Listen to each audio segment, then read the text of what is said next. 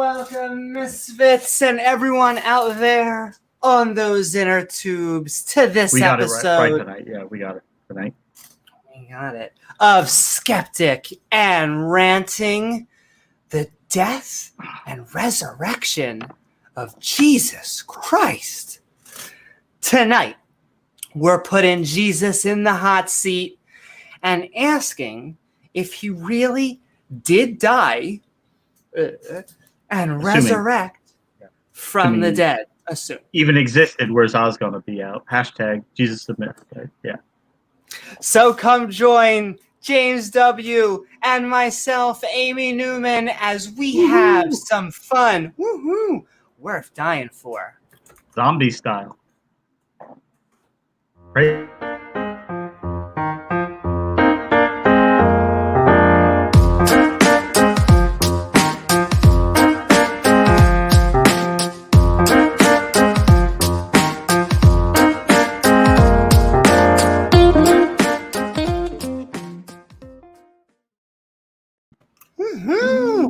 It's amazing they get the internet through those tubes. Don't know how they do it.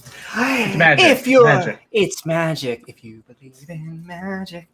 If you're feeling fancy, don't forget to like, follow, or subscribe. And all three. All three, baby. Hit that like all button icon. That's right. We're making the trinity of Facebook, Twitch, and YouTube. And hit that all button icon so you can get reminders. The Holy Spirit just came on Amy. If no one saw it, baby. Under the there. That's how I like my Holy Spirits. To join our premieres and our live streams. Woohoo! We are a skeptic channel, but at the back half of the show, we'll be switching into the open mic and opening the floodgates, or rather, the open... I think I mixed up. Rather, the open mic to open the open mic, where we can open mic all night long in an open mic of frolicking. But yes, you could say whatever is on your mind. Even crazy stuff, batshit crazy stuff that we hear on the open mics. But we'll take it. We take it. We'll take Bible's anti-slavery. Who knew? Who knew? I mean, there you go. And you know, you don't really harden someone's heart until you do it 5 times over. I feel like on the 5th time, that's how you... It was indirect. I mean, he didn't need to do it. It was hardened already. He just did it for extra effect. It's, yeah. Now, God said he was going to do it himself, but, you know, indirectly probably somewhere. Free will. God is all about free will. He loves it. It's very important. All about that free will. All about free will, yeah. We'll also give everyone the chance to have their own opening and closing statements. Atheist or theist, liberal or conservative, come as you are, just on the sheets. Just watch. Rage quit, you will forfeit your outro, but that's okay. Come back on next time and do it. Exactly. Come on next time. You can also find our Patreon page at patreon.com/Amy Newman, which helps us make even more fun content, including awesome Patreons like K.O. Champ. Also cute and Fat Thor, whichever one you want. Though Fat Thor was cute, so yeah. Like a bear. A bear. Like a bear. Yeah.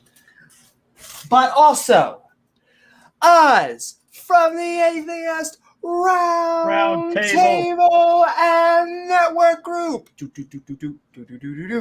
getting ready for that seminar, that event that they're having called Better. That's right. I like the name. Being better overall, treating people better. It works, right? It makes a good thing. I think that's something we can all agree on, right? Yeah. No matter how good you are, you can always be a bit better. And I'm not sure. I think tickets are either going on sale soon, or they're either on sale or going on sale. If they're not on sale, they will be soon. Yes, is in October. So set that calendar. I want to head out there. I'm going to try and figure out how I can get down there. We can make it happen, yeah. But also, Ian Davenport. Ian! Thank you so much, Ian. Dunka. To scale, very much to scale. But Large heart, yeah. large heart. But not just Ian. Dude, I miss my. But also, I am hacking into the interwebs. Hold on. Okay, I got it this time. But also, a grumpy old. Huh? You heard that? It went through. Can I testing? He's a Satanist, right? Yeah, he's Oh, Satanist, damn yeah. you! Yeah, YouTube doesn't like Satanists. It's those damn Satanists. But Ruining we're everything. sending Yeah. love to a grumpy old. Thank you so much, Grumpus. Grumpy. Woohoo! But also, 3 Princesses 1. Thank you so much. My secondary heart. Dun. Thank you, Diana Smith. Thank you. Woohoo! He's got multiple hearts. Multiple hearts and 3 princesses. But also, we're looking across the pond and looking back in time. What is that? Ooh, look at there. Hey, thank you so very much, Pat Lowinger. Woo-hoo. And I think the stars are aligning. Are they? We may put out our first episode of Talk Skeptic to Me, and we're going full-on flood mythologies of the Mediterranean with your host, Pat Lowinger. That's right, baby. So Pat's going to talk about how all the other ones were myth, but the one in the Bible, that really happened, right? That's the real one. Exactly. Yeah, all the rest are not true. That's the real one because God said so, and God wouldn't lie, right? He put it down in his book.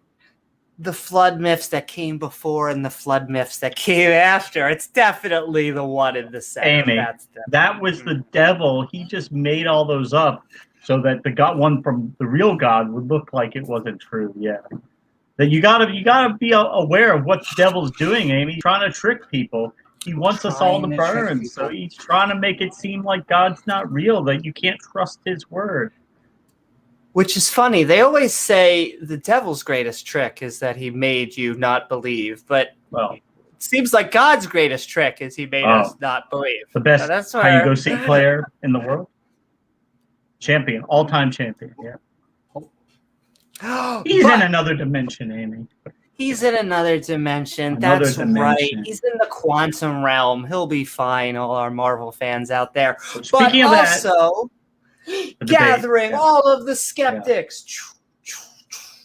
Do. Thank you so much, Dale Pastel. Now you know Dale. All the heathens will probably want to be in attendance on Tuesday for the big debate, the big showdown. That's right. We are having a big debate. Tuesday, Church of Entropy 10 p.m. versus Leophilius. Big Bang. Is it science? Is the subject? Is it scientific? You got the 3D periodic table going up against just the regular, standard periodic table that science uses. Which one will win out? So check that out on Tuesday, 8 p.m. Eastern Standard Time. 10 p.m. 10 p.m.? 10 p.m.? Yeah. Okay, 10 p.m. Yeah. On Debate Me, Brah. Woo-hoo. And all right, but also you mean the world to us. Thank you so very much, Dave Gar. Thank you, Dave Gar. Thank you, Dave Gar. And as we say every night, that thick earth right there, look around. I don't know. Yeah, CGI. Fisheye lens. CGI, yeah. Oh, it's the fisheye lens. Yeah, exactly. Yeah, the lens is round, so it makes everything look round. It's really not. Yeah, there you go. It's all making sense. Damn you, NASA shills, but your checks are in the mail. But also, the lead hyena of the pack. Thank you so very much, Scott. Scott Duke. Woohoo! And He I was love on hyenas. Speed of Sounds, Answers in Atheism last night. That's They have right. their big Saturday night party. Sending love to Speed at Answers in Atheism. Go check the channel out, who has their daily weather report, but also partying on Saturday night. The weather report, which is probably like on John Maddox's top list of things to watch. He watches that religiously. That was the word I was going to use. What the atheists are, what we're doing, what we're thinking, so he could try to make funny memes to make fun of us. See, it's all coming together. Yeah. But last but not least, our thespian skull. Thank you so very much, Regos. Thank you, Regos. Yes, the Bible sometimes gets very thy and very into it before they stab people. Very Shakespeare. And Amy spake unto the children of Israel Shmishmael. And oh, God speaks a lot. Bob Larson came upon Amy and took her money. Oh my! But only at the commander, the dick level, yeah, the girl dick level. That's right. The commander level and the girl dick level. That's right. Two separate levels. So thank you to all of our Patreons. You are what make our content possible and so much fun, along with our viewers. And with that, do it to me. The death and resurrection of Jesus Christ. A concept that I try to wrap my brain around. That's because I find the entire Jesus mythos to be strange, which to a Christian may be an odd statement. So let's take a step back. Why would killing a man, then having him come back from the dead, prove divinity? Seems like a pretty cool superpower. Yes. However, I'm not quite sure how universe creation and guy-defying natural selection get tied together.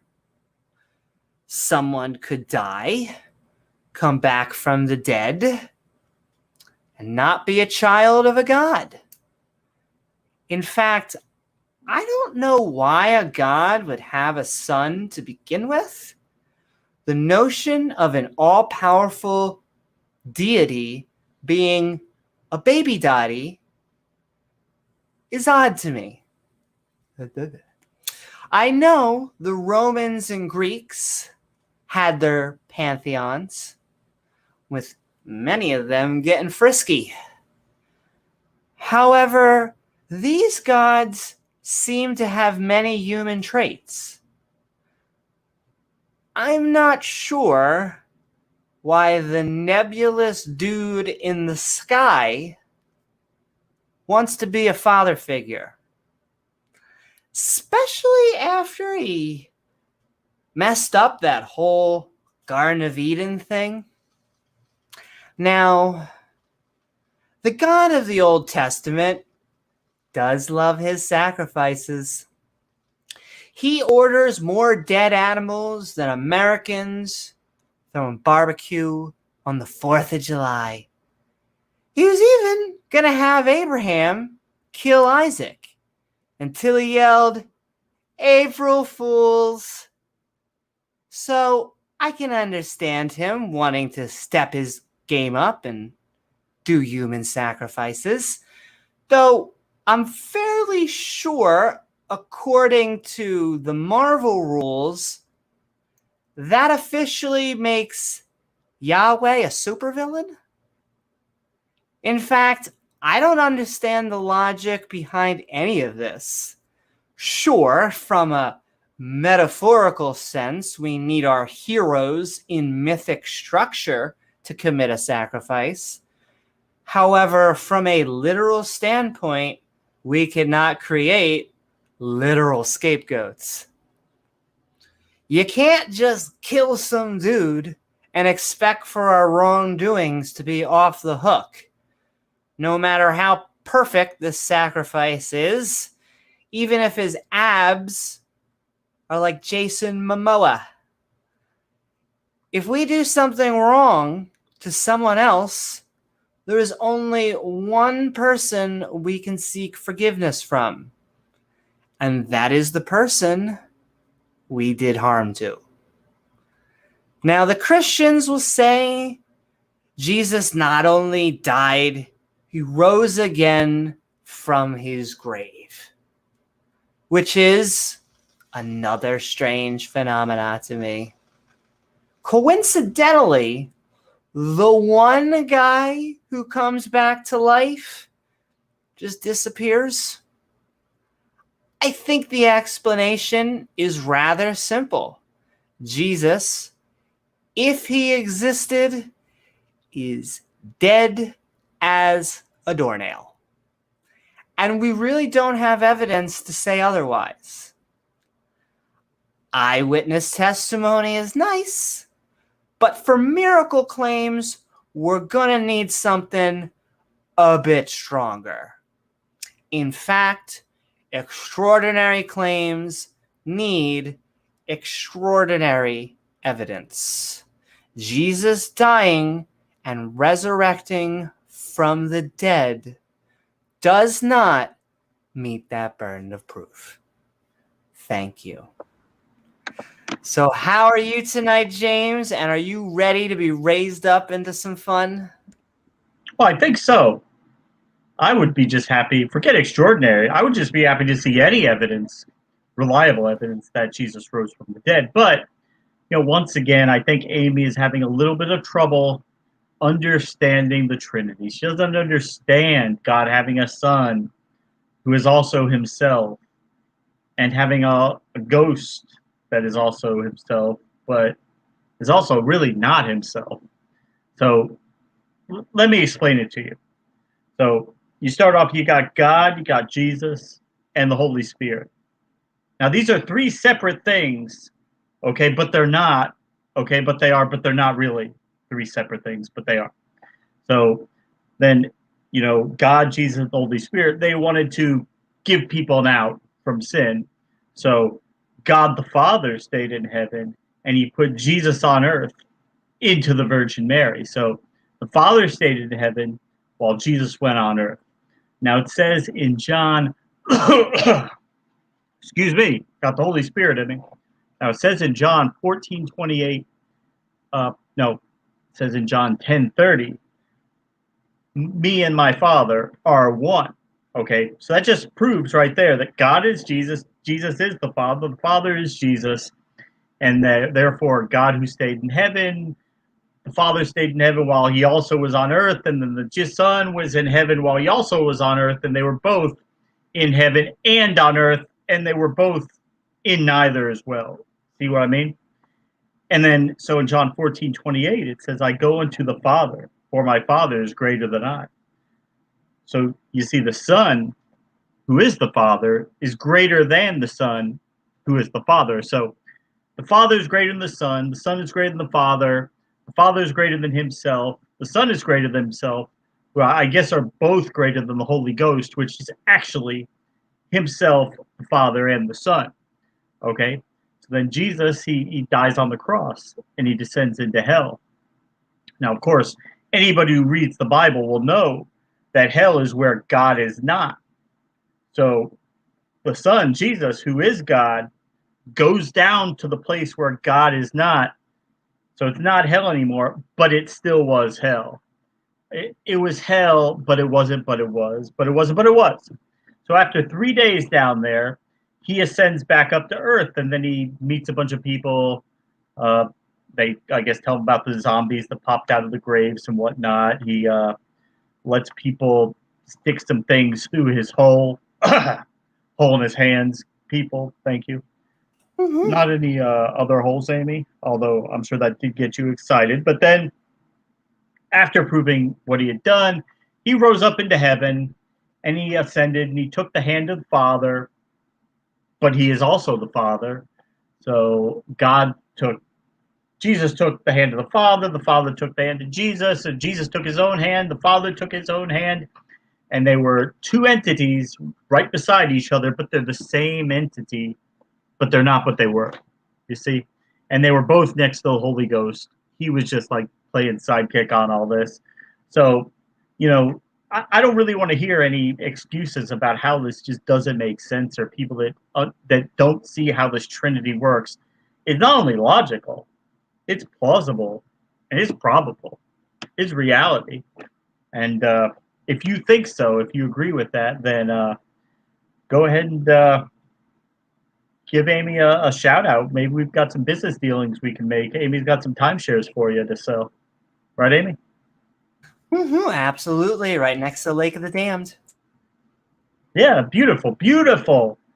Property values are going up all the time. You better get it while it's hot. You like that, Amy? I do. I love things while they're hot. Nearby the Newman Villa, on that gorgeous plantation in hell, the Newman Villa. Yeah. And woohoo! All right. Woo-hoo. And do. Phenomena. And welcome everyone. We are Miami Super Bowl. Coming. Super Bowl, yeah. Coming this February. I'm contractually obligated to say the Eagles, but it's sports to me. So sports. But we Eagles. We are skeptic and ranting tonight on the death and resurrection of Jesus Christ. On the back half of the show, we will be moving into the open mic so you could hear about or tell us about all the wisdom that you have been hearing. But we are actually going to be moving into the opposing viewpoint for the night. Boy. The video from God is Love. Oh, wow. What an appropriate title right there. So, guys, I just want to put out this warning before we begin. We read in our last Bible study the penalty for blasphemy against God. And, do you remember what that was, Amy? Ooh, the penalty for blasphemy against God? I guess it's not something good. It said, he shall surely be put to death, he who blasphemes God. Yeah. Right to the death. Foreigner or native, anybody who blasphemes God shall be put to death. So don't even try it. Don't even think about it. Look, we can't have things like gays. We can't have blasphemers or people eating shellfish around here. You read my mind, James. Yes. You read my mind. The evil that's just pulsing out of your lips, it's amazing. It's irreverent almost. In fairness, lots of things dribble out of my lips, but we are all moving. Evil and irrelevant. Yeah. And all right, everyone, we're going to say hi to everybody in chat. And if you'd like to see your comment read on screen about all of the wisdom that you're seeing, feel free to tag me at Amy Newman. And with that, I present to all of you the death and resurrection of Jesus Christ. Jesus H. Christ. Jesus H. Christ.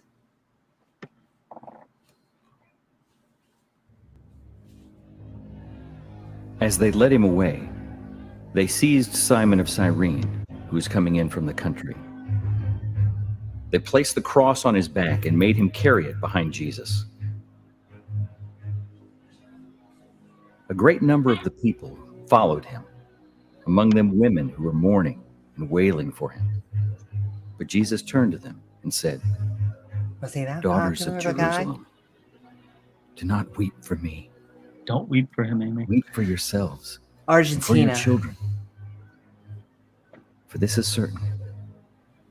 The days are coming when they will say, Blessed are the barren, the wombs that never bore children, and the breasts that never nursed." Guessing you're not going to be bearing any children soon, Amy. Executed with him.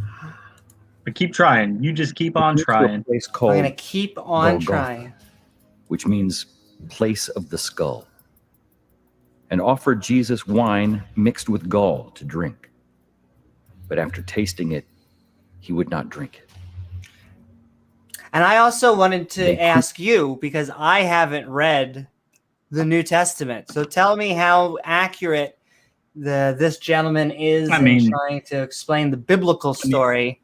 And there's different versions of it. I mean, each gospel gives a slightly different account, but he's just going with the very vague, generic one. I haven't heard anything. Hey, Skywatcher, I haven't heard anything that is too out there. That's off. Right. Yeah, this is all mainstream, generic Christianity. You could hear in any church, from Baptist to a Catholic to a Pentecostal, even a Mormon church, maybe. Mm-hmm. So we're getting the common thread. So crucified him there, along with the criminals, one on his right and one on his left.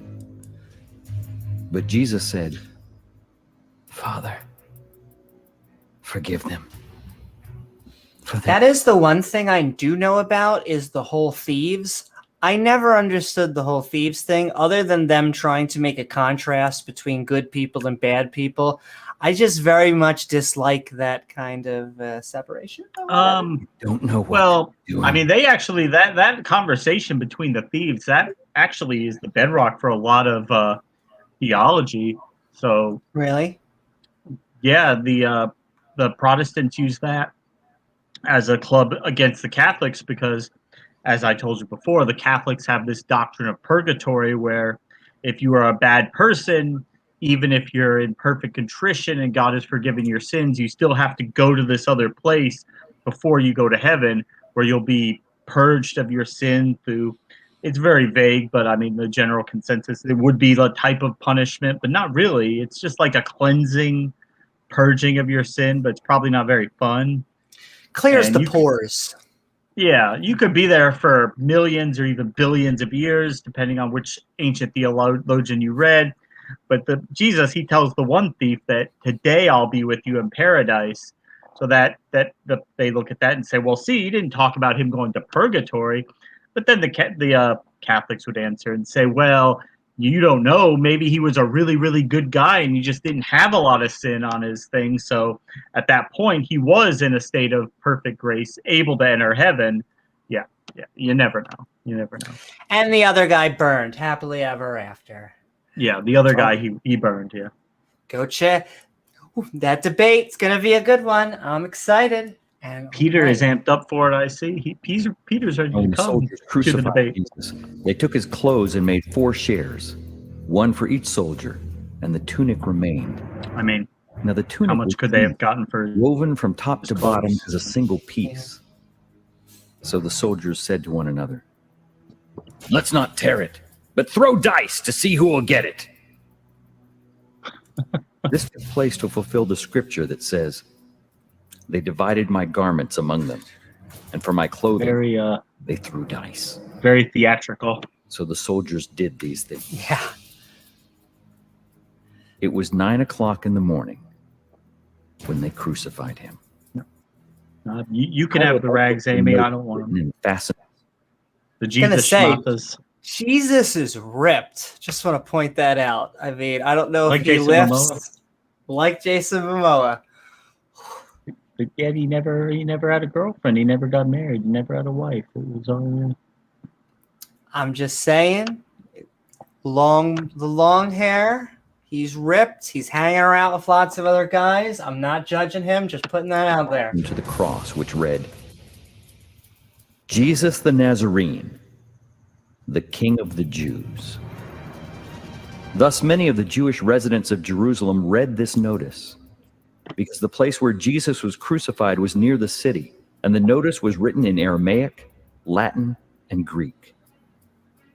Then the chief priests of the Jews said to Pilate, I'm sure the Romans were not into the theatrical Jews, but rather, "This man said, I am the King of the Jews." I also hate that entire notion. We were talking about this the other day, just this whole notion of King of Kings and all this stuff, especially from the same people who are like, "I'm freedom fighter. Don't take away my freedom." Oh, but do you serve the King of Kings? I'm a slave to Jesus. I'm a slave of Christ. I'm his slave. And they see no contradiction in it at all. Nothing at all. Jews. Pilate answered, "What I have written, I have written." Those who Tautology. passed by defamed him, shaking their heads and saying, I'm sure the governor of the whole "Who can province was destroy the that temple and rebuild involved it in the execution of one Save rebel. yourself and come down from the cross." In the same way, even the chief priests, together with the experts in the law, were mocking him among themselves. He saved others, but he cannot save himself.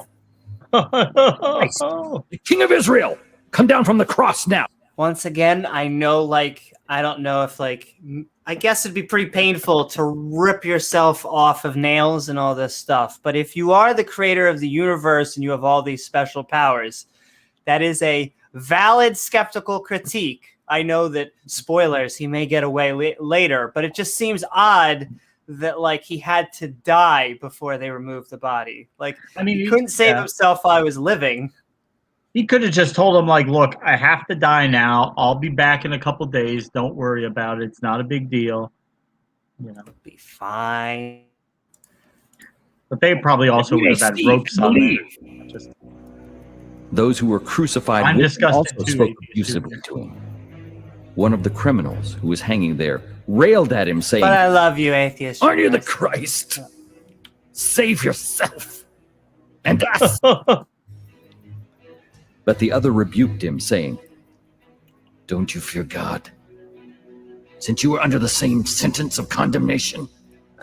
And we, rightly so, for we are getting what we deserve for what we did.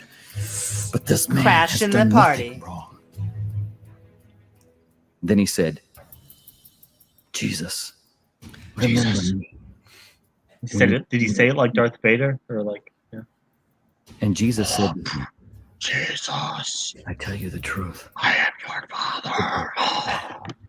You will be with me in paradise."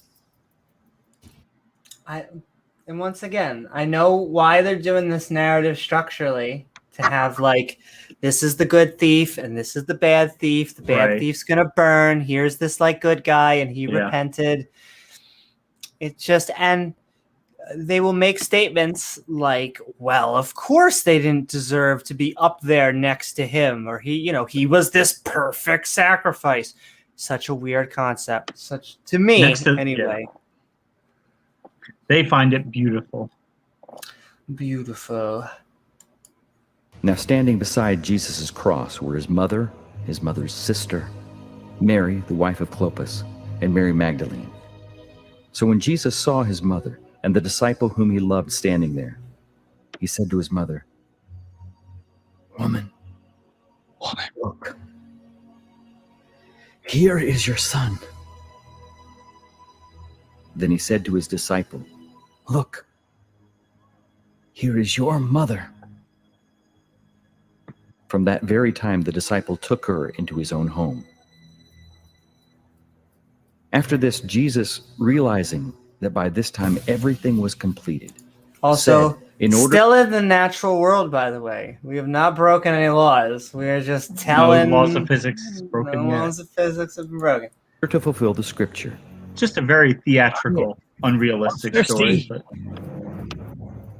A jar full of sour wine was there. So they put a sponge soaked in sour wine on a branch of hyssop and lifted it to his mouth.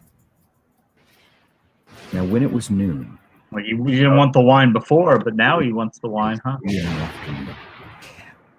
Around 3 o'clock, Jesus cried out with a loud voice, "Eloi, Eloi, lama sabachthani," which means, my God, why have you forsaken me?" Now that I think about it, his God does forsake him. Like, it's only told in this story that he gets his, like, revenge or whatever in coming back from the dead. So if you ignore the coming back from the dead, he's about to just suffer, complain a lot, and that's it. So the apologetic on that is, at this point, God completely turned his back on Jesus because he was, at that moment, the physical representation of all of the bad things we've ever done. So God was justly and correctly turning his back on Jesus because he was getting what he deserved to be the sacrifice for every time you've ever done anything wrong, every lie you ever told, every time you looked at a woman's ass and thought, hey, that's pretty nice. Yeah, Jesus was getting punished for that right there. And it's both horrific in that this is being torture, and we are sympathetic, and both kind of silly in... I was thinking about this just today as we were bringing up the subject. It's very easy to think how you can actually torture him worse. Like, I know that's a horrible concept, but I could just, in under 5 seconds, ISIS crucified children upside down. Just think about that for a second. Yeah. And go, oh, wow, there's really a whole avenue of worse things that can happen. Now, I don't want to minimize. Like, I understand that we're just we're two schmucks, you know, poking fun at the fact that this man, if he lived, was tortured by the state. Not a cool thing. Not thing we support. Yeah. But that being said, that doesn't mean everyone's wrongdoings just get undone just because he gets tortured. It was a brutal execution. There's no doubt about it. I mean, way more than what most people would think would be acceptable today. But that was just, very much so. That was just that was by the standards of the day, that was normal. You don't have to go back even too far. You go back to the 1500s when Henry VIII, they were boiling people alive. That was the punishment he came up with for people who committed poisoning. So if they considered poisoning to be a particularly cruel method of killing somebody. So if you did that, they would boil you to death like a lobster in a pot. Wonderful. Just a few hundred years ago, they had the breaking wheel that was last used in the, I believe it was the early 1800s down in Louisiana. They would tie you to a wheel, break every bone in your body, weave you through the things in the wheel, and then hoist you up on a thing for the animals to eat your remains.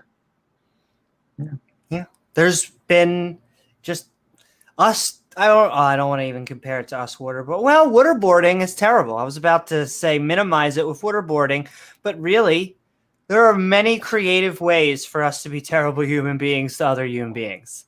That's Absolutely. really, I think, our main point is not trying to minimize that a man suffered. It's that people have suffered worse, will suffer worse. We should try and minimize it, and it doesn't undo anything horrible. I think the worst part about this type of execution would be the length. So I think he was put up there around 9 o'clock in the morning or so.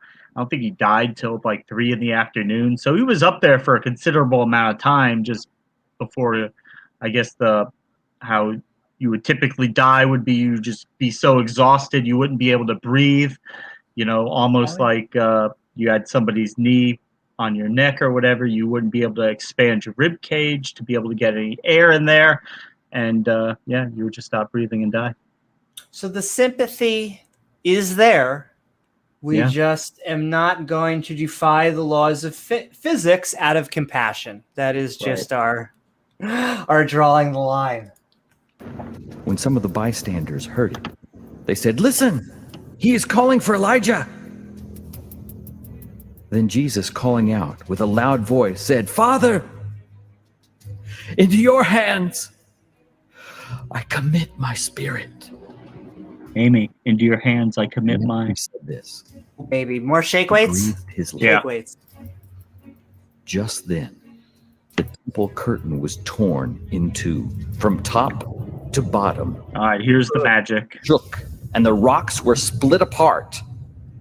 The tombs were opened, and the bodies of many saints who had died were raised. I thought they were going to leave this part out. I thought that for sure they were going to skip over that part. The zombies. So I was going to say, we are resurrecting zombies right now, right? Yeah, usually they skip that part because it just sounds so unbelievable, but they went there. You can't put that in at number 1. Just like with Scientology, we got to work up to it. You know, we're being tortured. People are screaming. They're feeding him bad, sour wine. Now we can bring in saints being resurrected from the dead. The curtain tears. There's an earthquake. Oh, and by the way, hundreds of graves just opened up, and the people got up and just walked around. We forgot to mention that. The little things like that, like people coming back from the dead and walking around. Back from the dead. Got any beer? Where's the beer? I've been dead for But if they came back from the dead, doesn't that kind of minimize what's about to come? Well, that's what she said. But if they can resurrect from the dead, why? Then well, see, like here's the thing: a lot of people use that as to advocate something called soul sleep. So then the people say, well, if they had died and they were saints, then they went to heaven. Why would God send them back into their bodies to be zombies in Jerusalem for a day or two? Whereas, like, they didn't wake up and just tell all this, oh, heaven was this, heaven was this, heaven was that. It was just like they had been asleep the whole time and woke up, and now they're alive again for whatever reason we don't know. Which must have been shitty. Like you have a heart attack, then you're like, oh, I'm a zombie. Ooh, it's been a few hundred years. Hungry. Yeah. Time to eat flesh. All right. Came out of the tombs after his resurrection and went into the holy city and appeared to many people. It looks like the Jedi, like centurion Obi-Wan Kenobi after he's dead. Saw how he died. He said, truly, this man was God's son. Oh, of course, truly. I want to know, like, that's just the narrative. Like, I know, obviously, we believe most of it is mythos, but that seems like a weird statement for a Roman to say after you just killed him for, like, doing the whole he is not a god thing. Yeah. I guess he saw zombies, and he's like, oh, man, necromancy. This guy is definitely the son of God. Woohoo. Praise Jeebus. There were also women watching from a distance. Among them were Mary. They weren't allowed any closer. The younger of Joseph. Back with the kids. When he was in Galilee, they had followed him and given him support. Many other women who had come up with him to Jerusalem were there too. Then, because it was the day of preparation, so that the bodies should not stay on the crosses on the Sabbath. For that Sabbath was an especially important one. The Jewish leaders asked Pilate to have the victims' legs broken and the bodies taken down. Yeah, this is another weird one to me. So the soldiers came and broke the legs of the two men who had been crucified with Jesus, first the one and then the other. That would make it so that they wouldn't be able to push themselves up to breathe. Saw that he was already dead. Oh, wonderful. They did not break his legs. But one of the soldiers pierced his side with a spear.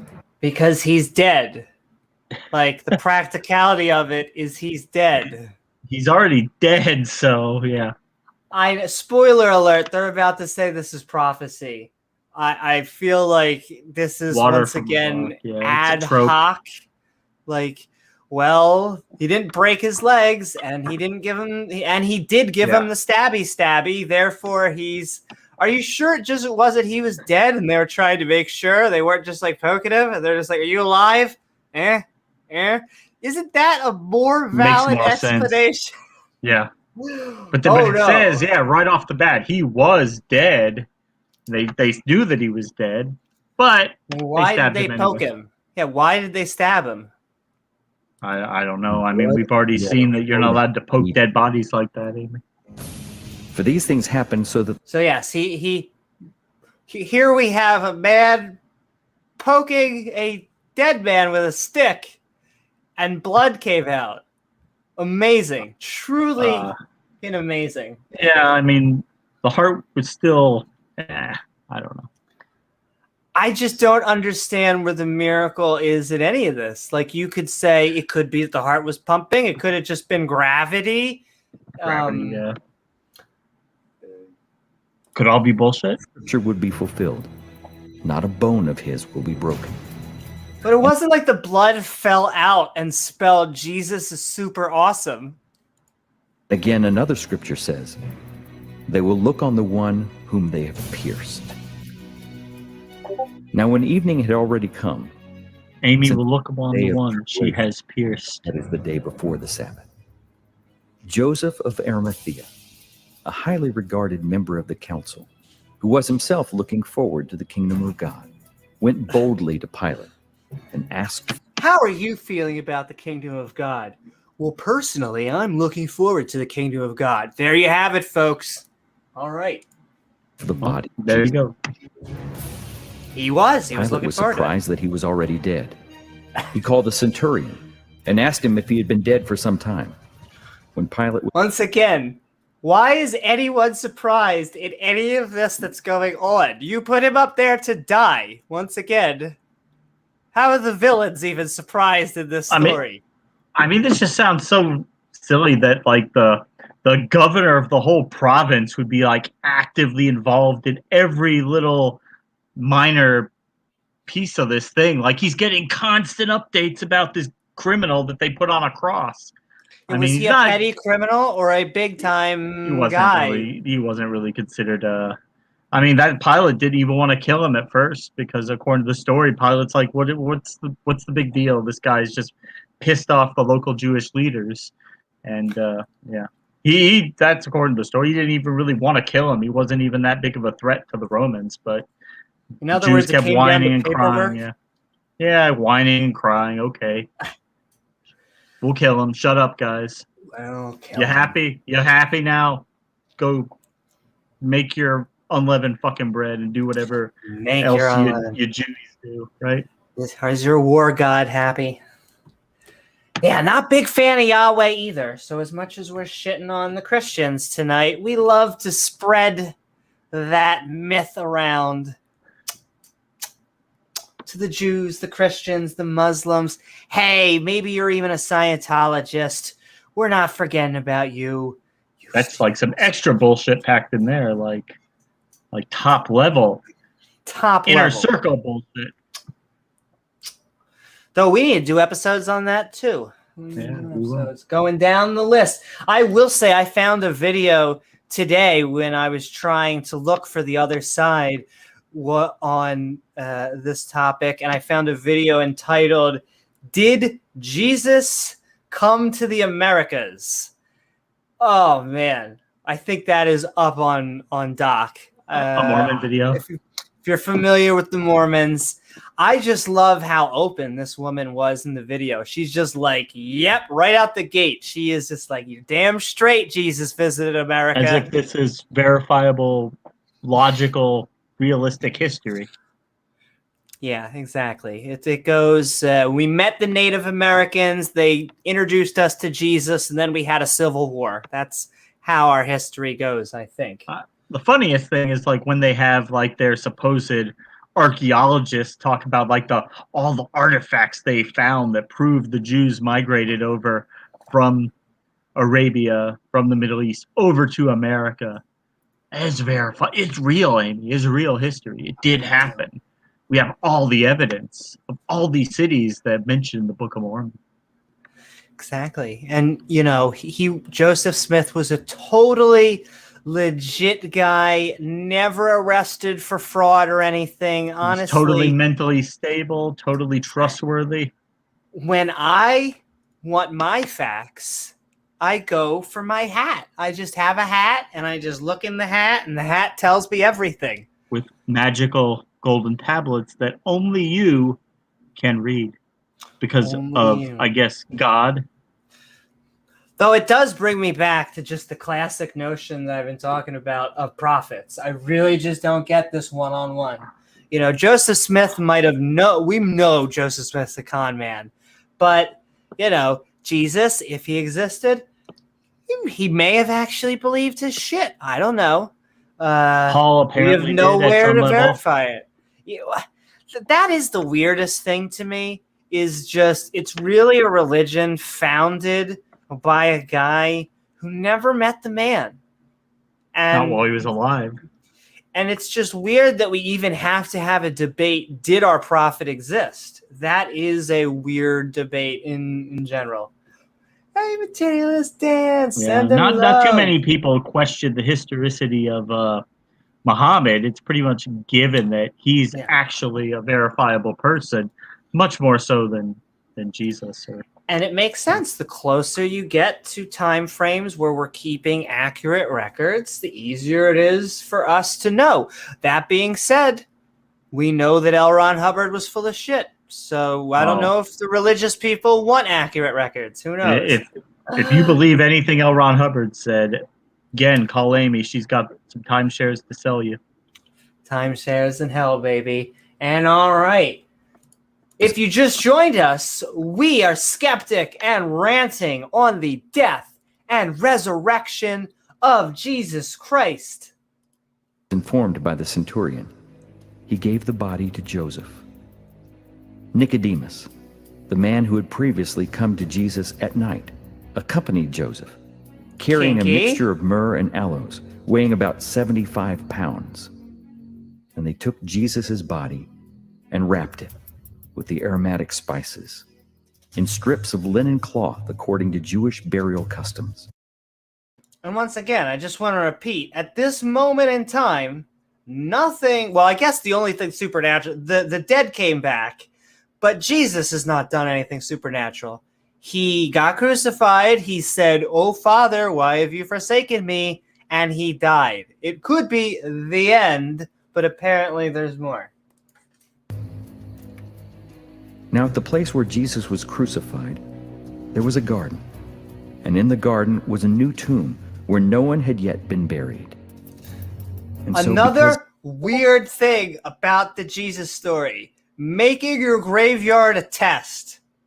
Why? We just bury people. This just seems like it seems like a setup. We are going to have, it seems like a magic trick. Like, we're going to have this tomb. You saw me lock the door, right? How could I possibly get out? And then everyone, the curtain goes, and he goes, "Waha!" And everyone goes, "Wow, how'd you do it?" And he says, "Well, I don't know. It must have been mystical. You could see the door is still closed." I mean, does this not just sound like a magic trick? it was the Jewish day of preparation, and the tomb was nearby. They placed Jesus' body there. Mary Magdalene and Mary, the mother of Joseph, saw where the body was placed.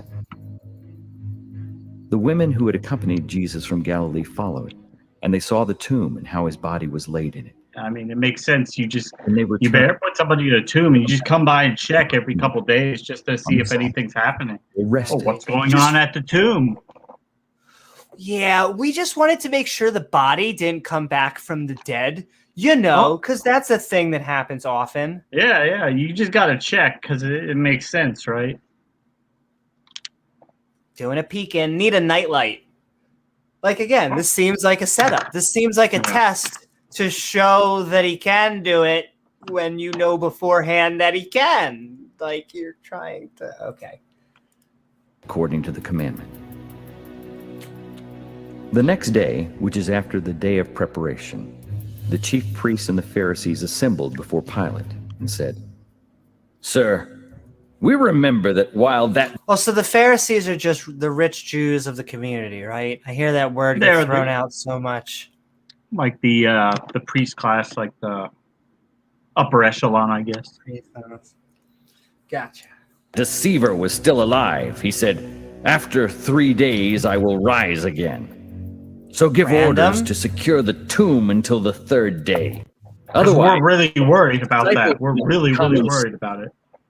And I don't get why the 3rd day. Why didn't he just come back from the dead? Why the tease? Why does it have to be this? He had to go to hell for a period of time, I guess. I don't know why 3 days is it. Sounds like he has to marinate.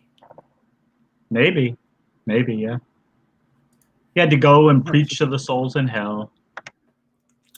Andrew says, "I just had a good idea. You should create an Amazon wish list of all the comedy Oh, hey. Not a good that is not a bad idea, Andrew. Woohoo. Mail Amy dildos. That's right, baby. Well, I think I may be full on those, but send them my way anyway, baby. But this is just, it just seems like a setup. Do people normally come back from the dead? Why are they all worried? Aren't these the people that don't believe that he's coming back from the dead? We really wanted to kill him because we really don't think he is going to come back from the dead. But just to make sure, you go check. Yeah. No, you go check. You go check. Gotta double tap. First rule of zombies, folks. Gotta do that double tap. Steal his body and say to the people, he has been raised from the dead, and the last deception will be worse than the first.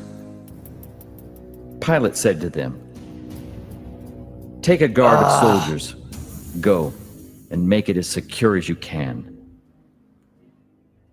So But they why? went with the soldiers. Why are we guarding a tomb? I Why know would Pilate they were care? like, they're like, if he gets out, we'll all believe him. If the guy gets out, isn't he gonna be like knocking, like, hey guys, let me out? I guess let's say somebody will steal the body and then say he got out, but they'll never see him. It'll just be like a legend, like maybe he got out. just gotta keep him in there. Of the guard and made the tomb secure by sealing the stone. But why did he get a special grave? I'm still like, I know they explain. He kind of explains it. It just seems weird. They're just Joseph to test of him. Arimathea came and made special arrangements to get the body down, and Pilate said, okay, I guess, yeah, why not? It just seems like both sides. But it seems like the Romans, it seems like the Pharisees, all these guys who seem to like trying to prove how much they don't care about Jesus are spending lots of time and energy caring about Jesus.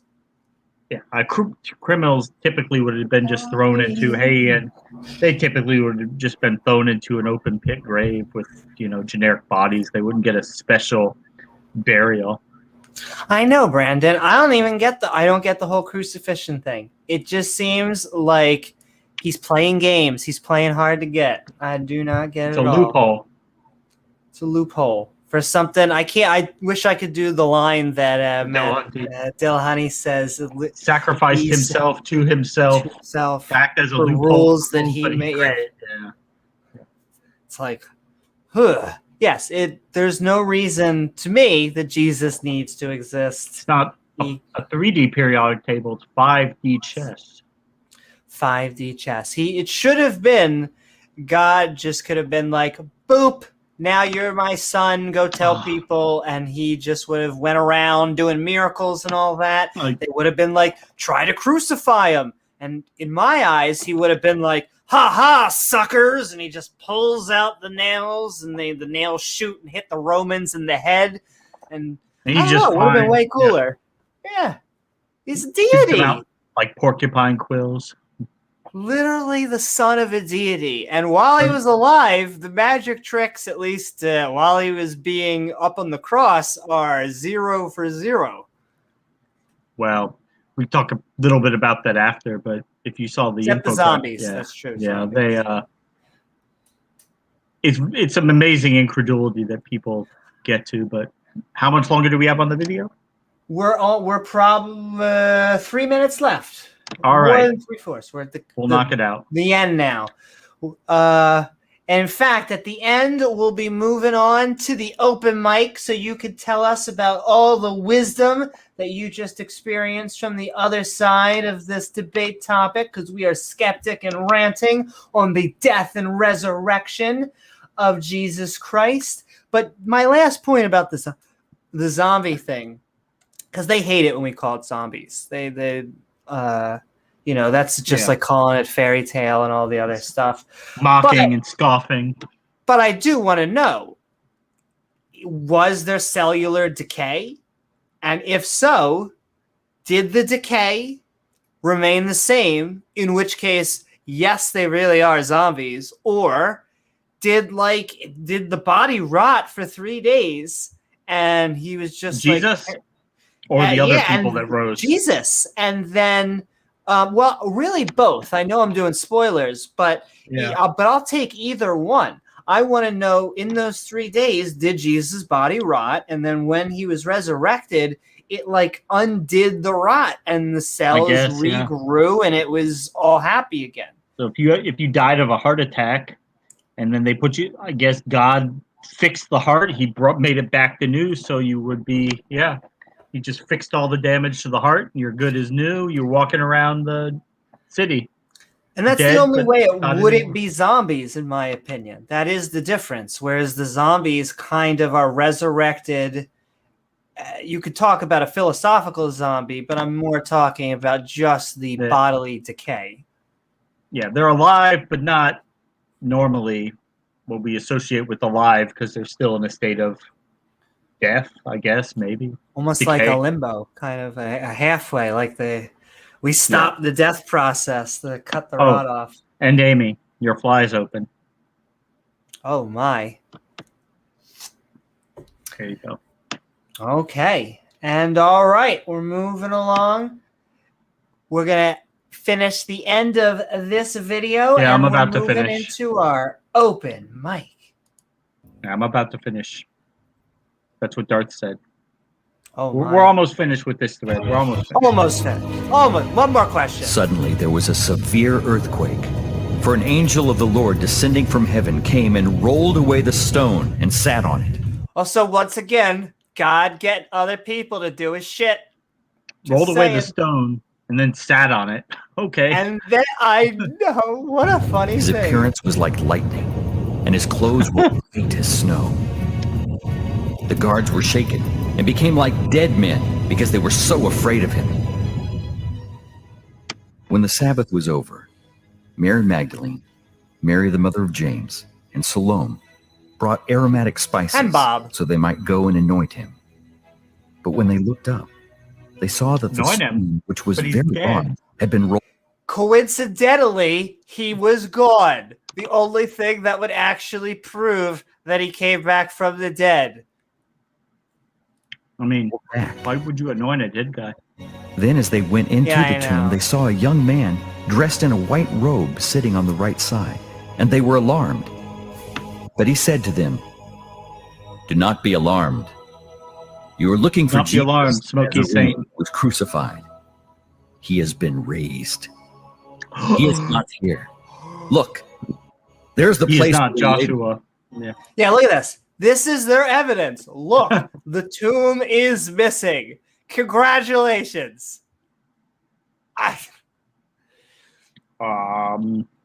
Yeah. Empty tomb, Amy. What do you got? Were there are two angels? I don't know. Look at this. There are two angels in this picture. Probably Double different fun, in baby. every gospel. There's different account. The counts vary slightly. It's just such a weird thing. The most important event, in their opinion, in world history. Yeah, the most important thing ever. It's just such loose evidence. Some people saying, "Hey, we don't see him anymore," and an angel apparently saying, "Look, he's gone. You see him? You see a Jesus? He rose from the dead. Nope. He's resurrected. He's not dead anymore." It's only as my pillow. That's the only thing left. In fact, that guy's been here for thousands of years. We can't get rid of him. And then fucking Otangelo comes out. Let me get the shroud. Let me get the shroud. Where is that supposed to come from? Is that like the shroud supposed to happen like right now, or is that supposed to happen like 5 minutes ago? According to the, I know it actually is dated to like 1,000 years ago. In other words, 1,000 years after Jesus died, or something like that. They found it, I think, in Italy someplace, but I does guess. But does Antangelo think it happened like right now? Like this is like they were like the angels. The body were would like, have been "Ta-da!" wrapped in it. And then I guess okay. he disappeared from it. Like he was in the shroud, wrapped in it, and then he just disappeared to go down. I don't know. Like a mummy. Yeah. Also, I guess is something. Their excuse is like gamma radiation or something.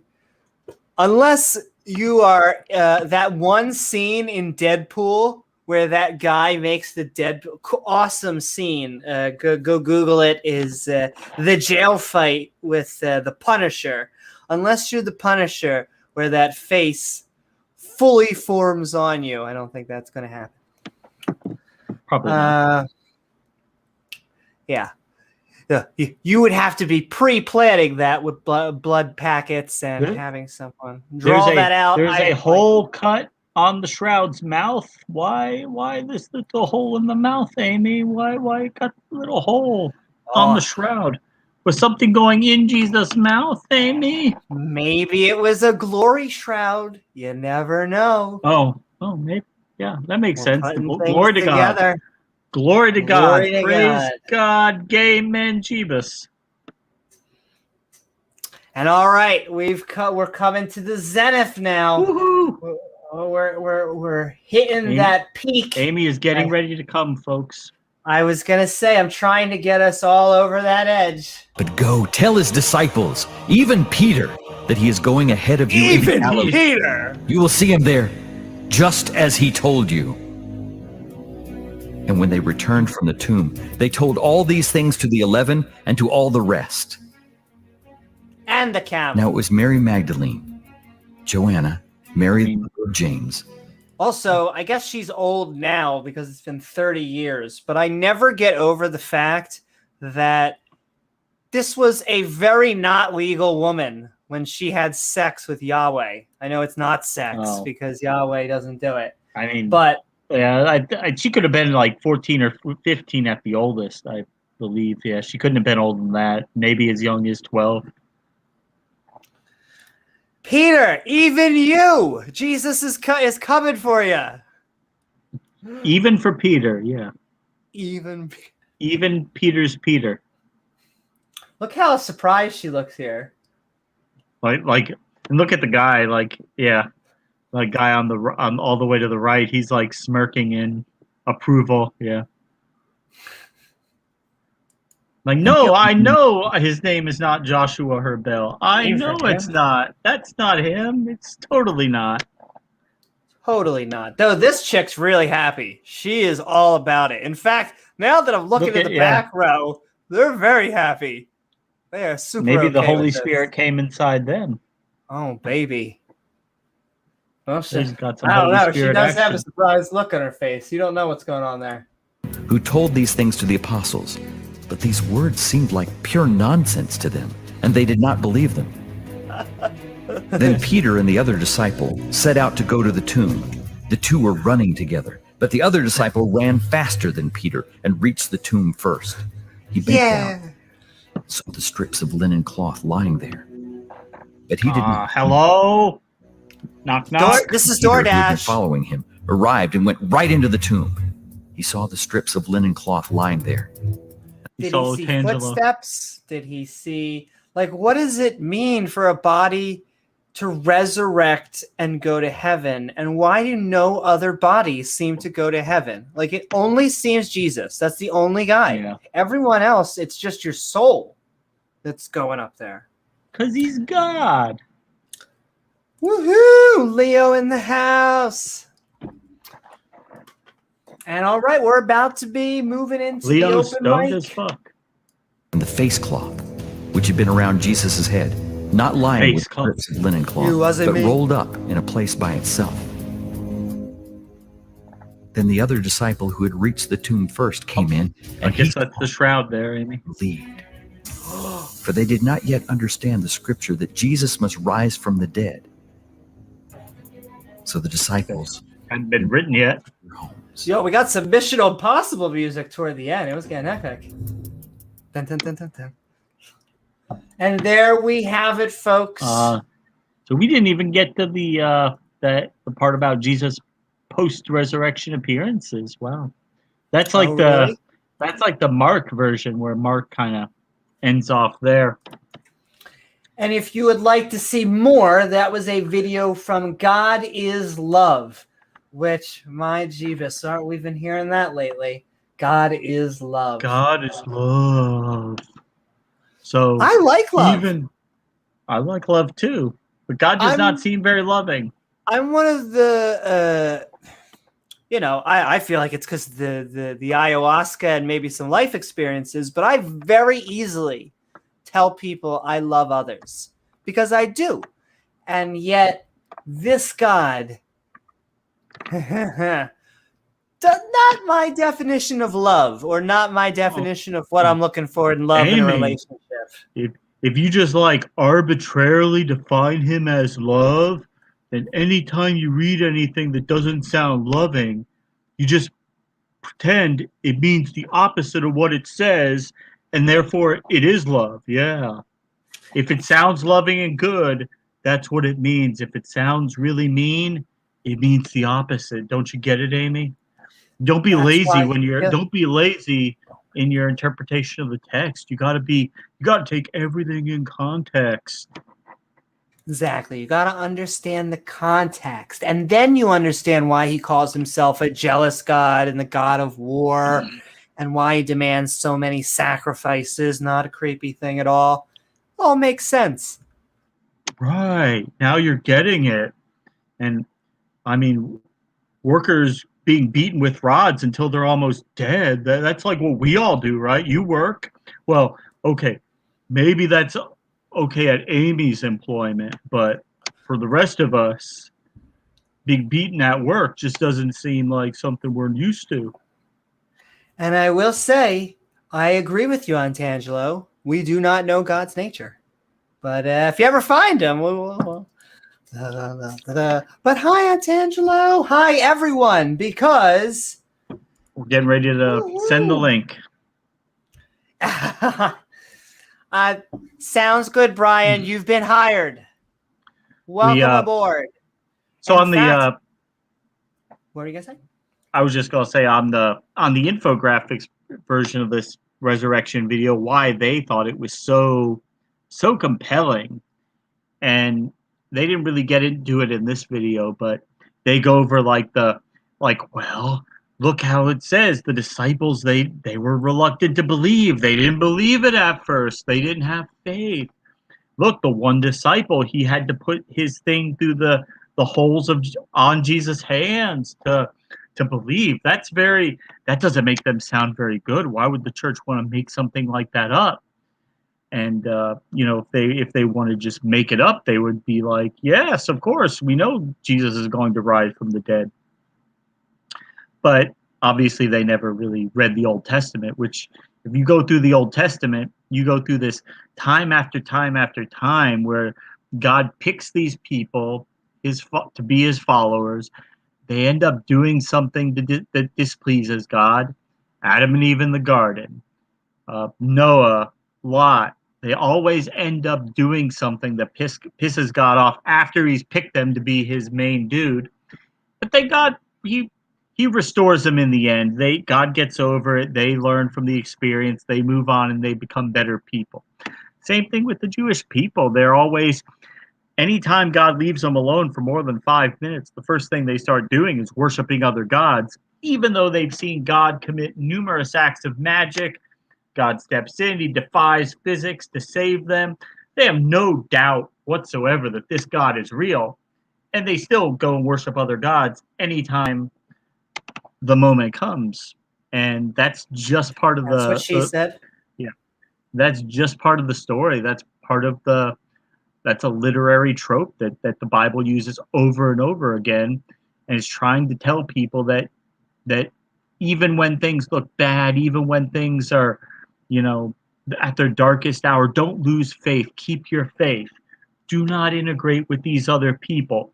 Maintain steadfastly to your people, your traditions, your culture, your customs. Don't intermingle. Don't adopt their foreign customs. Don't be like they are, because you're God's chosen people. Praise Jesus. Amen. Praise Jesus. Amen. And I will say I have my lovely raptor Jesus behind me for the occasion of tonight's episode, because we're not quite up to the New Testament in our Skeptic Bible study, which, if you're new to our channel, feel free to check out. We run a Skeptic Bible study where we are reading the Bible cover to cover, and we are just about to get done with Leviticus. And we're reading it cover to cover so that nobody can say we're cherry picking the Bible. We're just going through it one side to the end. We're not skipping around. So we're getting all the context, everything. The good, the bad, the ugly. Yeah. And I got your back, Soldier of Science. There's the Discord. In fact, I'll pin that for a second before I pin the open mic, but if you would like to join our Discord, there is the link. We have a Skeptic and Ranting Discord where you can come on and share your memes with everybody and have some fun. We tend to lean atheist, but we actually love you. Can theist, liberal, conservative, doesn't matter what you are. Traditional Catholic. And have some fun. I know. Hey, now, and I will say, I fight very hard on this channel to allow basically everybody. I love our mods, and so I work with our mods to make sure that we are TOS safe. But just about everything beyond that, I let everybody say. We do find that there are one or two limits, but actually, now that I'm thinking about those limits were not TOS safe to begin with. Now that I think about it. We're not, there's no argument we're afraid of. You can make any argument. We're not going to shut you up no matter how bad it is. We will at least attempt to listen to it, and then we'll tell you why it's dumb. In fact, we kind of like having opposing views. If you can hear our views, we'll listen to your views. Amy gets a rise out of it. I do, baby. It's like mental cocaine, though now that I'm saying it, I think cocaine is mental. But you know what I am saying. And with that, ladies and gentlemen, I think we are going to move into our open mic. Is your body ready, James? Yeah.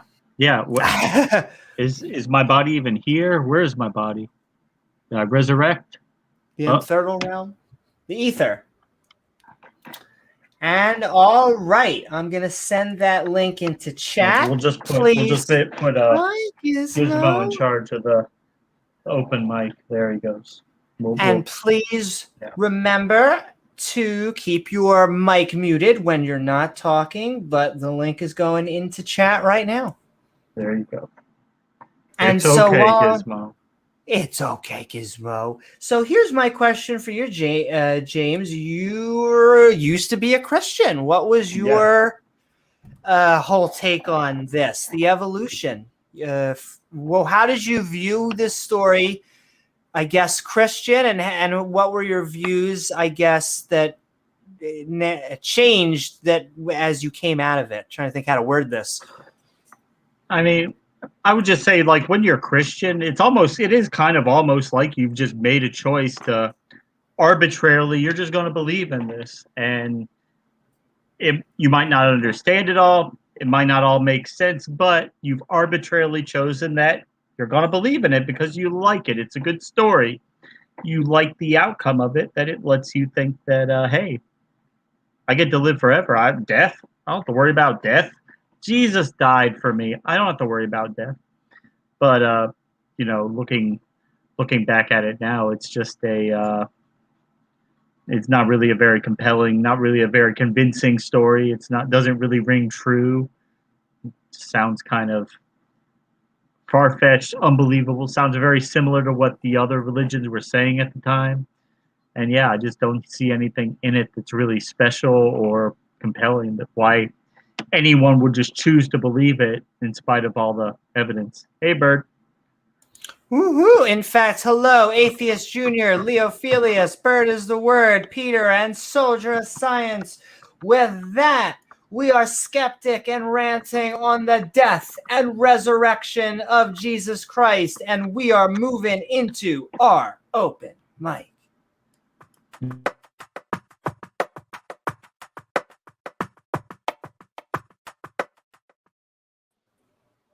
Died for you, Amy. And actually, Atheist Junior was first, but he quit, and now he's back in. So we're just gonna do this. We'll give you 1 second, Leo. Hello, Atheist Junior. We are skeptic and ranting on the death and resurrection of Jesus Christ. Nope. Did we lose AJ again? We were, and I think as I put Leophilius back, I think he just sorry about that. No, you're doing. God, messing with his connection. There you go. And how are you tonight, AJ? And what are your thoughts? We're skeptic and ranting on the death and resurrection of Jesus Christ. I'm good, Amy. I didn't know you were going to add me so quickly. And he wasn't ready. Okay, well, I wrote something during the show, so I'm just going to read it now. So I find the concept of Jesus H. Christ resurrecting from the dead to be pretty sus. I mean, this is basically like the foundation of the entire Christian religion, so I would expect there to be some pretty strong evidence that this actually happened, not from like a modern apologist argument or a YouTube video. I think there should be evidence from the Bible itself. Like, it doesn't have to be irrefutable, but I think we can at least expect that it was documented by someone who actually saw it and that the accounts don't contradict each other. So like in our modern times, eyewitness testimony is considered to be less reliable than other forms of evidence like forensic evidence. But since they didn't have CSI Jerusalem on the air at the time, I think we'll have to settle for that. The account of Jesus's death and resurrection was only kept by oral tradition for about 100 years after it allegedly happened. It was only then that the Gospels were written down, and another 400 years or so until they were finalized into the versions that are similar to what we likely have today. So that's a long time for these accounts to change and have details added or removed, not to mention all the time since then and the modern day. And Jesus being entombed and then the soldiers finding an empty tomb 3 days later doesn't prove to me that he came back from the dead. I mean, if it was possible to move the boulder in front of the cave, it's possible for somebody to move it again. And I think anthropologists know that the Roman armies tended to bury people they executed in mass graves. So I think Amy mentioned something like this, but if they killed Jesus because they didn't think he was God, but he claimed he was, why give him a special tomb? Jesus was executed next to two common criminals. Did they get buried behind giant boulders also? And of course, the accounts of the women finding the tomb in the different Gospels are totally contradictory. But real quickly, I'm just going to read some quotes from the Freedom from Religion Foundation's article about Easter. It says, some scholars assert that Jesus was crucified on a vertical stake, not a cross, because the Greek words used in the Bible translate as torture stake or execution stake. Christian tradition says it was a cross because a dozen pagan savior gods were crucified on crosses, two of them being between two thieves. The cross was a widely used religious symbol found in various early cultures, including Egyptian depictions of their gods, as well as by Hindus in India, Buddhists throughout Asia, and by some American Indian tribes. There's no evidence of use of the cross by early Christians. And the empty tomb story presented in the Gospels is not the first report of the Easter event, nor is it conclusive evidence of the resurrection claim. 2 decades earlier, Paul described a series of appearances of the recent Jesus tomb to more than 500 followers. And that's it for me, Amy. Thank you. And thank you to James for having me on. Well, thank you, AJ. That's okay. I have Jesus on my points. mind. I just want to say. So yeah, like I was actually part of a Christian sect who didn't believe, they didn't accept the cross as like their valid symbol. They called it like the cursed tree, I think is one interpretation of it, that it probably would have been just a vertical execution stake that he would have been put on. So, you know, like many other things, this is just one other thing that not even all Christians can agree on, because there's just not enough evidence to really nail down anything one way or the other. It's just, yeah. And like AJ was saying, I just don't get why the special tomb. I don't get why there was two thieves. Did they get normal graves, or was it just the guy that they were saying wasn't special that they gave a special grave? Joseph of Arimathea came to the governor of the entire province of Judea, the Roman official, the Roman prefect, and made this special request. And the governor, of course, was like, yeah, get right on that. We're going to make sure you get that body and you can just do whatever you want with it. I mean, doesn't really seem like how they would deal with normal criminals. Mm-hmm. It doesn't really make sense. And I just want to say why non-believers are idiots. I have been thinking about you lately. You should absolutely join the stream. Please. Please. Come on and tell us what you think. Oh, well, and I actually have more questions too. And I just want to say, woohoo, send in love to Pat. Hey, Pat. And woohoo. Sent in, and I saw this on my mind. So just timely, send in love to the Church of Entropy. And with that, we're actually going to be bringing in Leophilius in a second. And they are going to be having a debate. In fact, a debate me, brah, this Woo! Tuesday, 10 p.m. Eastern. That's what you said, Jay? Yeah. Woohoo! Come check us out where they're going up is the Big Bang Scientific. We'll be having fun. So, And Pat, have yourself a full English breakfast with the baked beans for breakfast that you can only get in England. Baked beans for breakfast. How amazing is that? Sounds, I was going to say a little gassy, but also good. But, Leophilius, Hey, Leo. we are skeptic and ranting on the death and resurrection of Jesus Christ. I hope you're doing good. And what are your... I'm doing well, Amy. Thank you. The story of Jesus' death and resurrection, even when I was a devout Catholic myself, has always been a rather interesting story. There are a lot of claims that it's sort of a mirror, sort of a mirror of earlier pagan stories. And while there are certainly elements of the story of Jesus that are very similar to a lot of these pagan stories, the idea that the entirety of the story of Jesus is fully ripped off of earlier pagan stories is not true, and that is an idea rejected by the vast majority of the relevant academic scholars. I think that that's something that needs to be said right off the bat. Now, I'm not going to try to turn this into a debate on the historicity of Jesus, so I am speaking from the assumption that there is at least a historic figure that would have been at the time the person that we now know as Jesus Christ.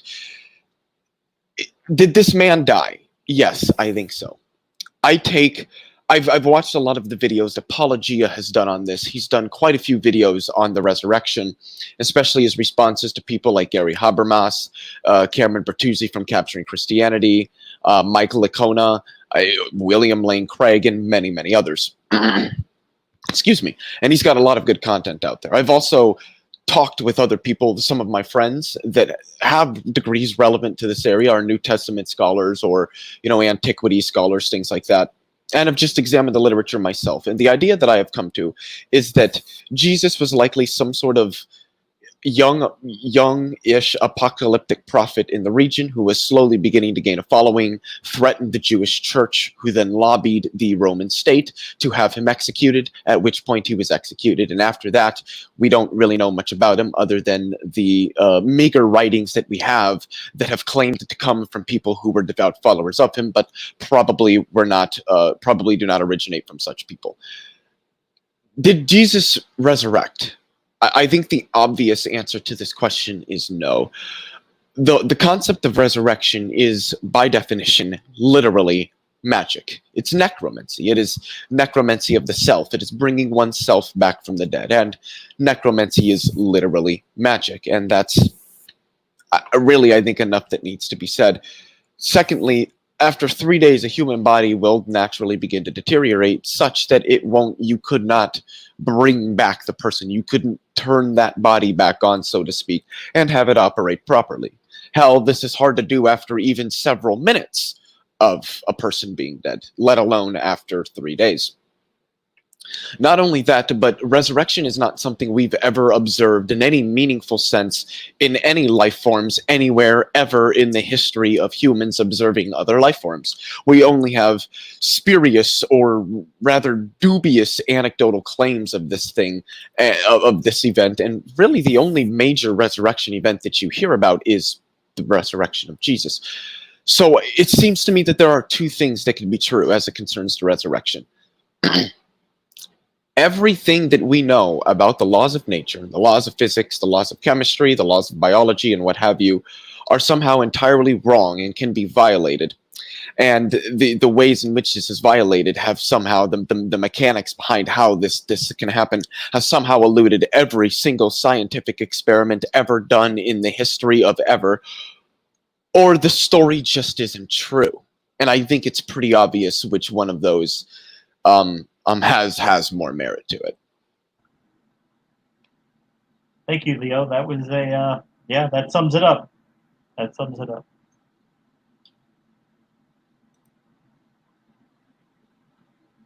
Did Amy log off? She might have logged off. So Uh-oh. yeah. Oh, wait, can you hear me? Can you hear me? Testing, Oh, she was testing. muted. Yeah. God damn it, Amy. Yes, I was Get me double off this tapped. screen. Gotcha. Yeah, get him Thank off you the so screen so we very can have a drink. much, Leophilius. And woohoo! With Big that, Screen we're Bird, moving welcome down. back. We have a lot of people in the back, including Peter, Soldier of Simon. Wait, did I just combine those? Soldier of Simos. That's so funny. Peter, Soldier That's of true. Science, Simos Funk, Jason Torrin, and Matt. But Bird is the word. I hope you are doing well. And what are your thoughts on the death and resurrection of Jesus Christ? What up, y'all? What's going on? Bird, I how you hate that. doing? Hey, what up, James? Hey, Amy. I hate that you always put me behind Leo because he says all the good words. So I have nothing to say. Next person.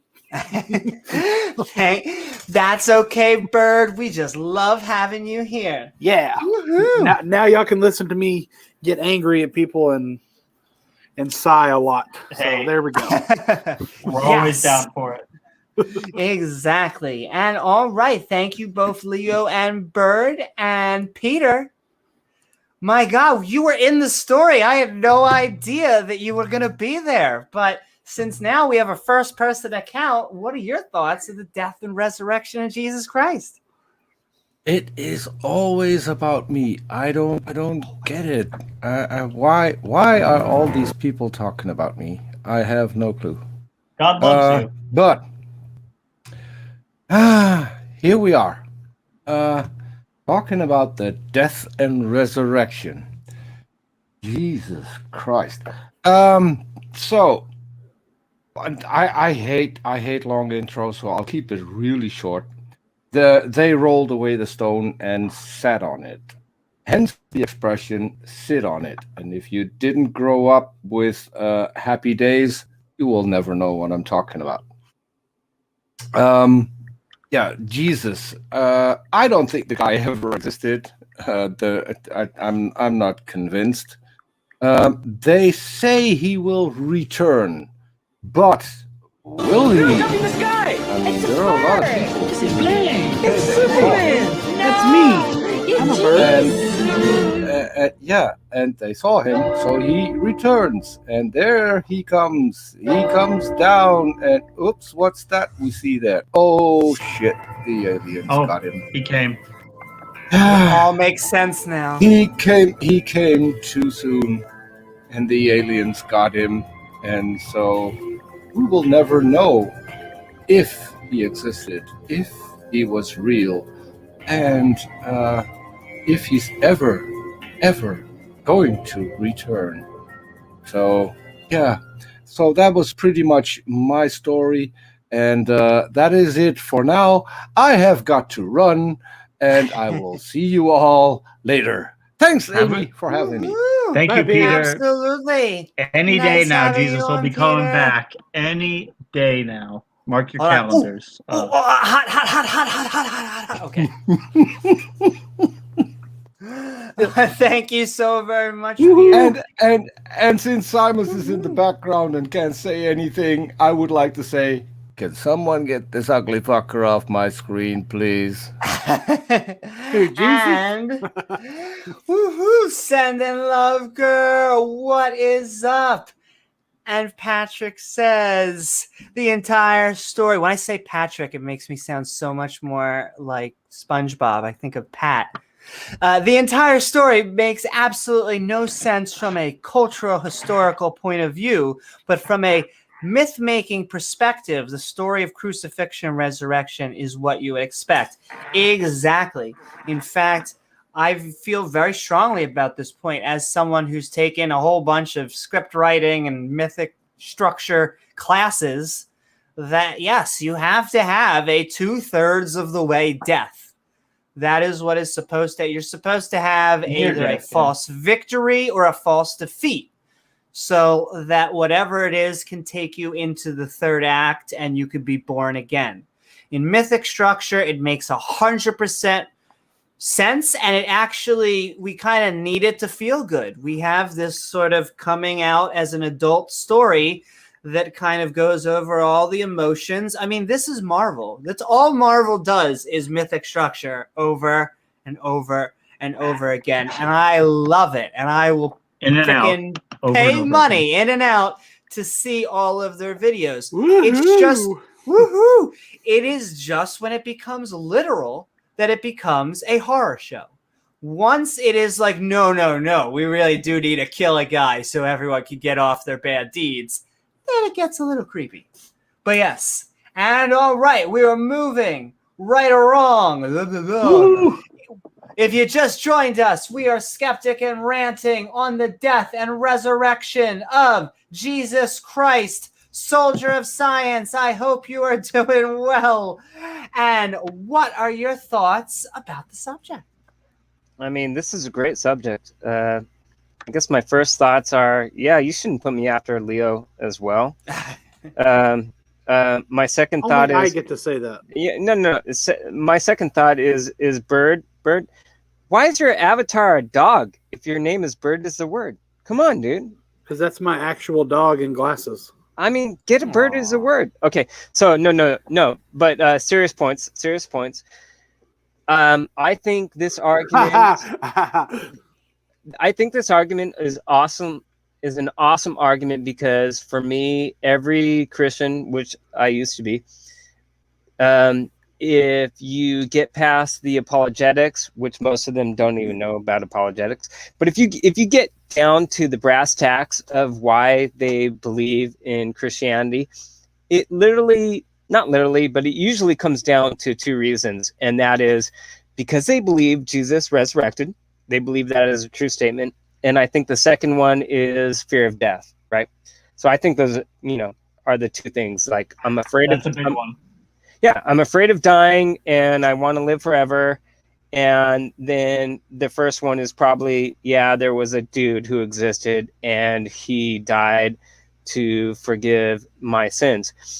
So I'm going to back that up by saying, well, we know there was like a Joan of Arc, right?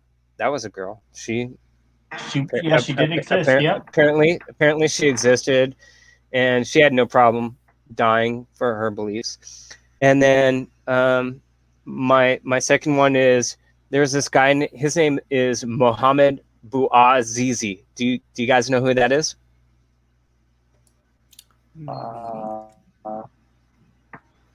Okay, so this was the guy who. No. He was the guy who set himself on fire right before the Arab Spring.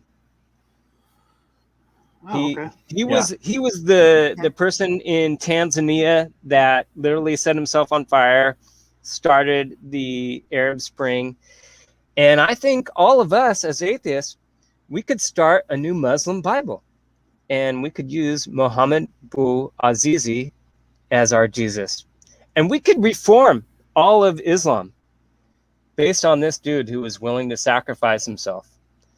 So I guess that's my opinion of Jesus and Leo.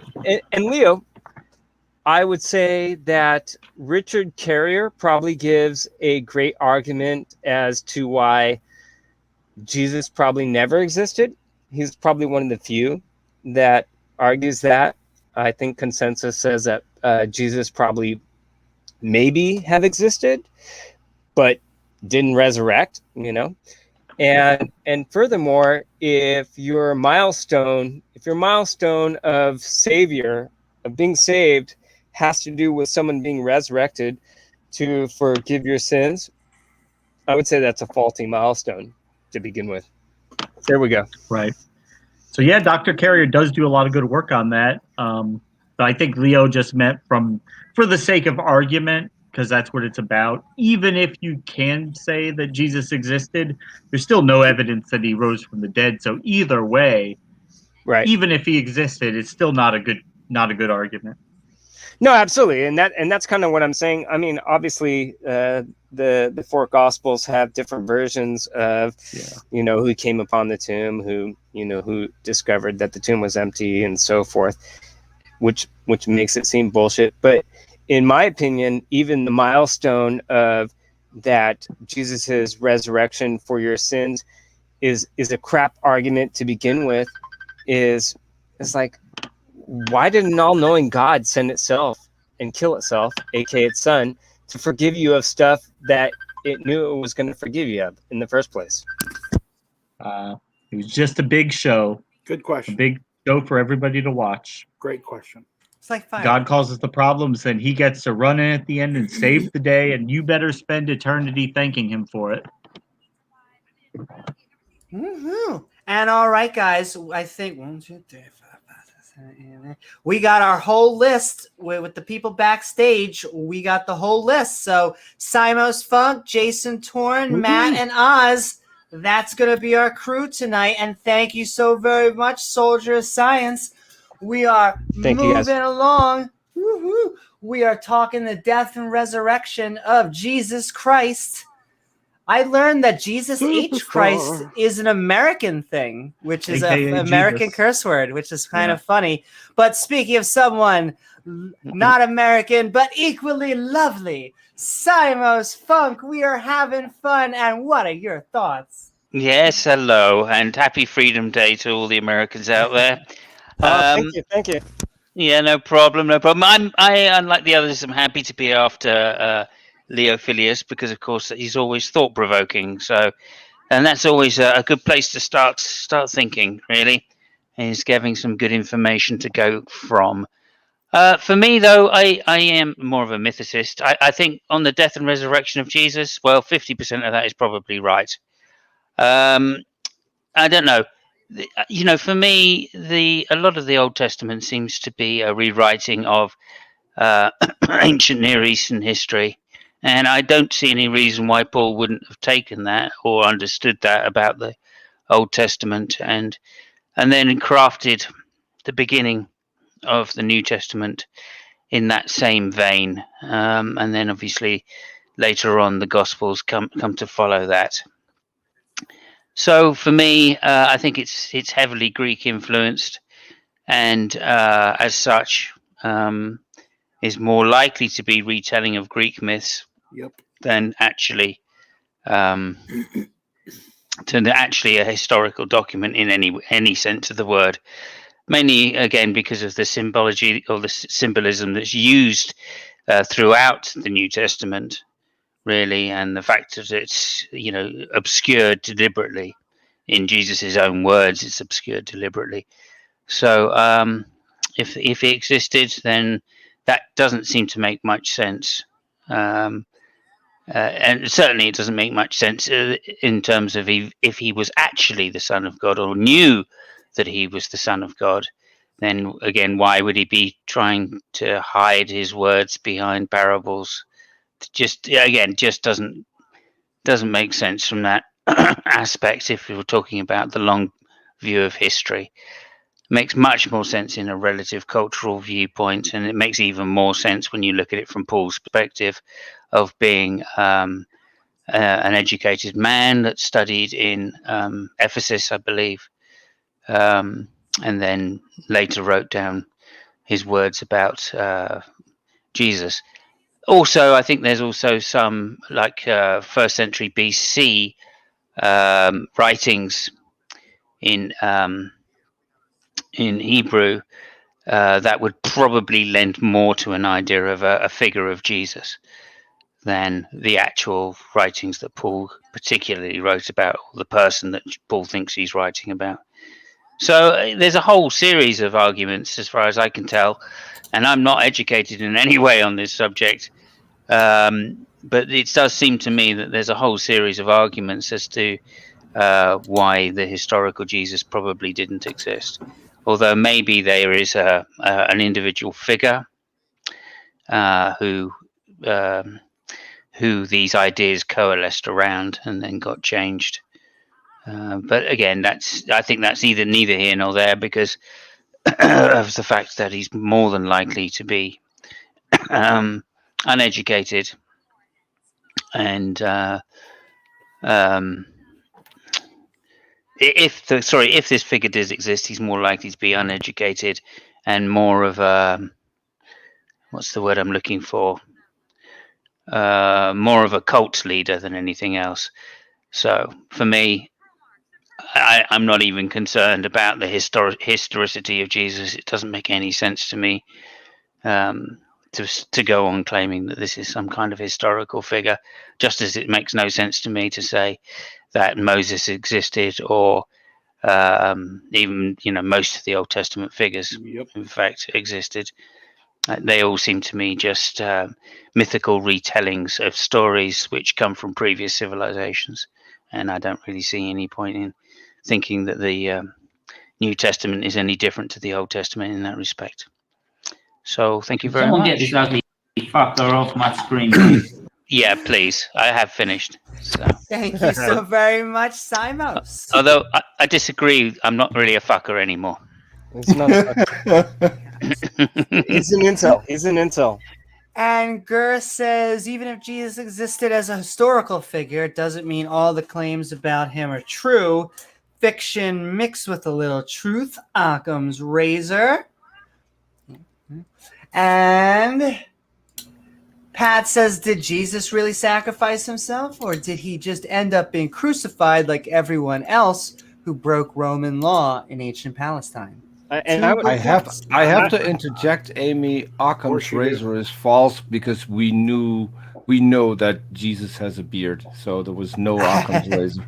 And I would even say if in Matthew Jesus came to fulfill the old prophecy, then what does anything have to do with that after that? I mean, he fulfilled the old prophecy, right? Shouldn't we all be like saved as soon as he came to fulfill the old prophecy?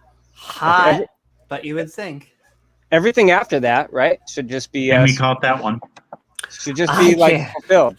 We should all be fulfilled. We're all saved, just because he came to fulfill the old prophecy, right? Are you filled, Amy? I am definitely filled, especially after Jesus came. And after that note, there it is. Get those fish fruits out. And he wasn't fish fruits, baby. And Number one, I do like being on my knees. Oh, there's my man. It is like, true. Like most Christians do, Amy. There's my man in the red shirt. But Jason, we have been skeptic and ranting on the death and resurrection of Jesus Christ. I hope you've been having a good time. And what are your thoughts? Why did I have to follow about the Jesus coming and being inside me? That's the way it is. Everybody's following Leo, but I'm following that. No, that's okay. That's what she said. Yeah. Okay, so great topic tonight. That seems like this would be a good topic for Pat to talk about because this is right in his wheelhouse. But the two things that I would bring up, I mean, I think, again, everybody's saying how articulate Leo spoke on this topic. I would agree with that. The two topics that I would emphasize that I think other people have touched upon are, one, the aspects of other figures throughout history who have identical or very similar aspects to the story of Jesus, which would indicate that the story itself has been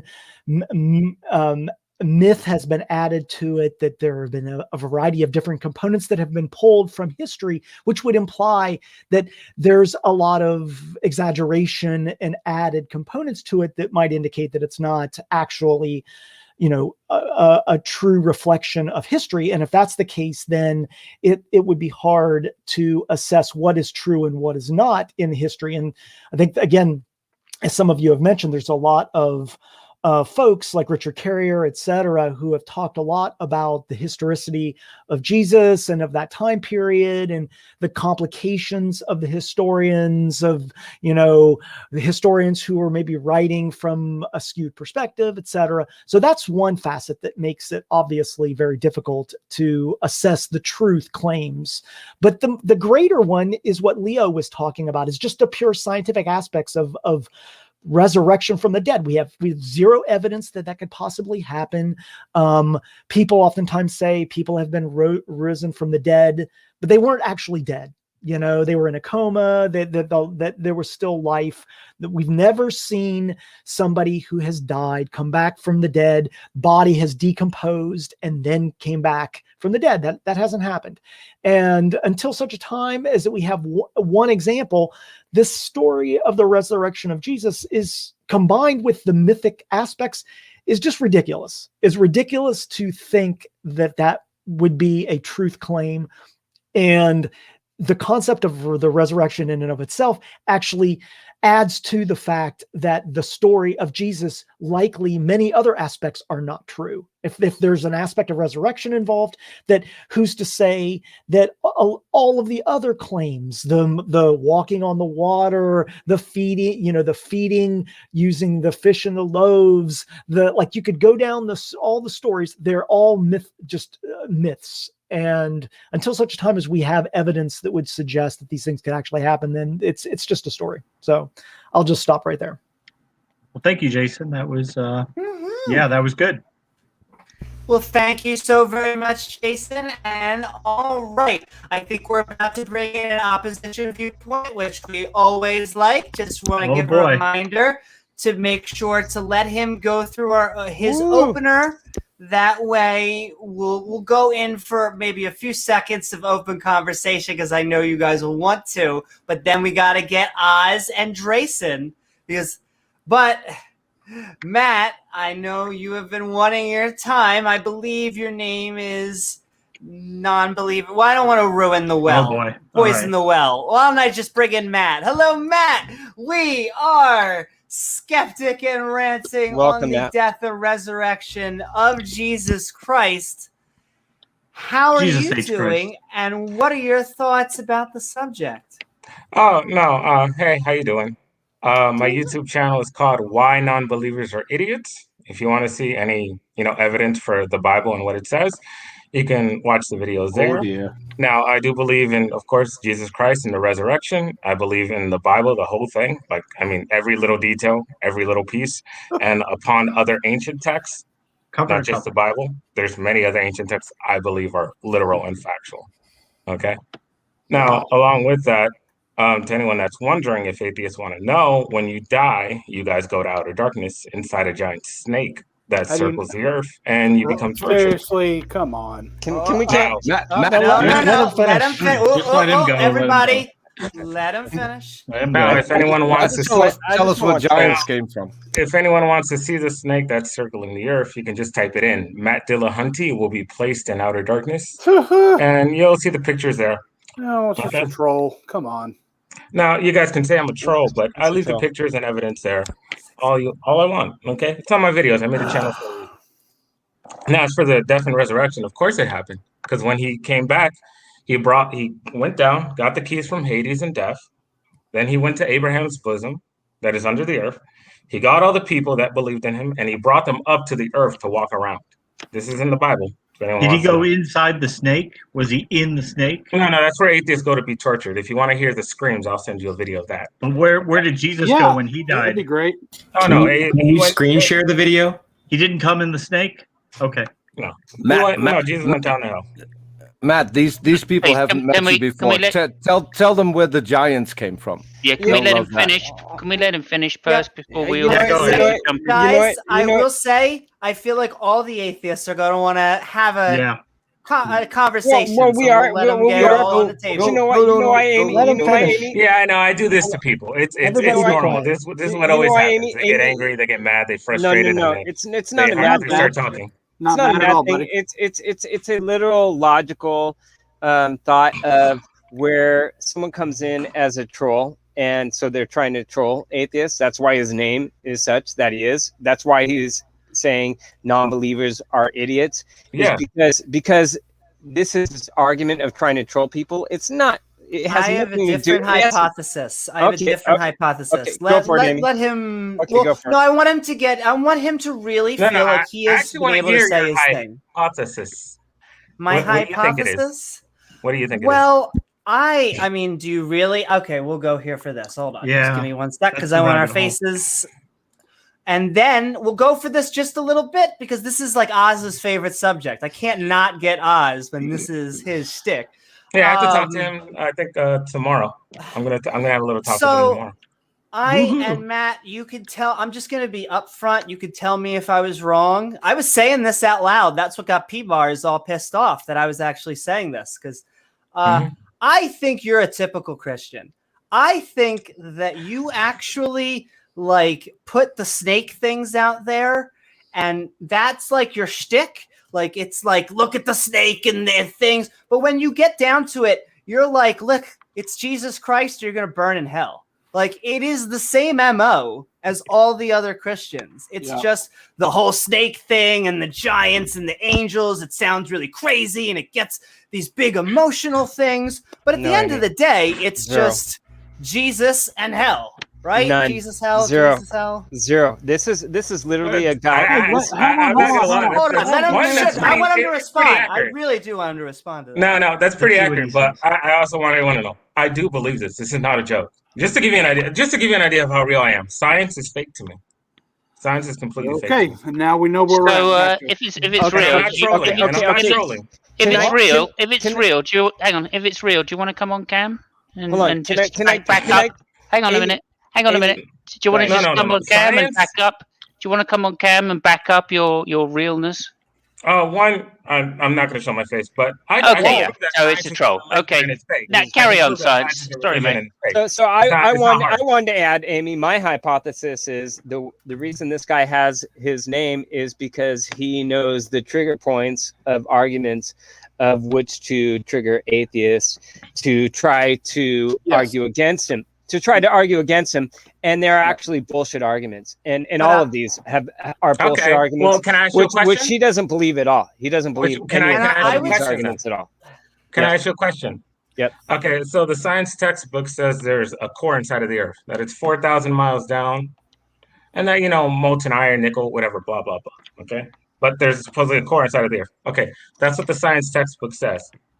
Now, atheists love to back up science as if it is fact. It is okay. fact. Well, the core of the Earth is supposedly fact. Okay. Now I want you to prove the core of the Earth exists. Get me a picture or video. Get me a picture or video. I don't want any of you to talk science. Hold on. I can definitely back No that one up. talks science. I don't want to hear any science for the next 2 minutes. Because Matt, I've heard this from you before. Yeah. And we asked you, have you met Jesus? And we go to dreams and all this. So by your own definition, you have not physically seen Jesus. And so you should not physically believe in Jesus because you haven't seen it. No. I believe off blind faith. You guys don't. Exactly. That's exactly I'm okay right. with having blind faith. You guys aren't. You guys are the atheists. Exactly. You guys say you don't have blind faith, but you do because you believe the core of the Earth exists. Everybody off blind does. Faith. We have to. I mean, you believe the core of the Earth exists off blind faith, so look, you're religious. No, we had another guy on here. We had another minute, and I'm getting us. We had another guy. We had another guy on here before that had some of these topics, and some of the questions we were asking were like, as an example, I don't know who the guy was just speaking, but like, do you use a phone? Do you use a computer? Do you use a car? Do you go to the doctor? I mean, do you do any of those things? Of course. Okay, so if you use a phone, why does a phone work? We got our technology from the watches. Blind faith. But you don't believe in science. Okay. But you don't believe I that just science said we got is our fake. technology from the watchers. Science and technology are separate. Special class of angels. Where did the watchers get their science from? Why are we talking about science and technology when we're supposed to be talking about Jesus? Technology, and then that's they a good showed the human race. Yeah, this guy's It's a point loophole. was to derail the stream, and he's Yeah, succeeded. that's exactly what I'm saying. I would kick him out, bring Oz in, and let's move the fuck on, And because I with will this guy say- in here, this stream is Okay, going well, to go when you want to nowhere. debate me, when you want to actually have a debate, come to my channel, okay? Also, the Earth's core is And we'll have a 1,800 debate, miles, and I'll not show you how 4,000. dumb your religion is. Okay? And I just want to say, dumb. I am appreciative that you're using religion in the negative term. Yep. I honestly think we could be wrong.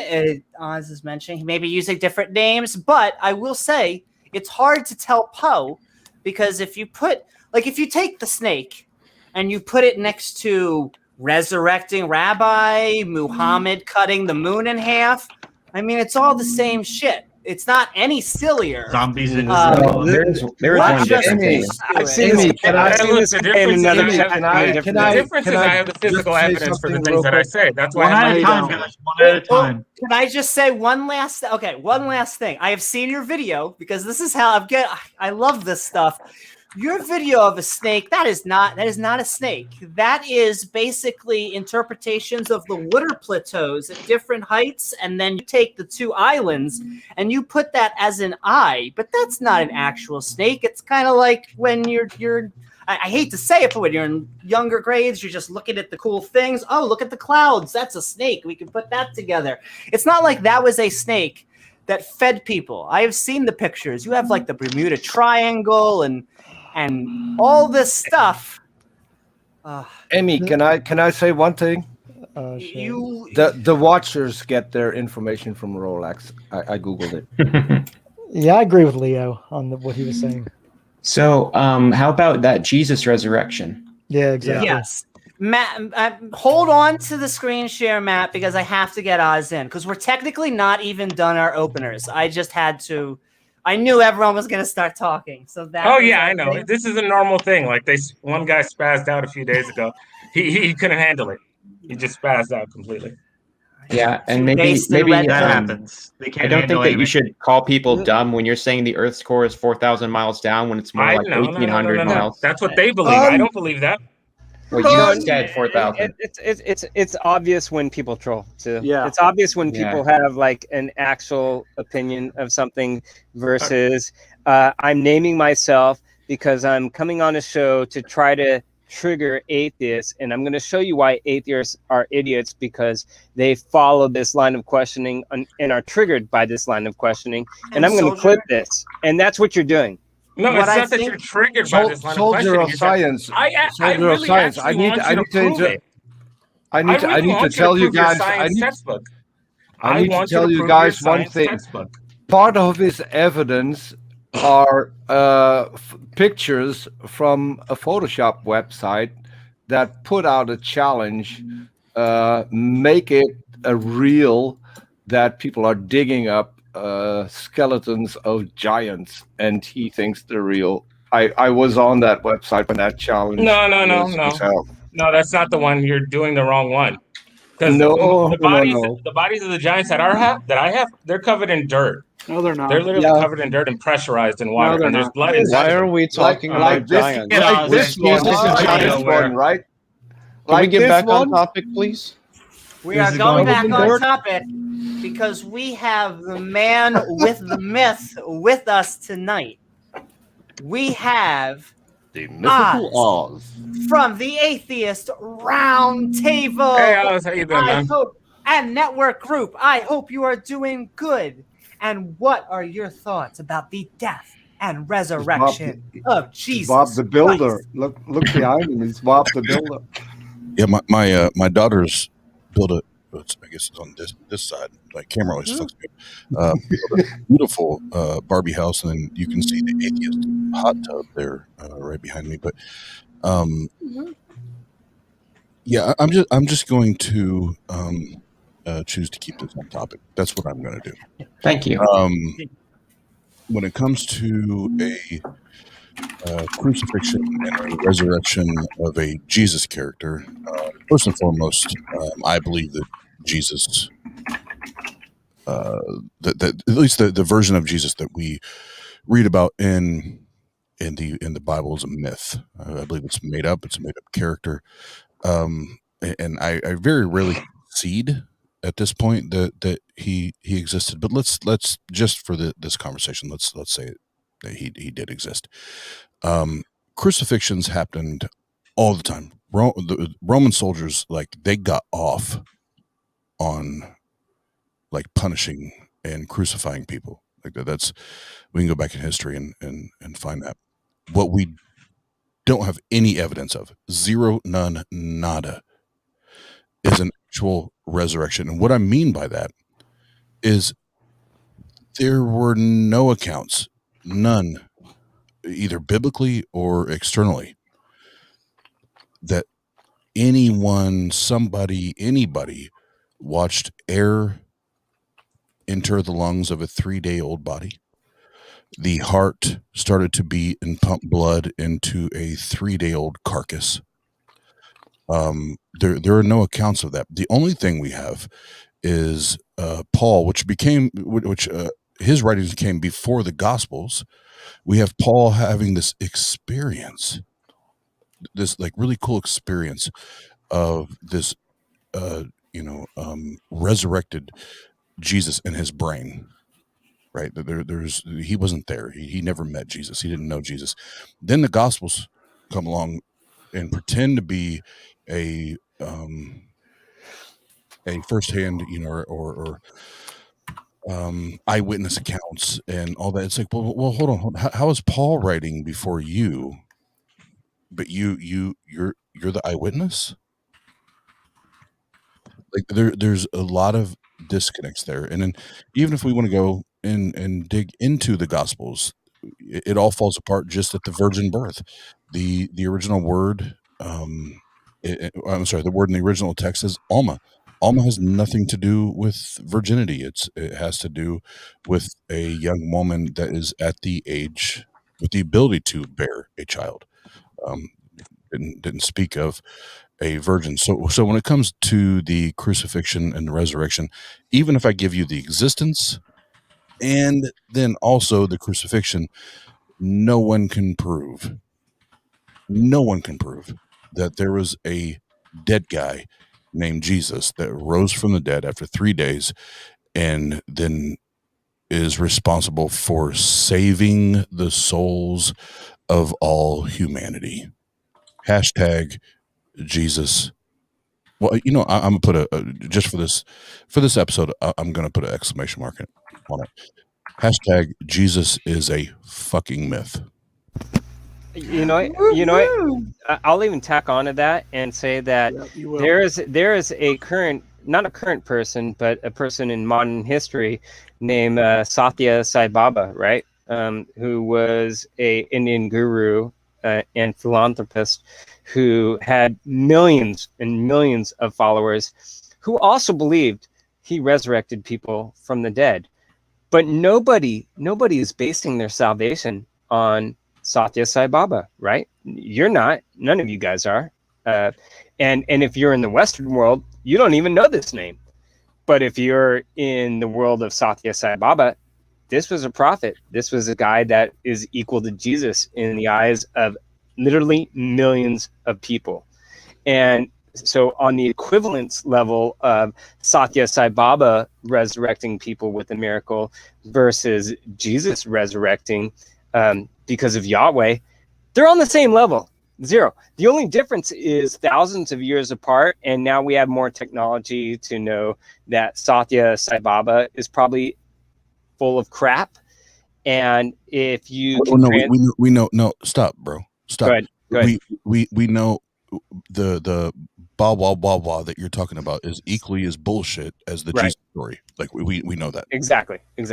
Okay. And Sai Baba had eyewitnesses to his miracles as well, just like Jesus. Exactly. It's all shit. It's all shit. Witnesses 2,000 years ago. Yeah, because again. You guys don't understand the resurrection. That's why. Here we go. Yep. Like it's actually a prophecy in the Bible. No. Like don't do that. You have too many people here that understand the text and no, you don't. You guys don't understand the text at all. No, you guys are atheists. You can't even read it properly. You assume you guys can't even read the text properly. You're atheists. And hold on, you assume that, and that's why. Like you and I. No, I don't assume it. I've had so many talks with atheists, and they can't read the Bible properly. Listen, do you see what you keep doing? I literally had to explain what the whole slavery just keeps thing interrupting was. people and just throwing out insults. He just needs to be removed. Yeah. Do you see what you keep doing? And this is why probably tomorrow night, whatever, we won't have a conversation because I don't do. I'm going to do this shit where I'm trying to talk and you want. All right, go. You want to try to flex. Like I'm not here to flex. I'm here to tell you that. Just because we're atheists doesn't mean we have not studied that text and don't know it. Maybe better than you. Maybe, I don't know, but maybe better than you, right? And I know that may be a tough pill for you to swallow. But when we really dig down to the resurrection of a Jesus, there's zero evidence, none, nada. And if you try to pretend, you can pretend, and you can make believe that there's evidence for it. And that you can make sense of it in your head, but there is no evidence for the resurrection. And Oz is a former Christian. This is many other atheists.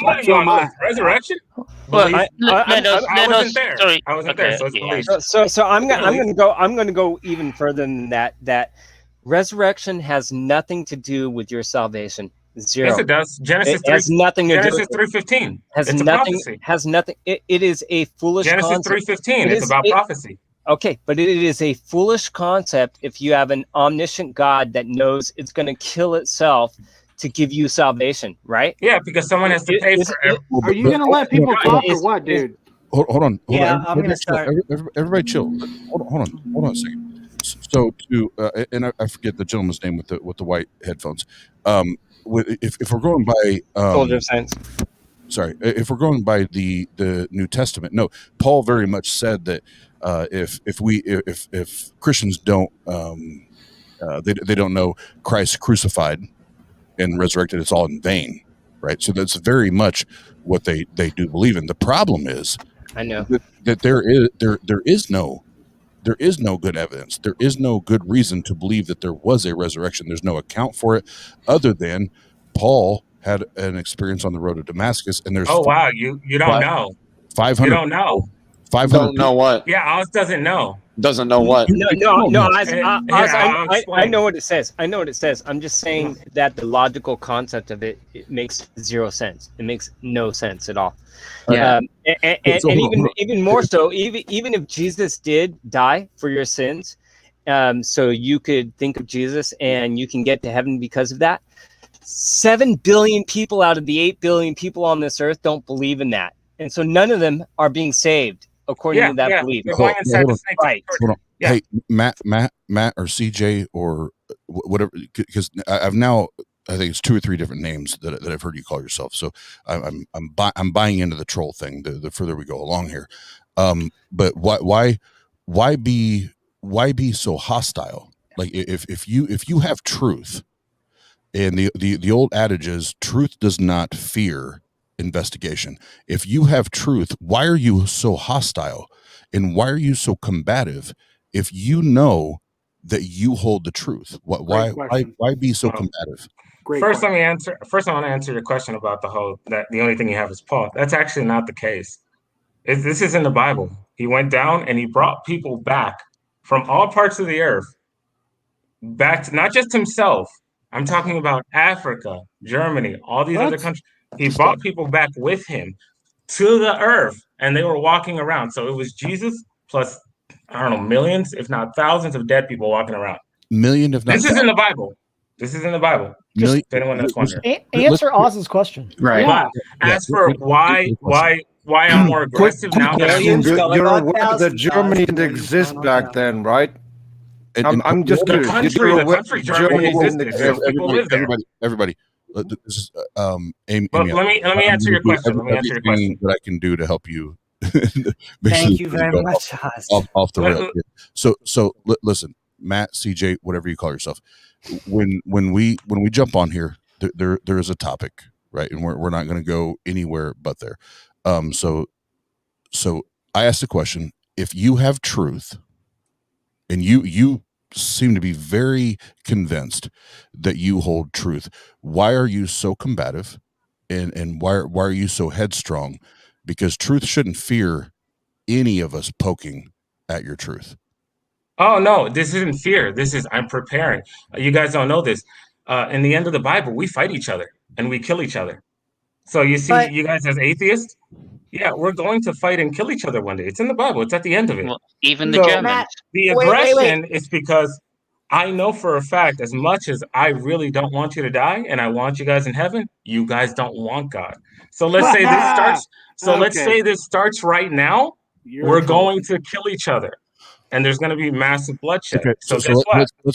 Let's Matt, CJ, again, whatever your name is. Let's bring this back down to topic. We were talking about the crucifixion and resurrection.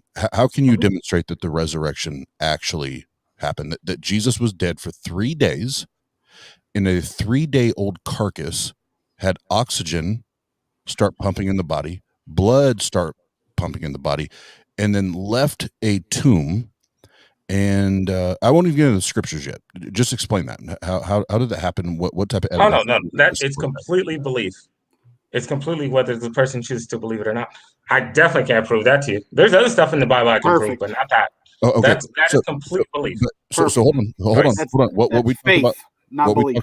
What we talked about earlier. So that part of your belief as a Christian, that is the linchpin. The crucifixion and resurrection of Jesus Christ is the linchpin of your faith. If you have no evidence and it's just hope, it's just faith, it's just whatever, guess what? I will agree with Paul in this sense. Everything you have said up to this point regarding this topic is in vain, and it is bullshit. Why? Because faith is bullshit. Yep. Okay, well then you're not allowed to have faith. Look, I'm religious. Well, hold on. I have faith. I'm okay with it. I'm allowed to have it. You are not. You are not allowed to You're have right. blind faith. I don't have it. I'm an apistivist. And I have a question. Okay, so if like Alice says, this resurrection is the linchpin of Christianity, so you admit that it's completely held on faith. If a non-believer doesn't have that faith, why does that make them an idiot? Oh, yeah. No, it's because they go inside. Well, one, the fool has said in his heart there's no God. That's one. That's biblically written already. So you're a fool if you don't believe in God. Which is basically a term for idiot. But one of the reasons why is because there's so much evidence just for CJ, Matt, whatever your name is. Hold, that's going to derail. Let's go back to the crucifixion and the resurrection. So what we were talking about there, if you don't have evidence and you're just taking it by faith, why should that mean anything to an atheist? Why should that mean anything to a skeptic? Why should that mean anything to anyone other than you? Oh no, because Jesus said other things that are physically provable. Oh my God! But I'm not. No, see, we're just talking about the resurrection. This is. I know. You're dancing. If the resurrection didn't happen. Look, it's your choice. Look, I already left it up to your choice. You guys said no. Okay. Matt, CJ, look, it's you and I right now, 1-on-1, right? Let's do this. So, you said that it's on faith, right? That you have to believe it. There's no evidence to support it, and I can't have that faith. So, please tell me and help me. How do I have that faith? Because I don't see what you see. Oh, no. One, you have to read the scripture, and then you have to go look to see if you can prove it. And unfortunately, you don't do that. Stop there. I do. No. You can't. No, that's an assertion. You have no idea. You have no idea who I am and what I do and don't do. Right? I was a Christian for 30 plus years. I've probably read that book more than you, bro. And you like real stop. So chill out with all the accusations and assumptions. Okay. Thank you. Okay. Hold on. Whoa. The reason I make these assumptions. I'm not going to let you. I'm not going to let because I am not going to let you railroad this shit, bro. Okay. All right. Well, here, I'm going to explain something right now. I'm going to leave. Anyone who wants to watch my videos, it's on my channel. Why Non-Believers Are Idiots. And then we can have a nice little talk afterwards. And anyone that wants to debate me, just ask. On topic. Just trust me. We're going to stay on topic. At this point, I already know you read it wrong. I've been through a million atheists. They all read it wrong. I don't. They don't even know what the word Amalekite means. Atheists don't even know what the word Amalekite means. They think it's a human. They're stupid. But what does that matter? Bye. Oh man! Yeah. Why'd you guys chase him out? He contradicted himself. What do you mean, you guys? He said that you have to take it on faith, but then he said that the Bible proves it. That was my fault. Which is really weird. You're welcome. I thought my question was still on topic. Yeah, Oz. And I just want to say, Oz, that wasn't your fault. See, my thing is that's your fault. No, it wasn't your fault at all. It would have happened if anybody had been speaking to him because he didn't want to answer the difficult questions. In my opinion, that is what he wants. Yeah. My view is like his whole shtick is to get and I see Aunt Jur is talking about his name. His name specifically is just supposed to be like a lightning rod. It's supposed to be like, oh, come on, atheist. See, here's the thing with it is that where's the line between troll, Poe, and fundamentalist Christian? That is what I am trying to figure out. It's hard, but he definitely was that guy that is like, you know what? I'm going to join an atheist channel and I'm going to say things that are going to trigger them and I'm going to get them off on this tangent. And this is why they're an idiot. To me, I talked to this guy for at least an hour. I don't believe for a single minute that he actually believes what he claims that he believes. Right. He's Come on, a troll, and the only reason to come on here is to troll, because he will tell every Christian. And No, to hold on, advertise Thomas. just a little video. Remember that. Hold on. So every Christian I saw him talk to, he called an idiot because they couldn't read the Bible. Exactly. And I'm talking about people who actually make some sense on YouTube. He will call that them was my question. It was obvious. And in all honesty, I guess I get back to this, that resurrection shouldn't be the cornerstone of why you believe. Like, in all honesty, if Jesus was really God, it would be far more impressive if there was a dude that's like 3,000 years old existing right now. Like, forget about being killed and resurrected. You know what? Show me the guy that's 3,000 years old. That would be impressive. No, like, I hear you. I know what you're saying. I'm feeling you. What you're saying. But if we're going to take it down, because he's trying to align everything with the text, right? So first and foremost, this is like now my third or fourth interaction with this dude, and after tonight, like, I'm done. Like, he wants to come on our show Monday, and I'm done. Like, I'm good. But the thing is with the Jesus argument is no, like the text says what it says. And it's not about whether somebody lived for 3,000 or 5,000 or 6,000 years. Paul said, and it's really once Paul started writing, it's not Christianity, it's Paulinity, right? And Paul, I agree.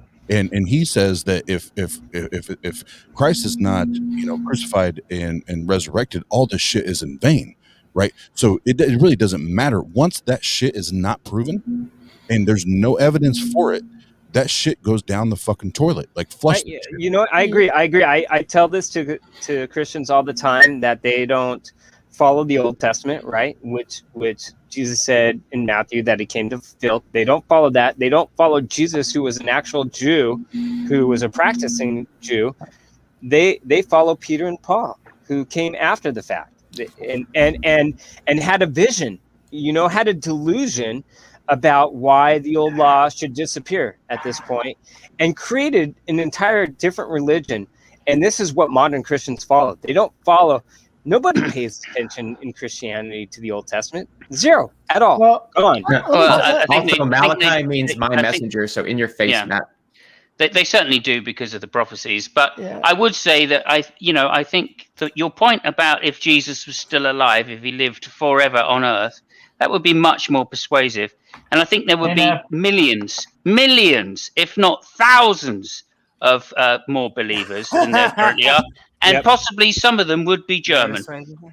Exactly. Simon, I hate to break it to you. I think, Thomas, I hate to break it to you, but this is what the Quran teaches, that Jesus is still alive. You can visit him today. Yeah. Hey, can I say something real quick, please? Although Peter? I'm still not going to give you any money, Peter. I know you think it's you. Hey, well, you will after tonight, because I've got something for you that is going to blow your mind. Something no one in the whole world knows. Only me. I'm not going to put that in my mouth again, Peter. Sorry. Hey, what's up with my homie Big Bird? Big Bird, what's up, dog? Hey, man, there is someone that is backfeeding like hell. There's someone's. I can still hear it. I've been hearing it all night. I think it's Peter. Hold on. Amazing grace. How sweet. Was it me? I'm gonna mute and tell me if it's still doing it. The sound.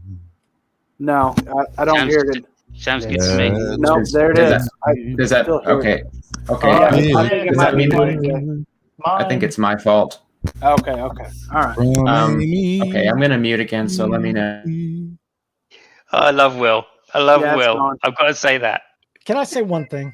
Okay. I wish you would, Jason. All right. That guy was a very poor example of Christians to come on and talk about this topic. And frankly, we would almost be better off for one of us to play the position of a Christian and make a much more articulate effort in like why the resurrection is true. Like, I think that there are a lot of Christians that could make a strong argument for that. And now Will's here. We're about to get Will. Go ahead. I'm sorry. I'll say this is really quick. Bring Will in. Jason, he has talked to Pine Creek Doug 2 times, and Pine Creek attempted to have a similar position to what you're talking about, and there's just no getting through. No. There's just no getting through. He's like talking to Darth. In fact, you should all go check out Pine Creek's video. Sendin loves you. Why non-believers are idiots. But the name of the video is How to Talk to a Conspiracy Theorist. Go check it out on Pine Creek's video. It is fantastic. I was trying to get him off script because I swear, he is like, he sells. It's how you sell it, baby. He sells the craziness. But over here, he's like, yeah, but Jesus in hell. He's like, snake, giants. Troll. But is it troll? Because it is. When you take all of that stuff away, all he's really saying is follow Jesus Christ or burn in hell, which is like, man, I could have learned that any Sunday school throughout the country. Like Mr. Batman's thing. Yeah, and so he wants, in my opinion, he wants to get kicked. It's like the whole Jesus and the apostles thing. He wants to feel like that. I'm a victim. I'm a victim. In fact, the way you react, I knew it. I knew you would hurt the truth tellers. You would attack them at every angle. They blend me from the channel. In my opinion, the more we attack him, the more he feels vindicated. That's the whole reason for his name, right? And I do want to say one thing. What's up, Leo? I see you with the pinky ring, you big pimpin'. You big pimpin'. What up, big pimpin'? How's it going? What up, dog? Oh, not much. Fuck chilling. And okay. Fuck on chilling. That happy note, I'm going to add in. I was going to say, I can't even say this because of religion. I was going to bring in the more traditional Christian. Then we'll get Will in here. Then we'll get that. Good old Steamboat Willie. The atheists love everybody. We'll let you guys figure that one out. He's not a Catholic now, is he? No, I don't think so. Okay, but we are talking about the death and resurrection of Jesus Christ.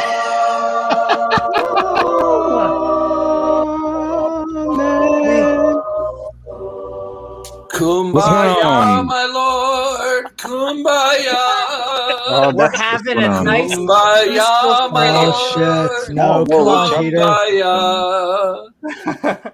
We are Skeptic and Ranting on the death and resurrection of Jesus Christ. Will, I hope you're doing well tonight, and what are your thoughts? I'm doing well. I was watching TV and Bird texted me and said, you better get your ass in here. So here I am. First, I'd like to say, Leo, if you were involved in that Vosh debate the other night on MDD, getting that happening, big hands up, man. That was one of the best conversations on that topic that I've heard in a long time. So yes, that's why I set it up. I knew Ken and Vosh would have a very, very good discussion. So. What was the debate? Critical race theory. Oh, yeah, that was good. Yeah, I need to watch that one. Haven't watched it. Very, very good discussion. It's good discussion. On the topic, we can just go back into open discussion or whatever, and people can, pepper me with questions, and I'll do my best to answer them. So, that sounds good. And so I'm going to add in the last person, and we're going to have fun. And then once is it Drake? It is Mark Reed. Yeah, that's right. Mark's here. Should be in here. And in fact, Trace, the moment we get a spot, I'm going to get your butt in here. I feel bad. He's been having connection problems. But send in hearts to him. We'll get him in here. But Mark Reed, I hope you're doing well. We're talking the death and resurrection of Jesus Christ. How are you? And what are your thoughts? Hello, everybody. How you doing? It's so good to see you all. How are you? Good to see you, my boy. Hey, Mark. Hey. I know. I want to come in and talk to the theist in the room, and I felt like I can understand why I left. It may have felt like we were dogpiling him, so I want to be generous to him, kind of thing. But I think that Oz did a really good job countering, his you're not reading the Bible right kind of thing. And it's strange. It's strange what some theists sort of think as evidence, like, and I wanted to say this because I've run into it a lot when they say, oh, we had 400, eyewitnesses. And it's like, well, wait, you don't have the eyewitnesses. You have a book saying there's 400 eyewitnesses. And they honestly think that a book that says there were people that witnessed it counts as witnesses in themselves. It's really strange. I don't understand it, because if you say, hey, I've got 300 people to back me up that my unicorn exists, I don't actually have those 300 people. I just have a claim of 300 people. And so it's really strange, this idea that they think that claims are evidence, and it's enough to claim it, and that becomes evidence. So in the case of CJ, or I don't know his name, I think Oz was using two different ones. Troll.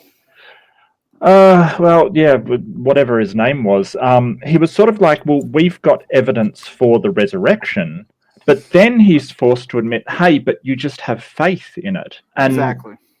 It's weird because you run into different theists, some that say that, hey, faith is a form of evidence, and some saying, no, faith is different than evidence. So, and I mean, my go-to is in the Bible. It says that, faith is evidence of things unseen. So you could sort of call it a type of evidence, but is it a, strong evidence? Is it evidence that you would pay attention to? And this whole idea that we're not reading the Bible right, any religion could make that claim. Islam could make that claim. Hinduism could make that claim. There's no religion that couldn't make that claim and going, because you're not reading it right, therefore it is true. The claims that it make is true without any other evidence required. So I think that sort of an element of special pleading is reading into here. Well, the Bible's different than all these other religious texts. But yeah, that's basically all I wanted to say, and it's fantastic to be here, and thanks everybody, and thanks Oz, awesome as usual on the ball. But yeah, I mean, I'd be happy to talk with the guy, but yeah, I think that I'm not sure it's a troll. I mean, you look at Poe's law, like how do you tell the difference between a determined troll and a incredibly religious zealot? Sometimes. And that's why Poe's laws exist. It's impossible to tell the difference sometimes, especially with the presuppositional types who are sort of like, well, only we understand this and or can talk about it, so you're wrong. It sounds trolly, but some people aren't trolls and do say exactly the same thing. So I honestly have no idea whether it's a troll or not. No clue. Yeah, I mean, I guess you can only go on what you think. I mean, if he's not a troll, he's just an extremely stupid Christian. Yeah, well, I mean, even if he is a troll, and you've bought into and tried to reason with someone that's a troll, it says way more about him than it does about us. Oh, for sure. But again, that's I would say, look, he's been pushing this video around, right? Every time I've seen him on anybody's channel, the first thing he mentions is, I've got a video with Matt Dillahunty in it, in the title, right? So, hello. If that doesn't shout troll at you, I don't know what does. All right? And then, but he could be trying to monetize as well, and Matt Dillahunty, the atheist, will monetize. That's why have enough subs yet. He's using that because he's going, hey, my concept and Big Atheist. Don't you like the Big Atheist? Go here. It's the Big Atheist because my concept. I do it with Kent Hovind, so shouts troll to me. There's no sense of sincerity there at all. Which is why I kept trying to drive it back down to, Amy and James' topic for the episode is let's talk about the crucifixion and the resurrection, because every time we drill it back to that, you get lost because there's no evidence. There is no evidence. Well, every time he mentioned the evidence, I mean, he mentioned that Jesus brought back some Germans, and that was completely passed over. Now, I would have fucking nailed that point. Well, there's no evidence of the resurrection. That's obviously ridiculous. But the evidence, okay, look at evidence itself. Like, I'll bet many Christians are like, that's very difficult, and Will might have a perspective on this, that it's very difficult to say, I have actual conclusive evidence of Jesus's resurrection. So there should be like historical event. Yeah. There's an alternative argument maybe to make that around Jesus's resurrection that isn't based in I have a body. It's I'll tell you. Well, I don't know about for Will. I won't speak for Will, but 90 percentile of Christian theists that I talk to is the minimal facts. There's the reason it's called minimal facts is because there is no good evidence. You have to scrap. You have to scrap and put all these pieces together. I mean, try to formulate. Depends on what you call good evidence. Yeah. Well, I mean, one perspective could be look at where we are in 2021. I'm going to play the Christian role. Like, look at where we are in 2021, where Christianity has. Now, I know you could make an argument that Islam has a greater reach, but Christianity has spanned the world. It has had an effect on billions of people, and that in and of itself lends credence to the fact of Jesus's resurrection, because if he wasn't resurrected, and all of that would not have happened. But so that's just an argument. I agree. That can't be true. I agree with that. And secondly, the minimal facts argument obviously doesn't also lead to the conclusion that a supernatural resurrection happened. Okay, I mean, those two things are just non sequiturs. However, I would agree. Sorry, hang on. I would agree with Jason. Yeah, my bad. I would agree with Jason that there is a sense that if you have a religion that spreads like Christianity, then that in some sense shows you that it has value. That's evidence for some kind of value.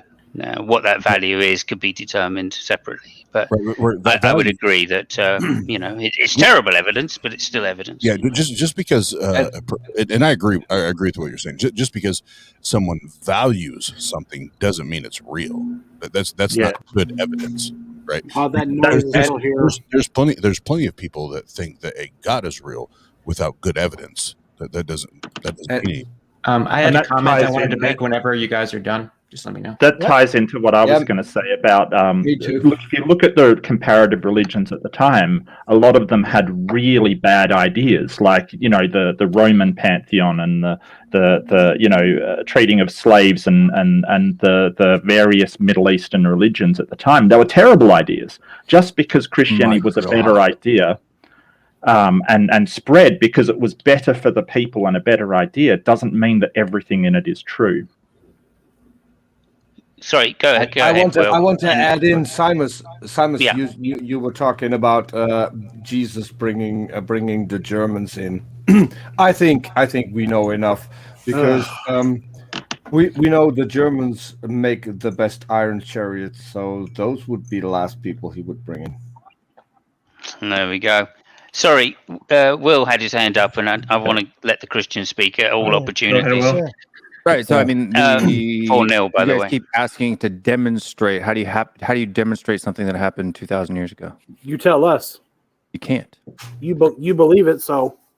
Are we talking about the resurrection? Yeah. I think the problem there isn't necessarily about demonstrating it, but that what the resurrection is as an event violates everything we fundamentally understand about how our reality operates, such that there's no precedent for accepting the idea that such a thing is possible. It's literally like saying that there was a human being who can literally fly, who can just jump in the air and fucking fly. That there is ultimately no difference in the merit between that and Jesus resurrecting from the dead. What is resurrection? So that's a good question. What is resurrection? It's necromancy. Can I bringing yourself back from the dead? Yep. Maybe it's not. Maybe resurrection is not the bodily raising. Maybe it's something different than that. And so maybe, I don't know if Will has a perspective on that, of what he considers is resurrection. Did Jesus' body arise after being dead, or was it his spirit that was walking around? I mean, I couldn't tell you. I can only say what the text says. I'm curious what Will said. Yeah. Yeah, the text isn't very specific on the details of what that resurrection looked like, right? It was okay. They went into the tomb 3 days later, and the body was gone, right? And then they showed according from what the text says, it was his body was in a slightly different form, but not. You know what I mean? Depending on what that. Depending on what can I reply to what you said earlier? Can I reply, Will, to what you said earlier? How to demonstrate? I think demonstrate is the wrong word. That noise is still in here. It's driving me crazy.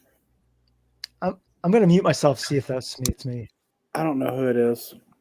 It's gone now, so whoever muted, that might be who it is.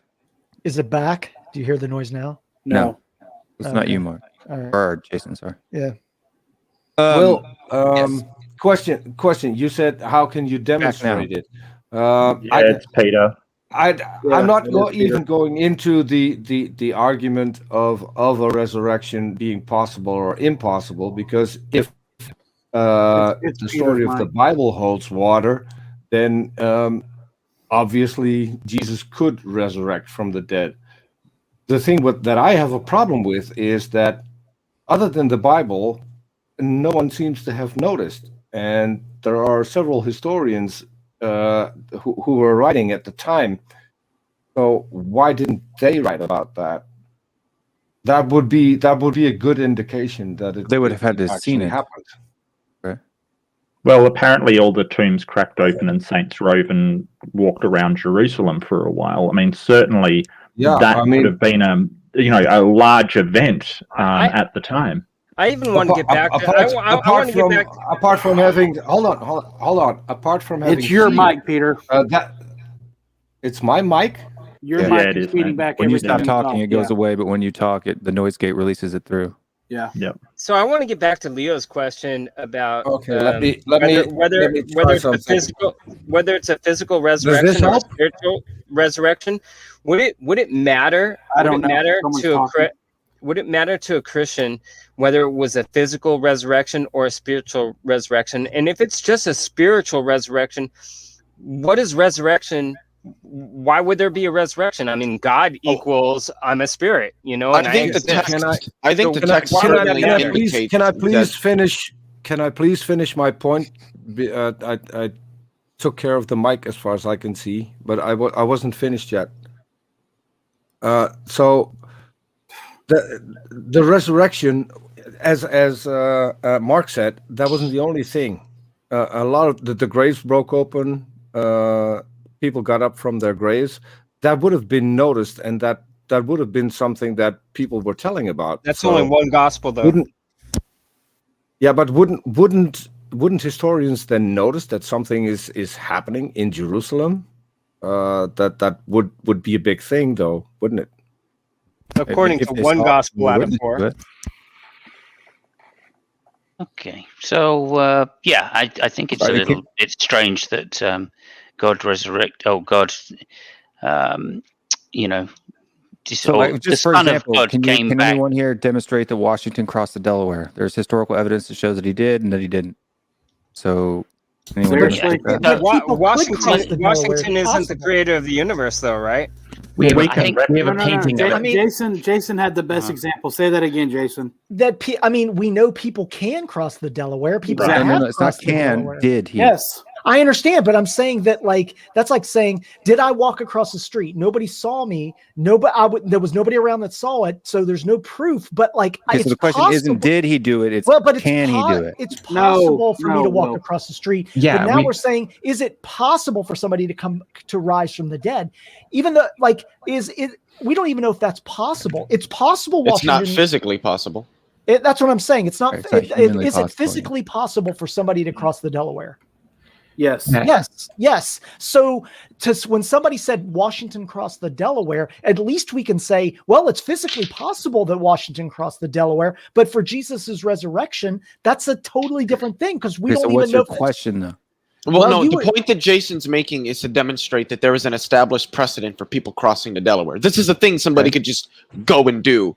We don't have an established precedent for people coming back from the dead. It would be much akin to the difference between telling you that I took my dog for a walk to the dog park I mean, if I said that to a friend, they're gonna believe me. Now, if I said I took my magic ice cream shitting unicorn on a walk to the dog park, that's a little bit different. I'm probably gonna question that. The difference there is the precedent we have for the event that we're talking about. Leo, In the former example, we this is a thing people can do. We know that people can do this. In the latter, it's never been observed, and it violates everything we know about how reality. That wasn't my question. My question was, how do I demonstrate it?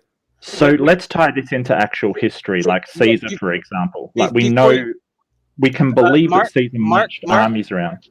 Sorry. Mark, before you go into that, can I just expand on this?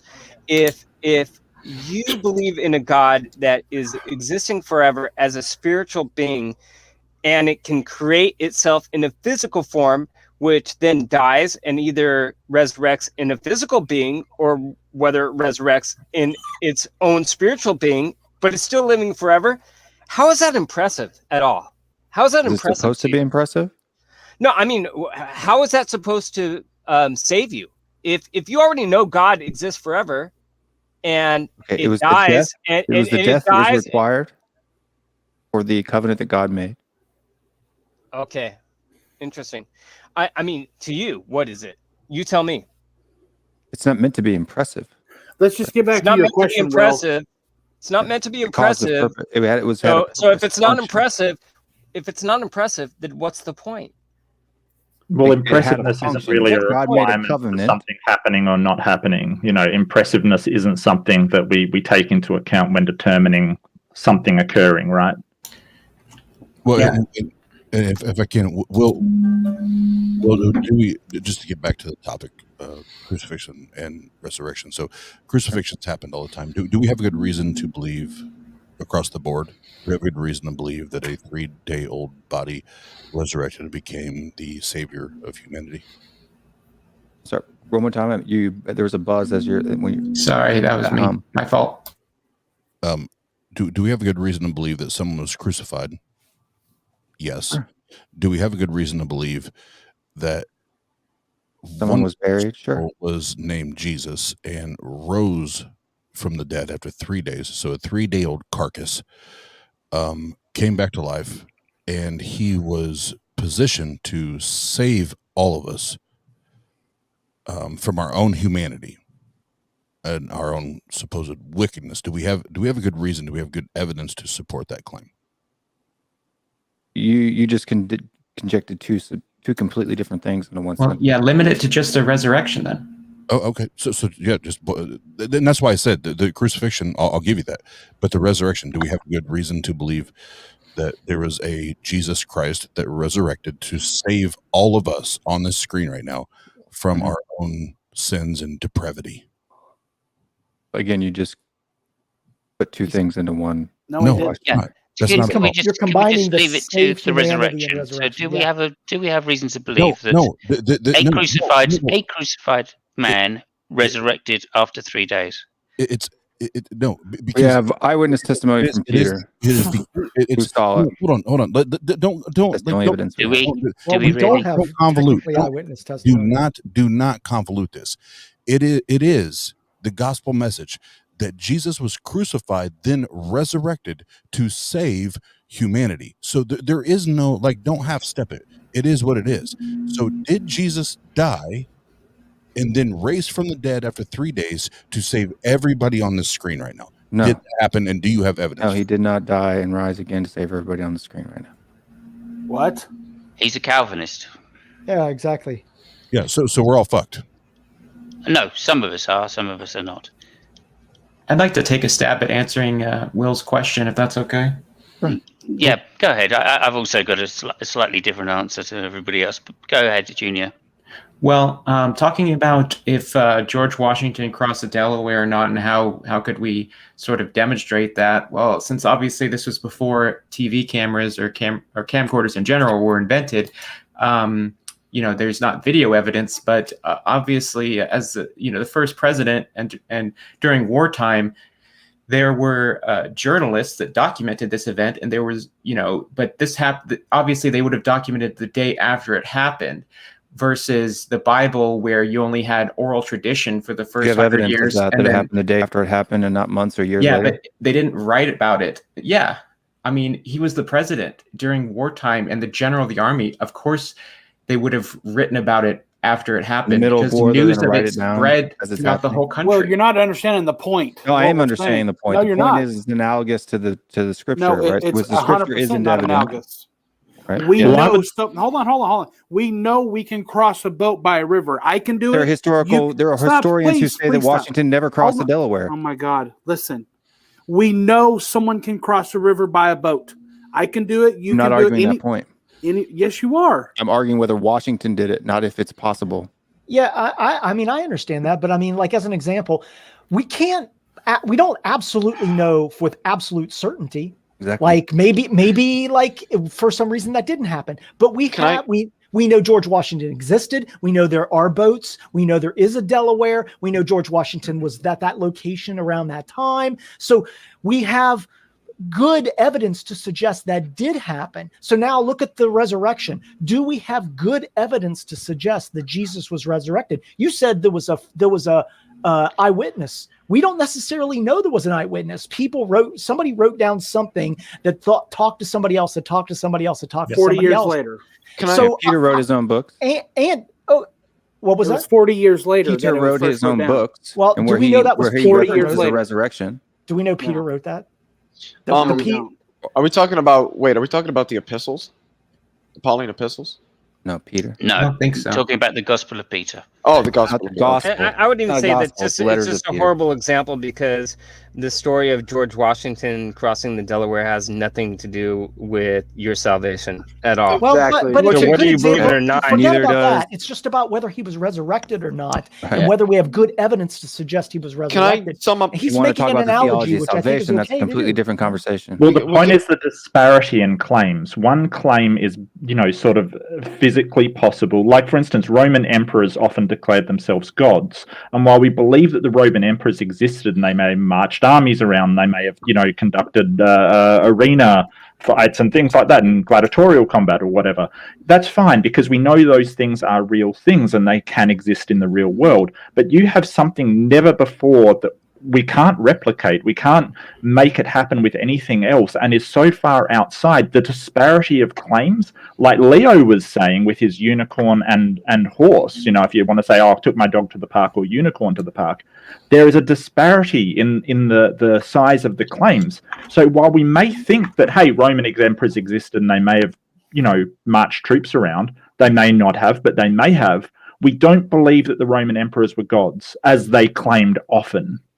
Because of that disparity. So can I sum up the issue here with just one question? Because Will was saying, we're not talking about if it's possible for this to happen. We're talking about did the person do it? Can we talk about whether somebody did do something if the thing that's being claimed that they did is physically impossible? Well, I mean, sure. If I were to say that Jesus isn't God, yes, right, I would say that it is impossible. Like, is it possible for me to resurrect myself? No, Yes. It is not possible, because I'm not a God, right? Correct. Are you asking me to demonstrate that Jesus Christ did those things 2,000 years ago? That's impossible for me to do, because it's something that happened in the past. And the Then why only do you evidence believe that we it? have are the writings of his followers. I don't think that you need to demonstrate that it happened. Like, I don't see that question makes no sense to me. The history. The problem with me and the resurrection isn't really anything to do with the story. It's no different than somebody coming to me and told me that they just rode a dragon. Like, you're positing something that we kind of already know doesn't happen. Like, it just doesn't. So that is enough if it for me happened to all the just time, say, it wouldn't be specific to the purpose in which it's solved, right? The fact that it's only happened once is the point. No, so, but we don't know that it happened. The criteria by which history is demonstrated is completely different to the criteria by which science is demonstrated. Right. That's one point. So when you say to demonstrate history, points about history, there are many different reasons why we believe that Alexander the Great did X, Y, Z, right? We know he existed, and the claims about some of the things he did are in line with what we would expect someone who had their face and name printed on coins would do, right? There are other stories, other examples written, although hundreds of years later, right? The point is the claims about those things are believable, whereas the claims about him actually being a god are not believable, right? And you would obviously agree with that point. The Sure, same some with the believe, some Caesars, don't right? believe. Yeah. Yeah, exactly. So the point about it is that some of these claims are beyond what we would expect to be done by people who are, let me 100%. just say, What's wrong with that? humans. There's nothing wrong with that. That's how history is done. So when we say, did George Washington cross the Delaware? That's the reason we believe George Washington did cross the Delaware, is because the claims themselves are more or less in line with what we would expect those things to happen. Hold on, because I have to jump off here. Because right, go ahead, then. Awesome. I have a call or a caller stream, whatever that I have to jump into. Bye. There is. God, I'm like, bye, get out of here. Bird loves it. He actually crossed it 3 times. Just saying.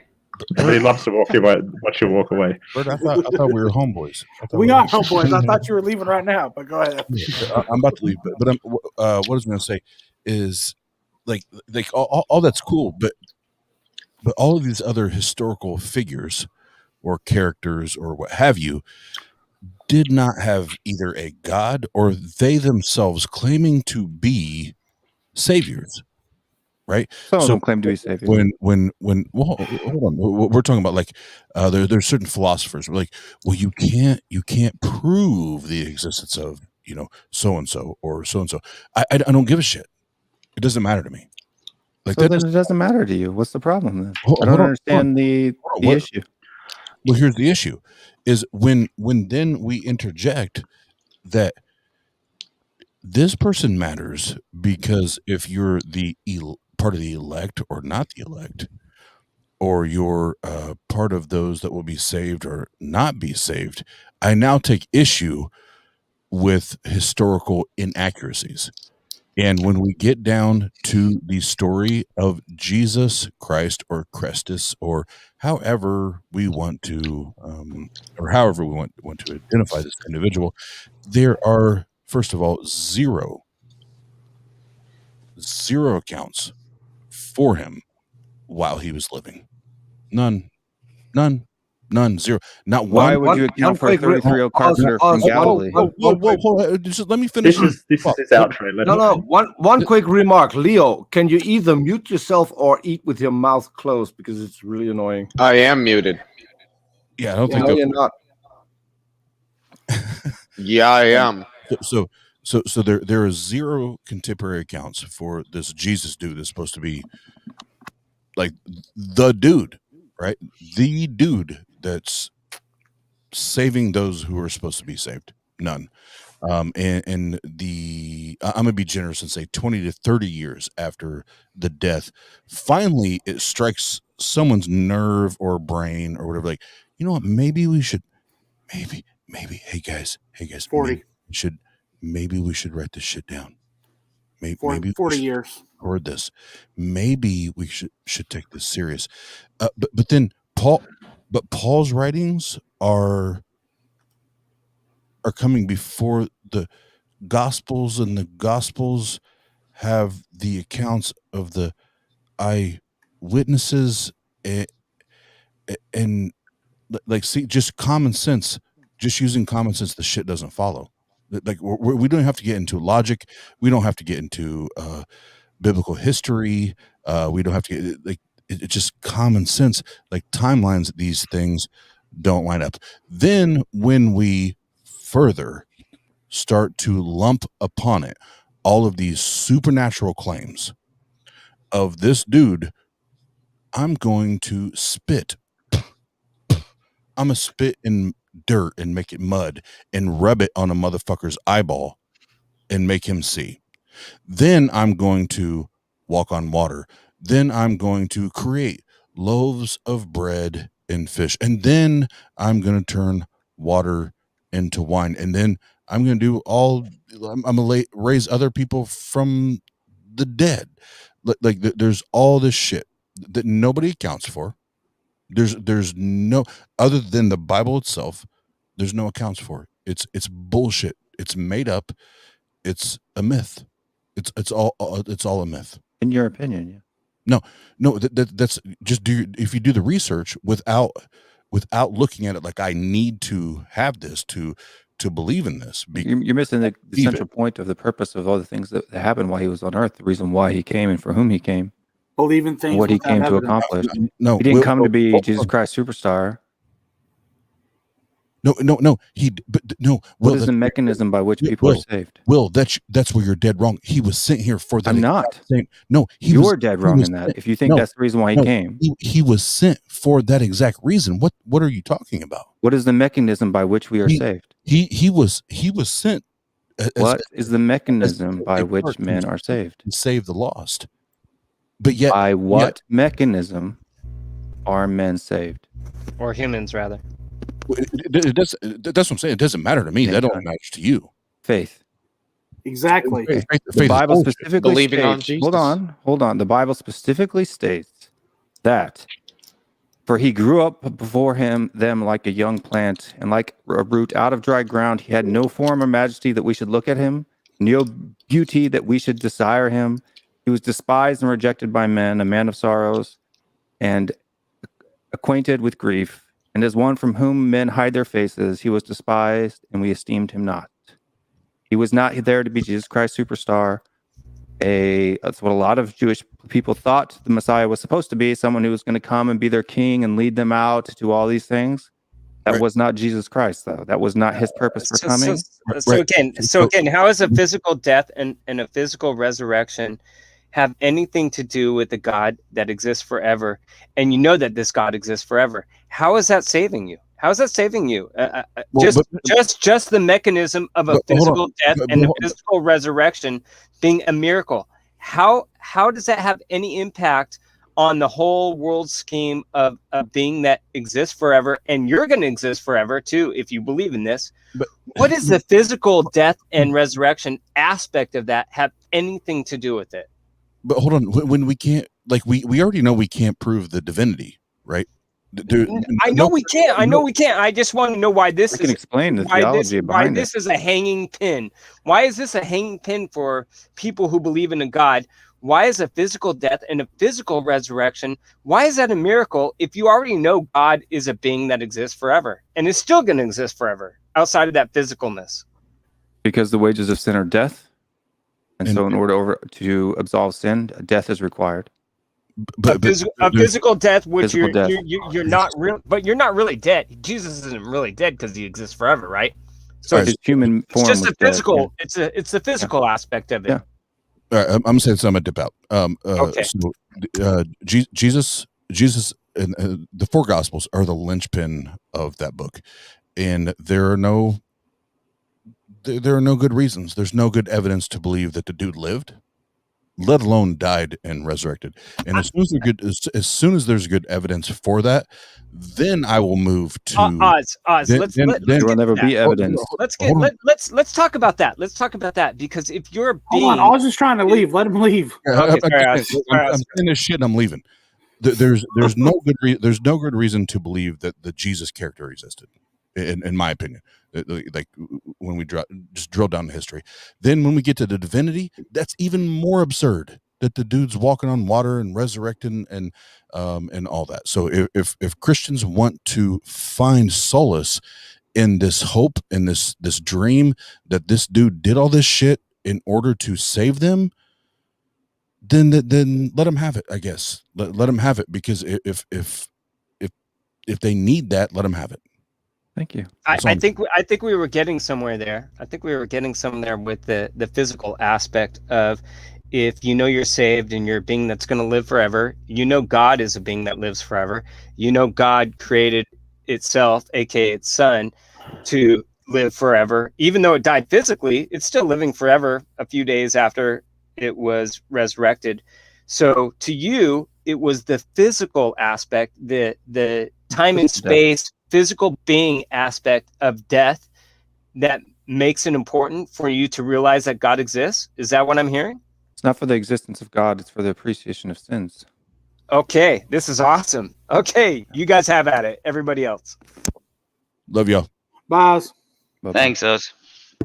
It does seem that there's a couple of... Can I make this one statement? And then I'll let people attack me. Go ahead. Yeah. I don't remember the last time in Scripture it says, "For we are saved by evidence." I don't remember that scripture anywhere in the Bible. And that's a good, you know what? I want to say one thing that's a good point, because frankly, from a Christian perspective, you can't and from a scientific perspective, you can't prove the resurrection. You can't prove he walked on water. You can't prove any of those things. So frankly, I think maybe Will, like what he's saying is like proof has nothing to do with it. And that if a scientist existed at the time that Jesus walked on water, he wouldn't have been able to do either it didn't happen and it's an allegory, or he wouldn't have been able to do anything to evaluate that for whatever reason, because it's not provable. Can I run this out just real quick, just for everybody, and then you can let people comment on it after? So the reason why Jesus came was for the 12, right? His ministry was for the 12. He spoke in parables to the masses and then went in behind the scenes after the fact and explained it to his disciples. The purpose there was to build a foundation of faith. That was the whole purpose. You are saved by faith. Right? That's what saves you. It's your faith in Jesus Christ. It was the guy on the cross's faith that the guy next to him was the Son of God that saved him. That was it. It's the worst reason. It's the worst reason to believe in anything, because the only attribute. It's not supposed to be a good reason. The only attribute for faith is gullibility. Only zero. The only attribute. And faith, you can use gullibility to believe in any religion across the world, and every religion does. A lot of people uses do. Gullibility. It's literally Everybody just like does, saying literally like saying, "Hey, you tell me what to believe. You tell me what to believe, and if I'm strong enough to believe what you told me to believe, has nothing to do with it on Christianity. That's not how faith is given to you. That is what faith is. It is not how faith is given to you in Christianity. It is literally because if you didn't use the word faith, you would just use the word science, right? You would use the word logic. No, I don't think he was trying to justify it. I think he was just trying to explain that it's being saved by faith and not by works. Yeah, you're stepping into a horrible reason. Science. You're stepping into an epistological nightmare when you say things like that. Science itself is based upon presuppositions for which we have no evidence. Okay, so no, a priori evidence I'm talking about here. Now, I think therefore I am. Now, there we go. Now, okay, sure. Okay, okay, you're still using the logical absolutes for that, so you're still relying on the basis, the logical laws. Like, we're going to go down the precept. It's not about that. It's just about being honest with the position that we all hold, right? We are fallible, okay, and that's why science works, as far as I'm concerned. The other point about it is I disagree with what you were saying there, Will, because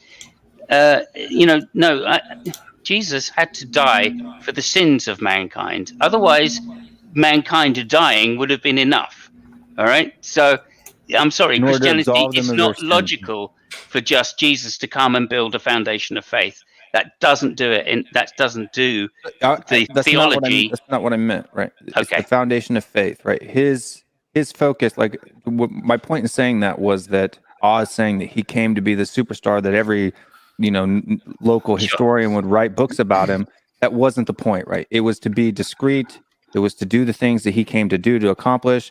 One was the 12, right, to teach them. The second one was to die for all of man's sins, to be the atonement, right? Yeah, the sacrificial lamb for the perfect sacrifice. Right, that's why he said on the cross. Okay. Now you've added that in. I'm happy again, right? And then rise again from the dead. Christianity doesn't make any sense unless sin is a real thing, all right? Unless God is absolutely pissed off with his own creation, right? But I mean, so Will, I have a question for Will. Do you see faith as being a reliable way to judge whether the historical events of the resurrection are true? Is it reliable? Is faith a reliable mechanism for telling what is true and what is false?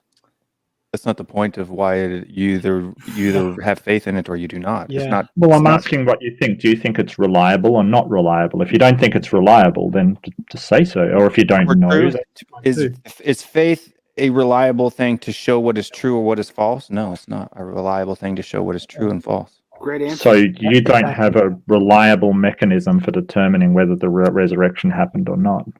Do I have a reliable one for me to prove to you? Well, I mean, you're relying on faith, right? Yes. You're Or using to faith prove- to determine whether it happened or not. Prove And to you've just yourself. said that faith isn't a reliable way to judge whether something happened or not. So I wonder, why would you believe it if you don't have a reliable way to judge whether Because it I was happened? given the belief to believe in it. There we go. You Here were we go. given This is the same thing that people will say. Hold on, soldier. You know what? Personal is. Let me follow this up. Will is personal truth, or your faith, your personal faith, regardless of your religion, is that true to you? And in other words, if I'm a Hindu and my faith is in Shiva or Brahma, but that's my own personal truth, is that as important as actual truth? What is actual truth? I mean, you tell me. You tell me. Is faith Right. a Let's put it this way. is I have is not seen component any of truth? I have not seen any evidence, and I know that none of you guys are making this claim, but I have never seen any good evidence that shows that those things didn't happen. That's not. How do you have evidence to show something didn't happen? Exactly. How do you get evidence of something not happening?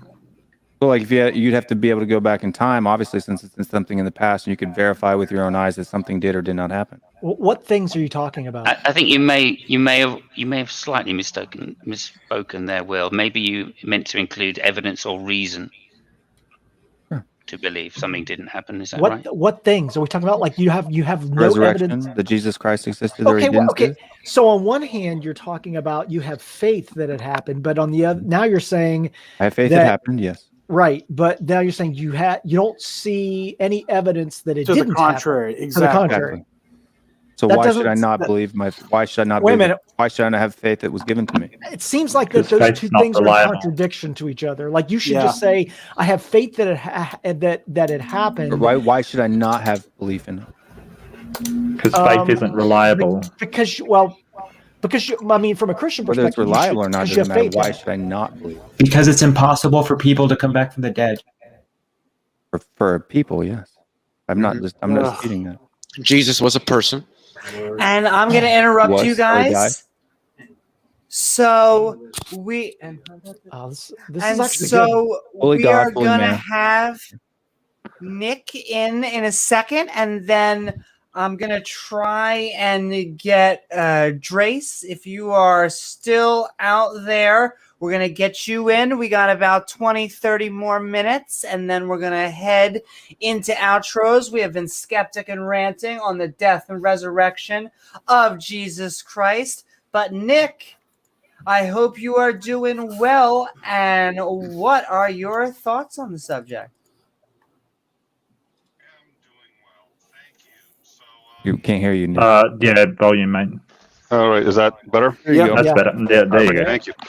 All right, I'm doing well. Thank you. So two things. First of all, the reason to answer that faith. Can't hear you. Can't hear you. Your mic. You knocked your mic down. You sit back a little bit. Yeah, I There you go. gotta switch to the other thing. I'll do that in a sec. So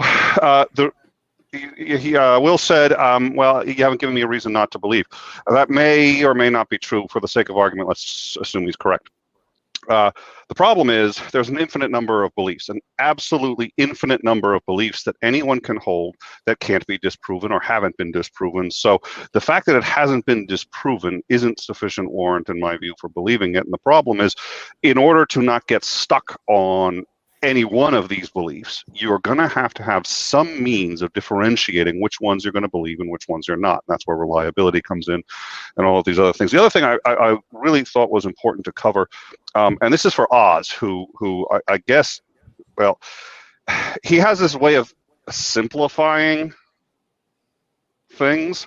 And so I just wanted to cover with him the logic of biblical history. It's in 3 categories and 217 parts. So category 1, part 1. Oh, he left. Crap. Yeah, all right, you can toss me in the room.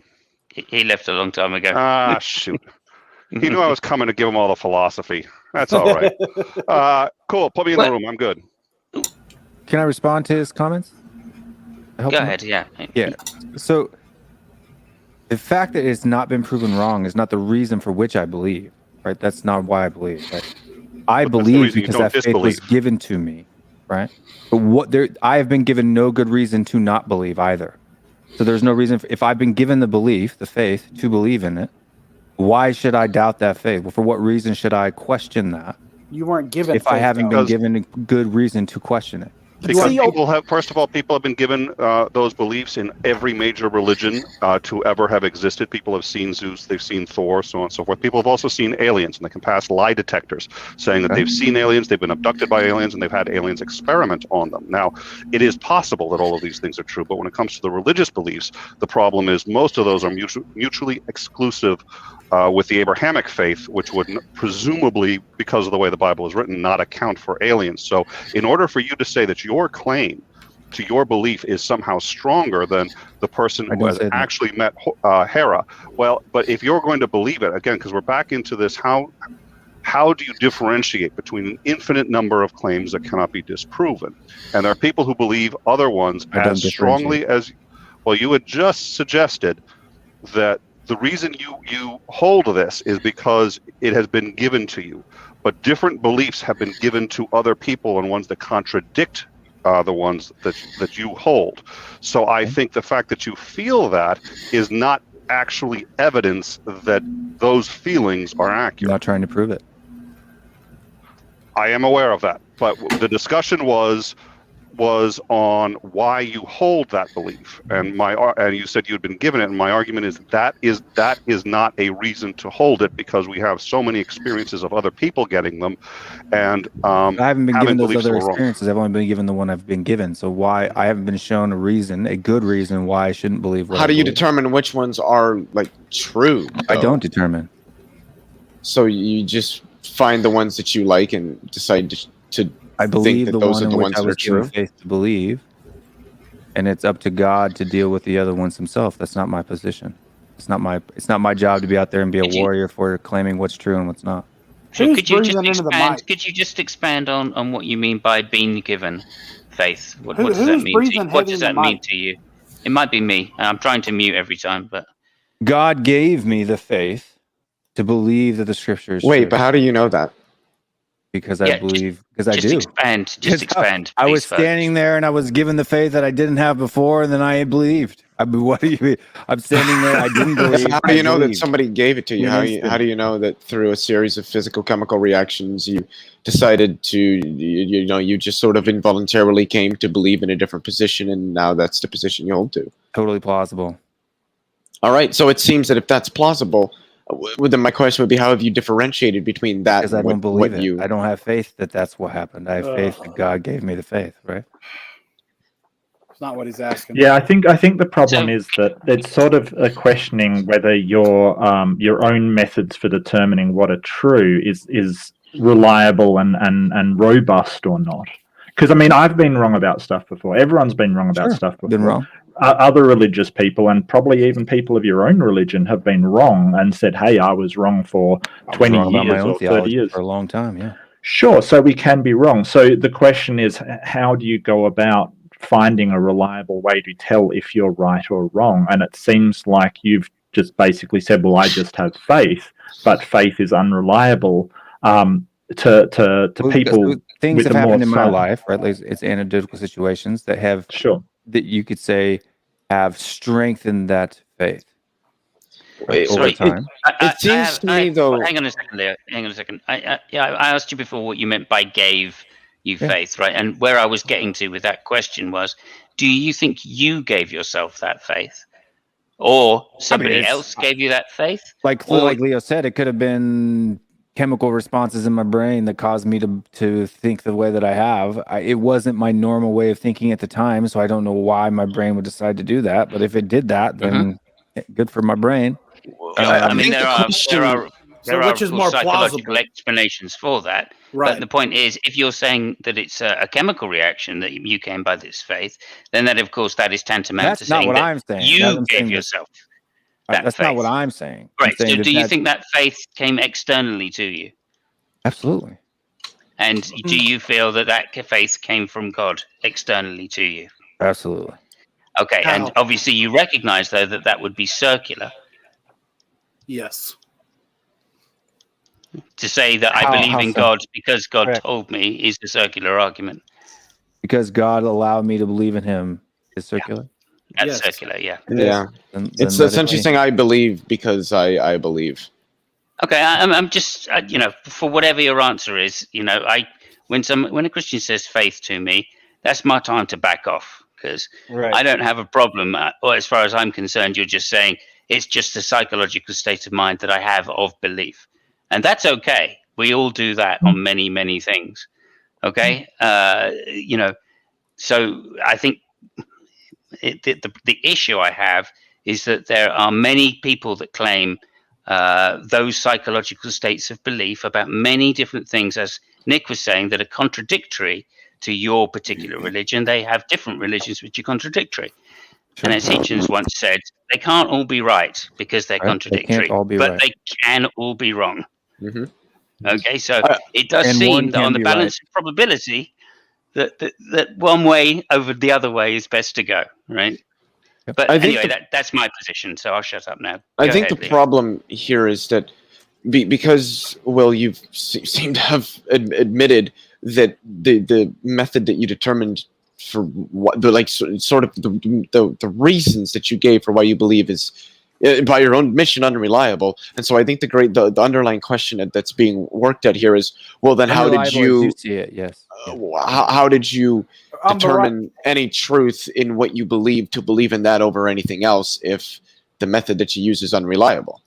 And then that leads into the point that I couldn't Simus give was you a just good making. answer for why I believe this and not something else. But you said it was unreliable, not us. You did. It's called faith. No, he asked me if it was reliable to tell what is true or what is false. It's unreliable in that. So yeah. So to determine what is it's true and what is unreliable, false. not us. No. Yes. By our methods of determining truth, it's unreliable. I don't think he accepts our. But even if it is unreliable, it doesn't mean it's necessarily false either. That's correct. Yeah. Exactly. So again, you know what? I just want to add, Will. You know what? Thanks for joining this den of lambs, if you will. Fun, mean, yes. No, You actually talk about theology because that's what I actually know. Okay, start getting into I'm- physics and shit like that, that's just put me to sleep. No, baby. it's awesome. We appreciate Leah. someone like you who is giving us a different perspective. And I think you The wrong agree. perspective, but it's okay. No, it's okay. I think you agree that faith is probably a bad way of getting to truth, unless it's your own personal truth. And then to get back to the topic, yeah, I'm not a postmodernist, so I right. don't build my own personal. But then to get back to the whole resurrection, even if resurrection was the promise of God sending itself, aka His Son, to forgive you of its sins, it seems like there could be way better ways to do that, right? There's a theological reason for that mechanism. Then just a physical death mechanism seems pretty freaking weak in the whole concept. Well, God had made a promise. Right? Yeah, but you still know that the God, even though it had a physical death, is going to go back to its spiritual infinity existence. So it's not really, the physical death means nothing if the God still lives forever. And so 100%. there's not really a sacrifice there. So that, to me, that's where I can't get beyond that, is you recognize that the physical sacrifice isn't truly a sacrifice. If you're a being that's going to live forever and God is a being that's going to live forever, that temporary 1 day of death and then 3 days before it then lives forever again seems meaningless, right? It seems like a meaningless point in salvation. Meaningless, but it's necessary because a promise was made. But isn't that a weak promise? Like couldn't God said, you know what? I'm going to promise that in 2021 I'm going to start a YouTube channel, and I'm going to have a live stream every day, and I'm going to show the 8 billion people on the world that I exist because I have a YouTube channel now. Or I'm going to create a son at this point, and it's going to live forever. And it's going to be the only being on earth that is now 2,000 years old. Seems like a way more impressive thing to do than a physical The death. purpose wasn't to impress. Okay. That's where people are missing the point here. It's not to impress people. So that's where I have a problem, is that I would have to have faith for the physical death. And even though I know it's going to still live forever, I have to have faith for this. And that's, I guess, to me, that's where I have the problem. But you can't get the faith from evidence, is what I'm telling you. The only place you can get that faith from is God himself. Exactly. Right? So Exactly. it doesn't matter if Jesus popped in front of you right now, you would probably just say, oh, that's a ghost or an alien or somebody else. It's not Jesus himself, right? No, I think Jesus could prove it. No, hold on. The point of the faith, right? Because if you were walking down the street and a homeless guy walks up to you with a long beard and said, "Hi, I'm Jesus," are you going to believe him? Even if it really was? No. If he had evidence, yes. If he could prove itself to me, yeah. Or if how would he prove it? That would it be efficient to you? Right? If he blinded if he healed the guy next to him, made him stand up and walk, that's evidence. Would that be enough, though? That's evidence. Yes. But I'm asking, right? Because it wasn't enough evidence. It would be a good chunk of the distance. Hold on, you're changing right now, because now that guy is showing evidence that he could be Jesus. Okay. Now, if it's someone just randomly coming up and saying, "Hey, I'm Jesus," why should I believe him? What reason? Yeah, exactly. What reason do you have to? That's the same reason. We're going through the same story of what happened when he came the first time. You're right? changing Some people the stakes believed here. him. Some people didn't. Hold on. No, I'm doing this as a reflection back to that time when there were people who actually saw him and didn't believe. Right? They were skeptical of his claim. They did not believe him. Correct. Well, he did look different when he came back, and they didn't recognize him. Well, so. that's the claim in the Bible, yeah. Right, yeah. But what I'm saying, but even before the crucifixion, right, as he was in his ministry in the 33 years, where many people, Pharisees, Sadducees, right, Romans, who did not believe him. There were lots of people who did not believe him. There were more that did not believe him that believed him. Okay. Okay. So what I'm saying is that you're asking for evidence. If he came in the same way that he had come that first time, the chances are is that the majority of people would not believe that he was Jesus, that he was the Son of God. Right? If he came in the same manner in which he came the first time. Right? Now in the second coming, when he comes in all of his glory, that's a different thing, right? Then you're talking about impressions, right? But when you're talking about how he came the first time, according to the theology of the text, more people didn't believe him than believed him. But you gave two scenarios just now, though. Right, which were scenarios analogous to his first time coming, right? He came as a very homely person. Okay. Right? You're talking about a manual laborer who he wasn't good looking, he wasn't rich, he wasn't fancy, he wasn't rolling down the street in the Mercedes going boom, boom, boom, playing thumping dumps in his trunk, right? Like he wasn't doing that. He walked from place to place. He did small miracles to the people that he ministered to. Okay, wait. Some believed. Now you're some changing. did not, even after seeing those. Can I jump in here just to say I'm gonna hop out. Bye, Leo. Because I'm tired. I want to go to bed. See you, buddy. All right. Yeah, you can't. Thanks for having me, Amy and James. Be well, everybody else. See you, Leo. Love. Oh, Leo, before you go, just quickly, have you got a debate coming up against Church of Entropy? I heard that on Grapevine. Yes, I do. On this channel, Tuesday night at 10 p.m. Eastern Standard Time. Ooh, that should be great. That'd be fantastic. The debate topic is the Big Bang scientific? And I think it's pretty obvious what side of that I'm taking. The no, obviously the negative. Yeah, obviously the no. Thank you, fantastic. I'll look forward to it. Cheers, Lee. That is right. Peace out, guys. Thanks again, Amy. Tuesday, See you, man. Be well, everybody. Absolutely. It was lovely having you, Leo, as always. And that's right. This Tuesday, 10 p.m. Eastern Standard Time, we are having the first episode of Debate Me Brah with Leo Filius and Church of Entropy going up head to head. Is the Big Bang scientific? And woohoo! And all right, guys, with that, it's been a lively discussion. We have been skeptic and ranting on the death and resurrection of Jesus Christ. But with that, we are moving into our outros and sending in the mimes.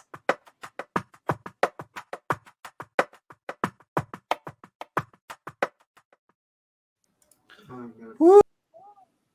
I haven't forgot about you, Will. We are starting off with her intro outro We are actually introducing her, everyone's favorite, Amaretto. I hope you are doing well, and where can people find you, and what are your thoughts about the death and resurrection of Jesus Christ? Onlyflans.com. Well, tonight it's Show Me on the Doll Where Jesus Touched You is my name. No. I don't think anybody can see it on StreamYard. That's awesome. I'm sorry, I have to. I'm like, everybody knows it's me anyways. So yeah, I just been kind of lurking tonight. But the death and resurrection of Jesus Christ is definitely one of those things. It's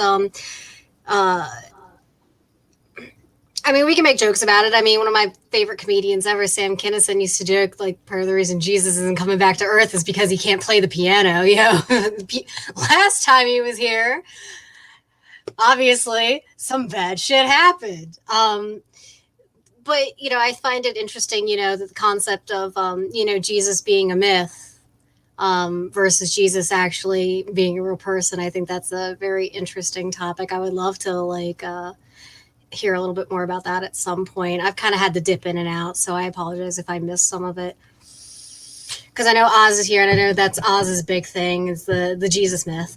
But I think it's highly unlikely that Jesus arose from the dead, unless the only plausible way I could see that is if Jesus was not human, or if there was something going on that, you know, we can't explain it. That we don't have, you know, there's no way to prove it with science that it happened. And people are trying. I mean, what was it, the Shroud of Turin or something like that? People keep trying to say, like, yeah, we have evidence, you know, but Don't you dare. Don't call his name. Oh, but there's just, I think it's just too far back in the historical record. We're never going to really know for sure. You know, I think the concept of, like, you know, gullibility in faith is definitely important. I don't think having faith necessarily means that you're a sucker. But I know for me, like, I'm kind of a slight skeptic bent. So, I mean, I always kind of am, like, wanting to know the truth and questioning everything. And I think that's just the best approach. And, you know, if someone's a theist, cool. You know, I'm a theist, technically. If someone's an atheist, that's fine too. I think this is one of those things where it's like, we're never going to really know 100% what happened. If Jesus was a single person, a combination of different people and different events pulled together into a myth, or I think the answer personally is a little bit of both. I think, you know, it's, someone made a comment earlier about, you know, different things being attributed to the actual person. I think that's probably a little bit more along the lines of what we're looking at here. You know, I mean, as much as I love zombie apocalypse content, you know, I don't think, you know, if one person came back from the dead for a certain reason, I have a inclination to think that we would somehow be ending up with more people coming back from the dead, and we just haven't had that happen yet. So unless we're going to take the ancient aliens approach to this kind of thing and say there was something, you know, from another species that's more technologically advanced than ours, you know, to go towards like the sci-fi fantasy route that I so dearly love, but that I recognize as, you know, there's no proof of that. So, you know, it's fun to theorize and think about those kind of things, like, wouldn't that be weird? Wouldn't that be crazy, huh? But to treat it like 100% fact is just something we can't do. You know, so this is one of those topics just kind of interesting, and, you know, just to kind of hear people, especially, like, you know, I appreciate, like, Will's input as a person, like, of faith, you know, to kind of hear you guys, like, talking about this, because it kind of just gets me thinking. But yeah, you can just find me schmucking around on Twitter. I'm still arguing with TERFs on Twitter. Because, just because Pride Month's over doesn't mean it, we go right into from Pride Month to LGBT Wrath Month, for the rest of the year. So, I'll be on there, and then my YouTube channel, still working on getting the content out. But fun to listen to all of you chatting tonight. Sorry, I didn't make it in a little bit earlier, but again, it's just kind of not feeling great. And that's what she said. Get the YouTube channel started. I know. That's I'm so bad. I know. I have to poke Peter about that. I have to. Man, Yeah. I've been doing like job interviews and everything else, and it's so draining. So, trying to find work right now. That would pretty much be the same thing that you would be doing if you poke me a job interview. Oh wow. Pretty much. Are you gonna make me put on the blazer, Peter? Am I gonna have to get all business casual on you? No. Let's keep it light, and I will prove that I'm all about keeping it light at the end. There we go. Stay tuned. But yeah. Or keep you not at all, whatever. I think it's interesting what you've got to say about the whole alien stuff. I know it's off topic, but I think that's it's so interesting to talk about, and it's to me in like what I think it's actually more probable than the supernatural claims in the Bible, because there's nothing sort of mystical or supernatural or stuff, and we do know that life forms in the universe exist because we exist. So I think it's just so haughty to think that we're the most superior minded beings. And I don't know. I mean, if anybody ever, if you guys like sci-fi, like these are technically sci-fi romance, but one of my favorite authors is by the name of Sharon Shin, and she has the Samaria series that started with the novel Archangel. And that's kind of like the whole premises is basically, it's like humans colonized this planet. There were genetically modified humans called archangels, where they do have wings. And there's a spaceship that's actually what they worship as their god. And you find this out through the novels as you keep going. And they're not all in chronological order. And Sharon recommends you read them in the order that she published them. But it's these kind of things, like I think, and listen, I practice magic. I'm pagan, Wiccan as part of it, part of my faith conglomerate, but I think that kind of thing is I can't rule it out. And I'm not going to say I'm going to be here like the ancient aliens dude with the fro from the meme, be like aliens, Well, I don't believe it either, because there's no strong evidence to justify that belief. I want it to be true more than anything. I think it's a concept. I used to watch these kind of programs and stuff like that. I've always been a documentary whore, and so just even when I would be able to like watch things on this topic, I always kind of thought it was interesting. The idea that maybe we did have aliens visit us when humanity was still very scientifically green, I guess, as we can put, where science wasn't really we didn't know as much about the world as what we did. I mean, that could be. I mean, there are people that will point out, like, my goodness, like things in South America that, structures and formations and stuff that they think, contributes, like, is attributed to that. But yeah, I mean, I think it's something fun to think about. I think it's, obviously that's something where we should be doing research, have hardcore facts. We probably need to know a little bit more about our world and everything else. I don't think that we are necessarily going to find an answer to this anytime in the relative future. But yeah, I mean, I think it's an idea could have happened, but I mean, this is the thing too, like I kind of ended up like forming these thoughts because, again, like people have these ideas, they write about them, and yes, they are fiction novels. However, sometimes you find that fiction has roots in reality. So it's a fun thought experiment, really.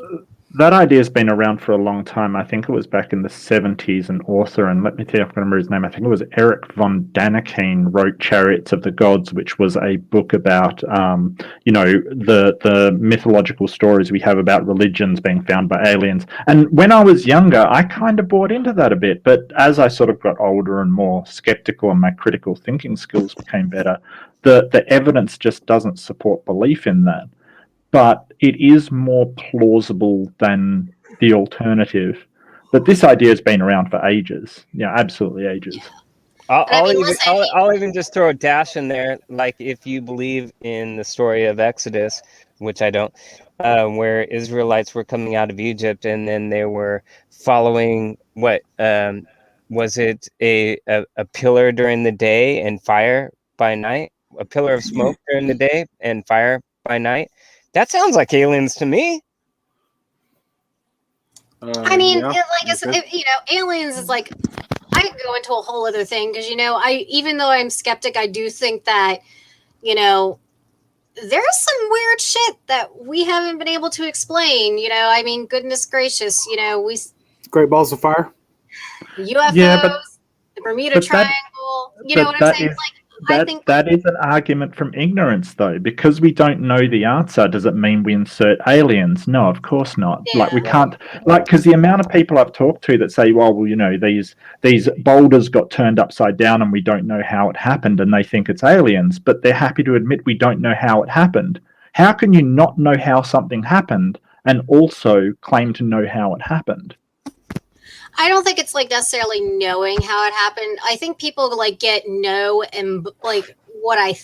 and thinking really convoluted, if that makes any sense. I can think this happened, but I don't have any evidence. But it's a strong belief. Yeah, I haven't seen any evidence that it's not aliens. I'm kind of the same. I think exactly. maybe. Yeah, and that's people will pull that out too. And I mean, for me, it's okay, I think that, what some people use as evidence, there are some pieces that some people use that are stronger than others. Because, I mean, obviously, video footage, I like things like video footage, documented, things like that, visual documentation. Because that stuff, just like with Bigfoot footage, you can pick that stuff apart and whether or not it's real or faked. To an extent, but yeah,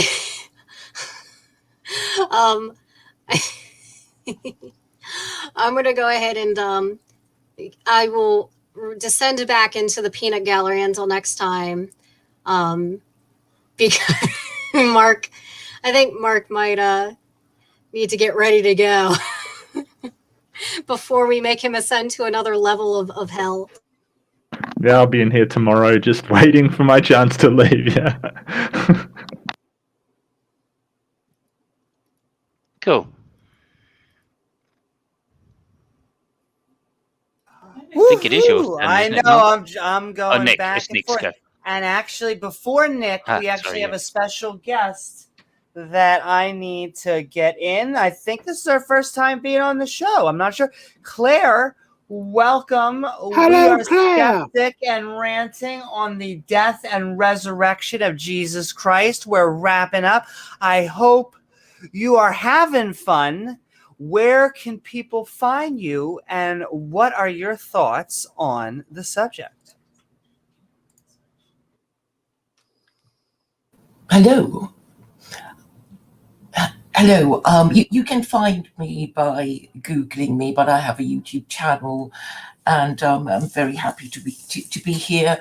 My thoughts on Christianity is that I don't think most people believe that Jesus is God, and I think it is the great difficulty of Christians. They can't convincingly argue not only that Jesus was resurrected, but that he is in fact God also, which is what the doctrine of the Trinity requires. And we know that the most powerful churches in the world, the Catholic Church, the Anglican Church, also known as the Episcopalian Church in America, it believes in that. and that is, well, the fundamental weakness of Christianity. And I think if most people disbelieve in the narrative, the whole the baby that is the morality of Christianity gets thrown out, and that, I think, explains the decline of the West. And I guess my position as moral and political philosopher is that there is this thing called the noble lie that we have to pretend we believe in order to obey the laws of God, for the good of our nation and the continuing existence of our race and nation. So you don't think Christians actually believe what they say? Did I pick up that right? That's what I heard too. I think most people who call themselves Christian are only cultural Christians, in the sense that, they've only known going into church and their parents celebrating Christmas and Easter.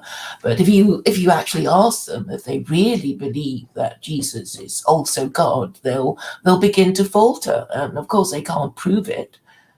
You must not be here in America then. Yeah, that's a non-American. Yeah, I wouldn't disagree.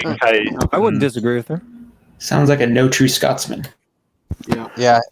Come to America. That's not true. I don't think she's doing a no true Scotsman. I think she's saying that most people don't know theology well enough to really understand or really know truly what they believe.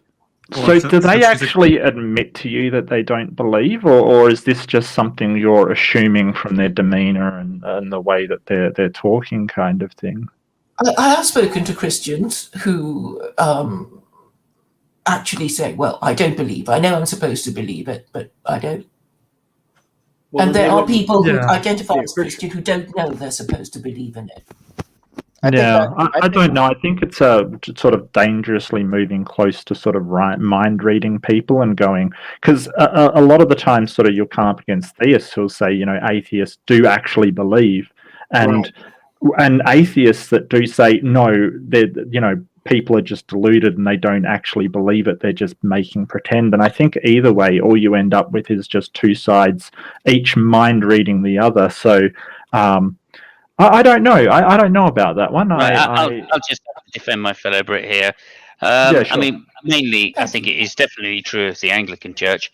And I would say that the census that we have in this country shows that there are more non-believers than there are people that actually visit churches. So, there are, what's the word? 70% of people go to some kind of church at least once a year. Nearly 50% of the population are non-believers. Probably true with Jews as well. So I think with the Anglican Church, there's a lot of people that say that they are cultural Christians. Yeah, and deny fair enough. I think what you're saying is not has some sort of more than just like. I would say it's similar here in the United States too. A lot of the people who go to church on Sundays are cultural Christians rather than deep believers or people who study theology, which is what we're supposed to be doing in the first place. So. Well, it's not so much theology, but for people who say they believe in a particular faith, they have to, believe it and be able to explain it reasonably well. And I've spoken to, Christian theologians, and, they try to explain why Jesus really is God, but it's very complicated. They can barely remember it, and I certainly can't, because it's such a long, complex, rambling explanation. But what I'm also trying to say is that there is a purpose to religion, which is, its moral system. And once you don't really believe in its premise, then everything goes out the window. And I think this is really the cause of Western decline, and that instead of marriage and family values, the West is now promoting globo homo, and is now, in trouble. Wait, we're promoting what now? I don't know if I'd go there. But Claire, what's wrong with being gay? But Claire, even outside of that, you would have to admit you have to admit that Christians, even if they're cultural, have to have a reason for believing in any hint of that, and whether that is, I'm just afraid to go to hell, which is a lot of them, and whether I need to believe in Jesus as a resurrected God so that I don't go to hell. That's another huge reason. It's a pretty bad reason to believe in God.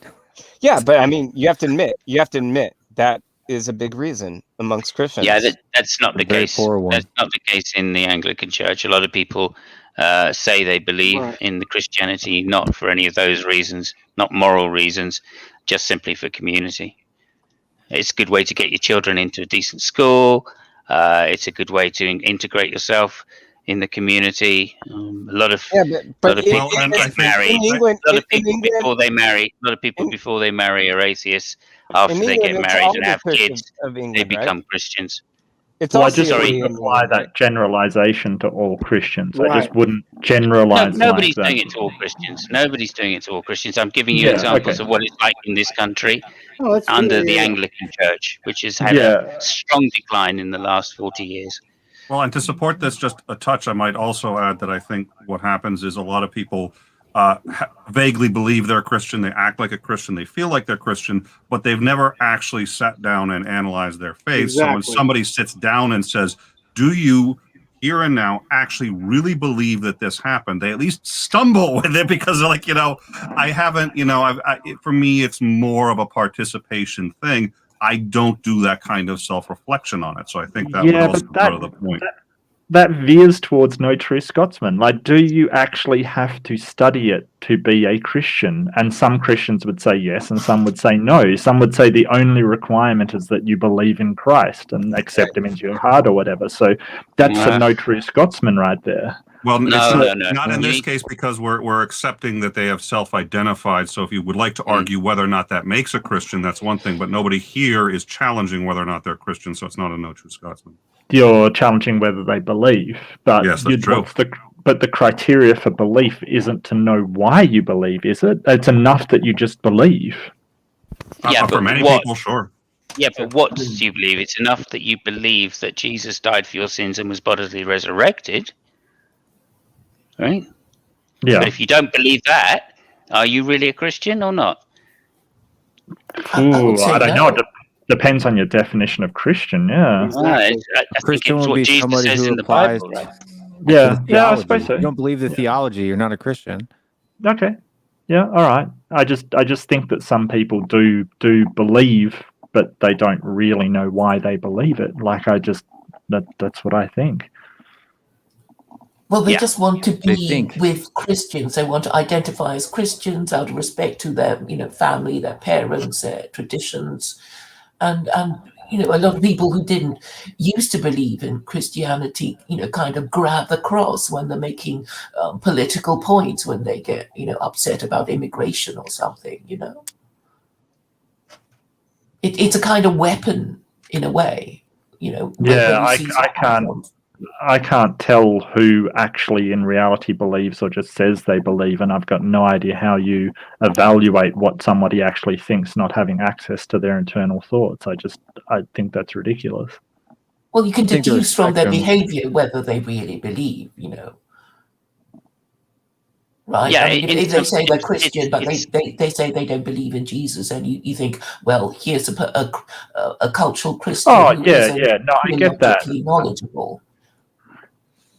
Well, yeah, I don't know about that. It's going to be psychological for sure. So, you're right in terms of it's ideological. It's theological. If you don't hold it to the theology, you can't claim to be a Christian. Like if I believe that Jesus wasn't God, no, that's what Christianity is. It's a theology. Yeah, Will if does I say have Jesus a point. Christ isn't God, then I'm not a Christian. Yeah, that's true. Well, but that's a whole separate argument, right?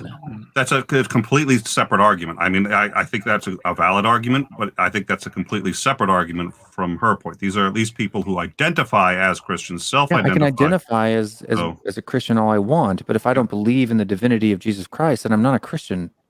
Yeah, it's like a man identifying as a woman on one day and then identifying as like something people else. not being religious at all, but because they're ethnically Jewish, they claim to be a Jew. Right? When Judaism is a religion.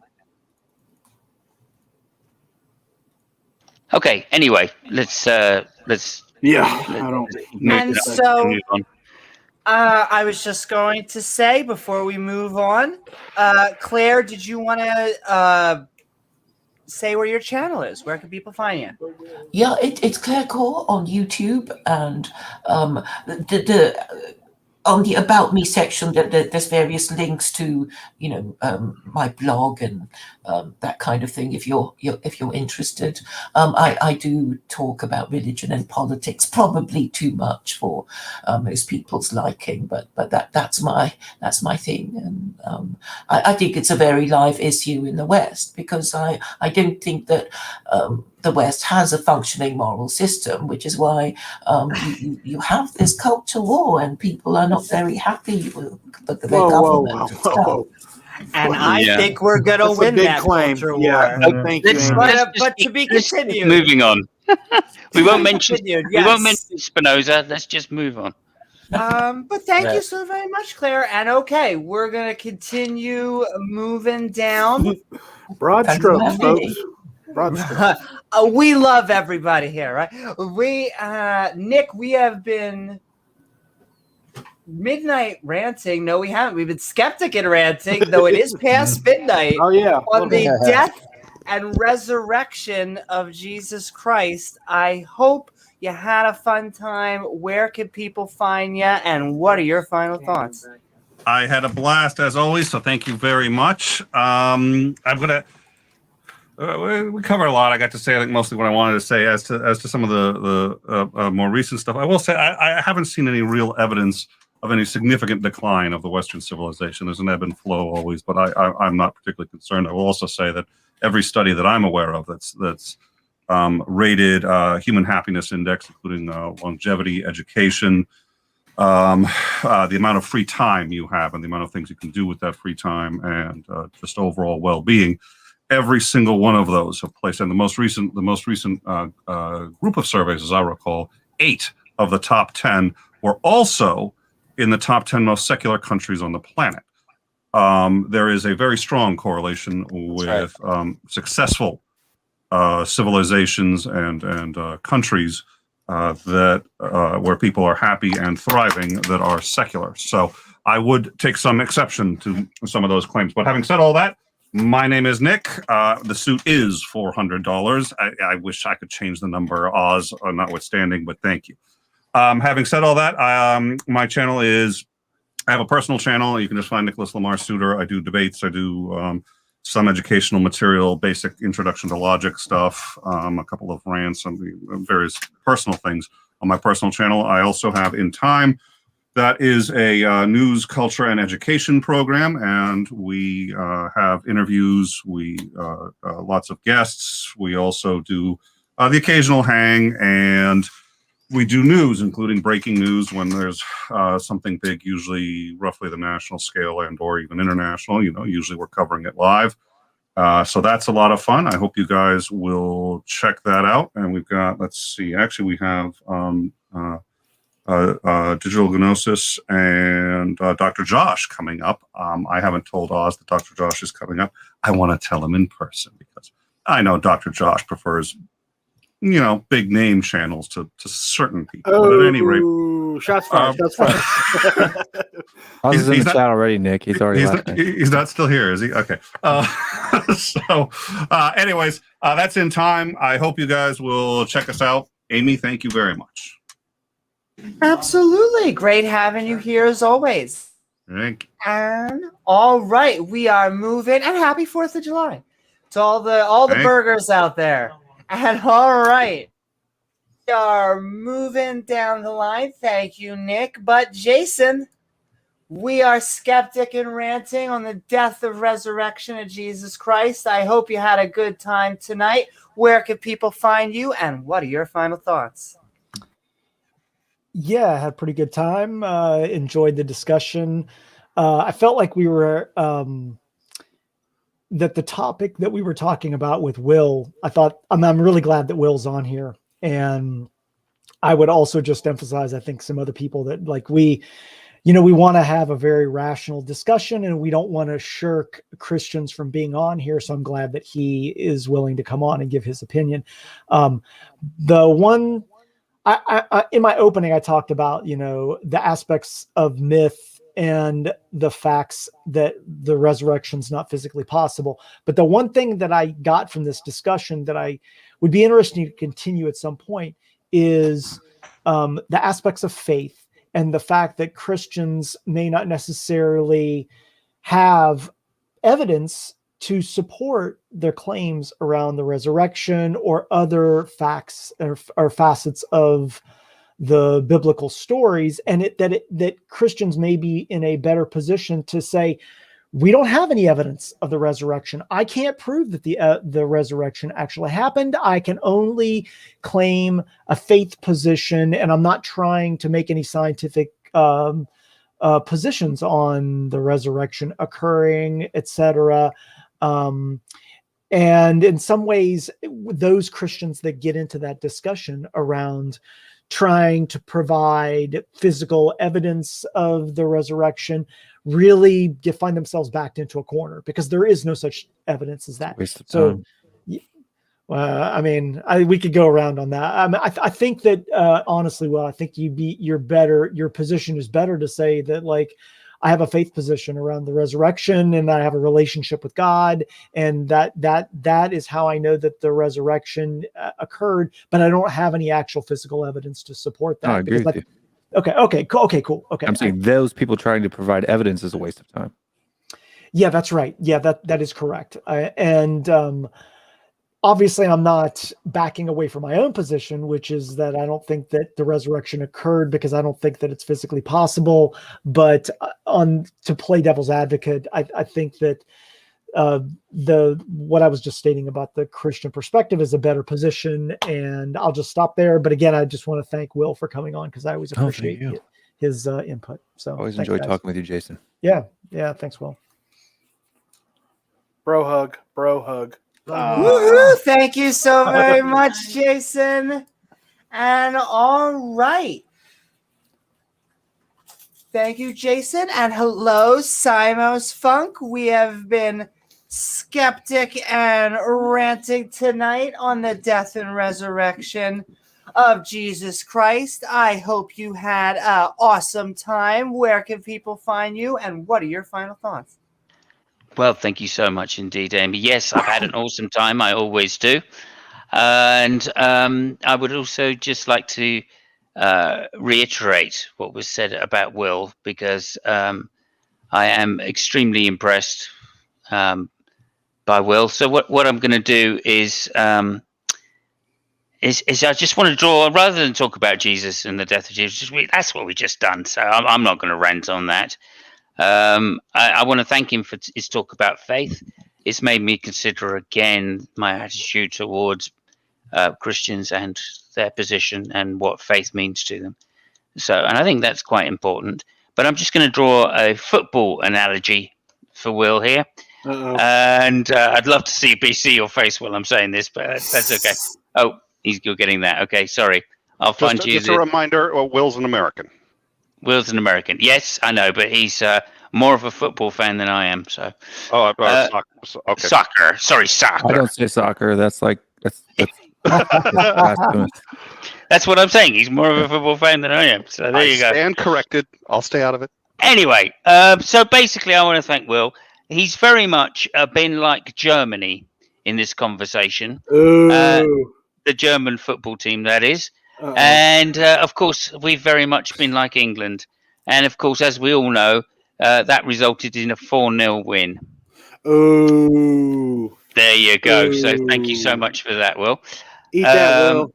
I would say I've been more like Italy than Germany. And I would also say that in using the same analogy, faith is very much like a substitute for Germany. And that didn't work out too well either. So there we go. Those are my kind of crass jokes, if you like. Will you? I'll get my link in a minute. Thank you, Mark and the soldier. So yeah, I mean, basically, my attitude is, of course, that if there's no evidence for the truth of Christianity, then there can be no reason, or there's no good reason to believe that it's more likely than false.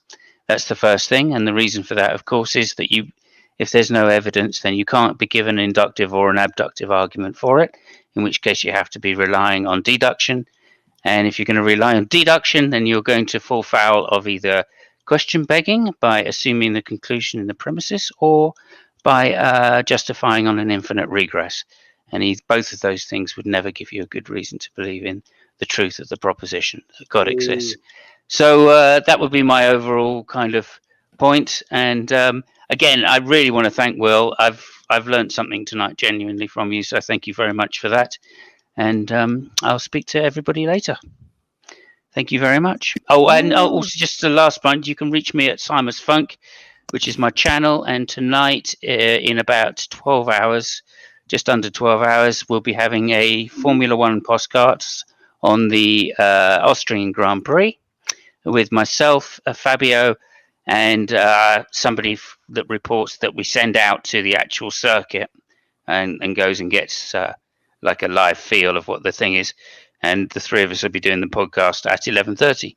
So please come and join us. Who's going to win, Thomas? It was done yesterday. The race was run yesterday, and a certain Dutch person won. So there you go. Okay. Anyway, but please tune in tonight if you wish to find out who the certain Dutch person is. And thank you very much, Amy. I've really enjoyed it. And thank you to James, of course. Absolutely. It was great having you on, Simos. And all right, we're moving right along.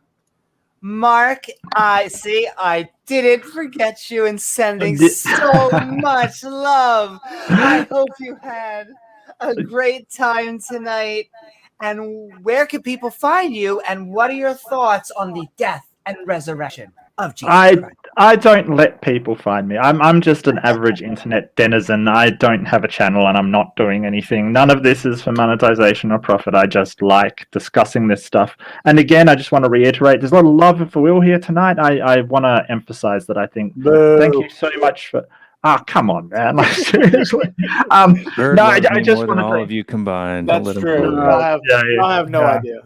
I'm jealous of your man love. I really am. It's a wonderful thing. No, but Will, thank you so much for talking with me and answering my questions. And I think something I respect about Will, a lot of stuff is sort of people respecting others' beliefs, and it's okay to question, it's okay to ask questions and disagree. But if somebody wants to believe something on no evidence, they're allowed to. There's nothing saying that you have to have these things to believe.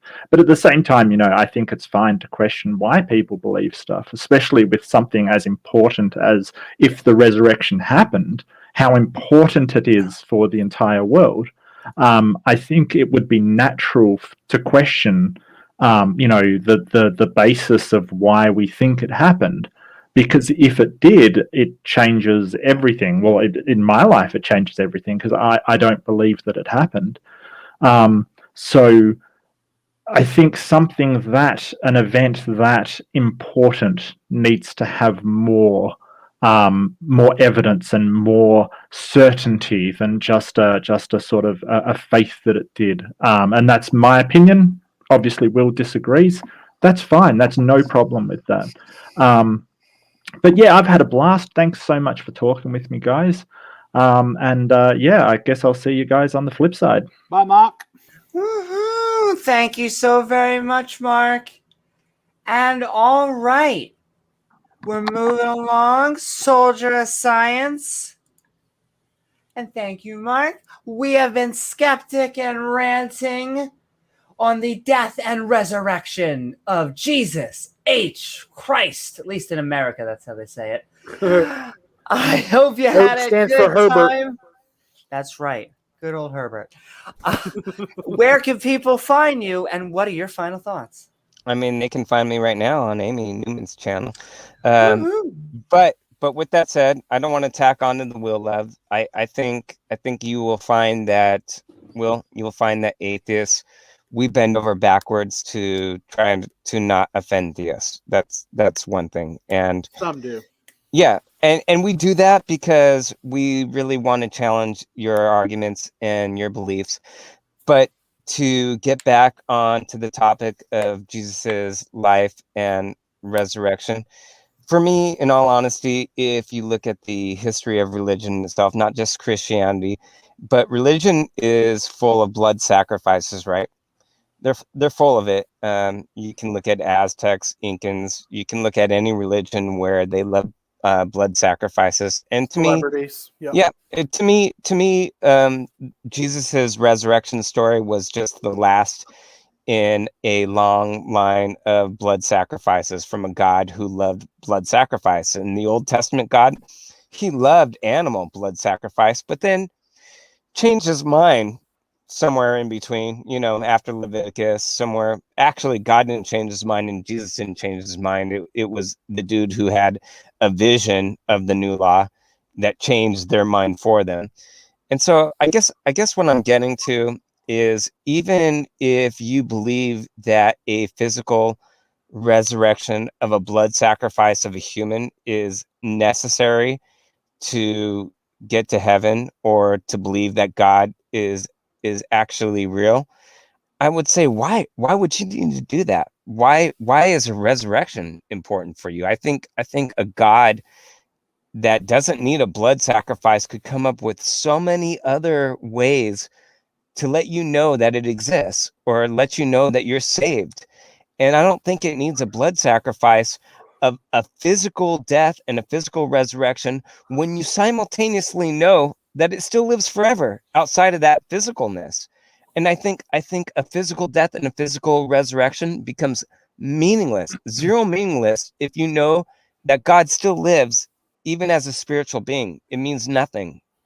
So, yeah, you can find me on Nimi's channel, chiming in every once in a while. I don't post stuff on my own channel. I think all of you guys made great points. Again, Will, I encourage you to come back. Leo, my tip for you when you're challenging the entropy chick, she's going to say that the Big Bang was a singularity. And I think you need to fire back by saying that singularities also have a beginning. And that's it. There we go. Woohoo! Cool story, Thank bro. you so very much, Soldier of Science. And that's right. Looking forward to that debate Tuesday, 10 p.m. Debate me, brah. Leo Felius and Jen. Woohoo! And all right, thank you so very much, Soldier of Science. And we are moving right along. Peter. Da, da, da, da, da. I hope you are. He's gonna go for it, ladies and gentlemen. I hope you had a fun time tonight. Where can people find you, and what are your final thoughts? Okay, I'll start with my final thoughts, and then I'll tell people where they can find me, and then I'm going to need you to do the closing part. So stick around. My final thoughts on the death and resurrection of Jesus. I'm still not convinced. I'm not even convinced that Jesus was a single person. I think there's enough evidence to conclude that the story was made up from different characters. There are also influences from religions that existed before Jesus existed. I'm not convinced. The whole resurrection thing. If hundreds of people would have come out of their grave at the same time Jesus was resurrected, I think people would have noticed, and we would have seen several people writing about this, historians writing about this. Even if they weren't present, they would have written about it because it would have been a big thing. I mean, not every day that you see hundreds of people coming out of the grave. At least not where I live. Let's keep it at that. So, yeah, those are my thoughts on that particular thing. Where can people find me? AJ just asked, how many people do you produce for? It's 8. I just checked. It's 8 people so far. 14 different shows. including the ones on our own channel. We just started a new show where we open it up for other people. We don't do debates, but we do discussions. And we recently had a Muslim and an ex-Muslim talk about whether or not the Quran is divine. And I'm still not convinced that that's the fact either. So, yeah, so we've got several shows. We talk to theists on the show Beyond Beliefs. We talk to atheists on herding cats. That's herding, not hurting. So please don't call animal welfare on me. That nothing to do with that. We've got our new show is gracefully stolen from Kent Hovind. It's called Second Opinions because it's people outside of our channel. So if people want to check that out, go check out the Gonna Go For It channel. We've got a few new additions as co-hosts. One of them has been on here several times, Mubarak. He was my co-host for the first Second Opinions. And so that's where people can find me. And then I need to address one more thing, Amy, because I've noticed that it wasn't mentioned during the entire show that it was the 4th of July. I mean, shouldn't we mention that? It's not the 4th of July, though. I'm pretty sure I did mention it a number of times, but it's now pretty much the 5th. But so even though I'm Dutch, I've been flying the glorious red, white, and blue flag. So Amy, if you can do the honors and sing the American anthem, so we can close out in style. We're not closed out though. No, but Just I'm like closing right out. now? You want me to sing it for you? Yeah, right now. Please no. Yeah, we're gonna. We could sing it together. Kumbaya, my lord. I'm trying to. I think Will may know it better. I'm trying to look. Here we go. Hold on. Oh, say. Can you? Oof, that was rough. Is that it? It's saying we're all we've been given by those who came before. Wow, it's like a preamble to it. Can somebody get this ugly fucker off the screen, please?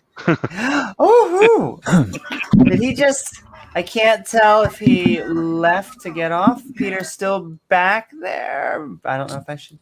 Now I'm backstage. Can you see by the dawn's early light what so proudly hailed at the twilight's last gleaming, broad stripes and bright stars through the perilous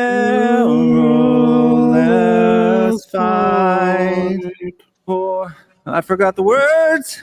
Ramparts we walk. I did already sing that part, didn't I? We're so gallantly streaming when the rockets wreck away, the bombs bursted in air, gave proof through the night that our flag was still there. Sweet. Oh, say does that star-spangled banner yet wave? Oh, I forgot the words again. Damn it. That's really good. That's really good. I mean, a round of applause, please. Yeah, that was good. That was some great singing there. And the home. Woohoo! That was And the home of the free amazing. Will, come on. Will, I'm on glad mute. you're better at singing than you are when it comes to sports because soccer. I sing all the time. Because Tottenham. I actually sing on my channel sometimes too. It's kind of funny. Very good. I'm impressed, and I'm a singer. I'm very impressed. That's all I used to can do say. that as well. Yeah. Growing up. Oh, nice. Oh, Okay. Amy, just one more thing. Can you put me One more thing? full screen just for a few Yep, seconds? one more Okay. time. Yep. So, one thing that I want to promote is where I'm going to be tonight. I'm producing for this guy, and he'll talk about cars that can go both left and right. So, tune in. Woohoo! Tune in and get some fun. Get that sport action. That's about 11 hours away on my channel, by the way. Yeah. Woohoo! So it's across the pond. You just gotta head over, flip the AM to the PM, and 11 to 12 hours from now. From now, yeah. Got this. Woohoo! And you will hear And a British guy talk about how a Dutch guy is dominating the world championship. And an See, Italian. I was just hoping you were just gonna say a British guy dominating, and we're moving forward. And an Italian guy on his knees. And I like everything you just said. Yeah. We shall see you there then, Amy. And if you care to tune in for more episodes, you will see that Simus has to pay up. Yes, don't remind me. You know, I made a bet, and it looks like I'm going to lose did it. you lose your bet? It does look like it. It's not finished yet. But Simus, people are aware of this bet, and you will be amazed. You will be amazed who knows about this bet. Okay. You will find out. You Yes. will find out in a Yes, few well- hours. Well, yeah, okay. Oh, good. I'm glad to hear that. And okay. Well, we'll leave all the tension for later. But tune in tonight, 8 o'clock GMT, 11 hours from now, and you'll see myself and Fabio go at it. Oh, say no more. Fabio, very sexy. And all right, Fabulous Bird Fabio. is the word. We have been skeptic and ranting. It almost happened earlier. You wouldn't tell by the time we're ending, but I swear it was earlier than normal tonight. We have been talking the death and resurrection of Jesus Christ, Superstar, on good days. I hope you had a good time. And what are your final thoughts? Yes. Thank you so much. Bird, I can't believe you said something so daring and brave. That's what I do. That's what we're here for this channel for, to let us really tap Always into profound and people's meaningful. brains. Exactly. Thank you so very much, Bird. Check out my And- OnlyFans. Yeah, check out his Oh, God. OnlyFans. And They call me heavy duty on there. Just so you know. Heavy duty. Wide load. Oh my! Hey now. Big Screen Atheist Bird Junior. goes to the bathroom on the OnlyFans page. Oh yeah. Is my audio okay, Amy? Yes, We hear it you, is. yeah. We have been skeptic and ranting. We've been going early on an important topic, the death and resurrection of Jesus Christ. I hope you had a lot of fun. Where can people find you, and what are your final thoughts? Well, I definitely did. Jesus, the resurrection thing, it didn't happen. Fake and gay. And people can find me at twitter.com/atheistjunior, where I post memes and links to my new videos when they go live. And also, I'm on YouTube. You can just search for my name because my search engine optimization is good. Some people, you search for their YouTube channel and it like comes up with a bunch of unrelated videos, but not me. And Not anymore. and definitely subscribe to the channel if you haven't, because I only need 25 more to get to 400. Woohoo! And I was sorry. Hold on. Well, not you. Hold on, but I'm about to get. Post the link, Amy. and and also I have a Patreon. That's patreon.com/atheistjunior. And next week, or this coming Wednesday, I have another interview in my interview series scheduled, which I had Amy on. But it's going to have Dr. Dan from his YouTube channel, his Creation Myths, on, and I'm going to be interviewing him. Yeah, so that's going to be really good. That's going to be. And yeah, so that's it for me. But thank you, AJ, isn't that planned for Thursday? No, Wednesday. Well, I'll check. Holland time, maybe Thursday. Yeah, I think you're right, actually. But it's okay. So Thursday. Hey, I'm a producer, so for Simus I pick up when he's posting bogus links, and for you I'll pick up when you. Right. Peter knows your schedule better than you do. Well, he's going to be there as well. That's his job. It's my job. I'm a producer. That's what I do.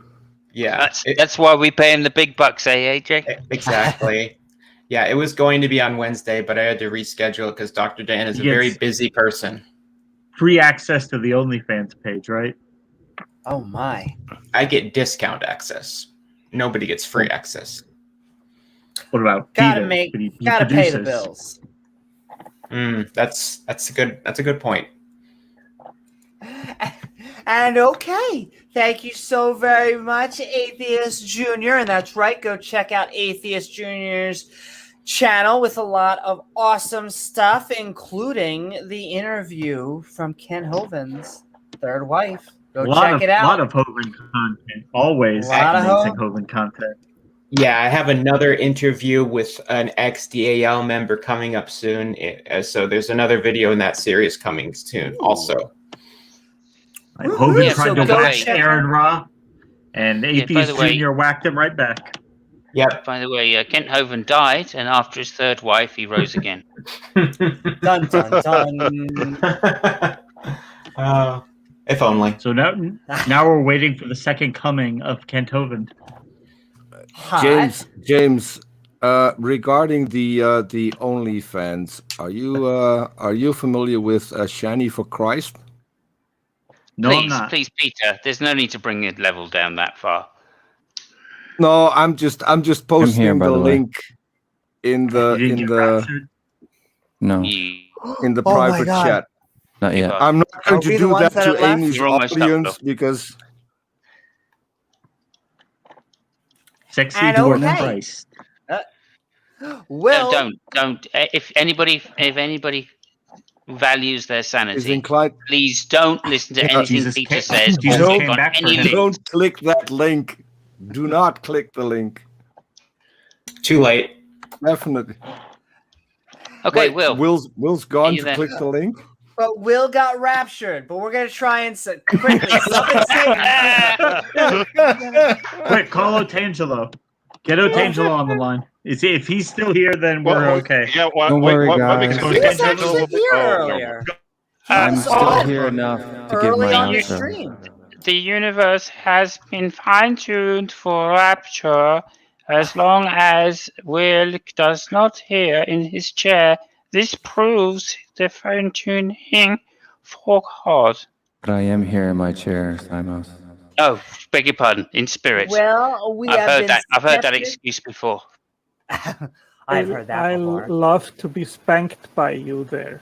Thank you. I love hearing you squeal all the time as well. You know.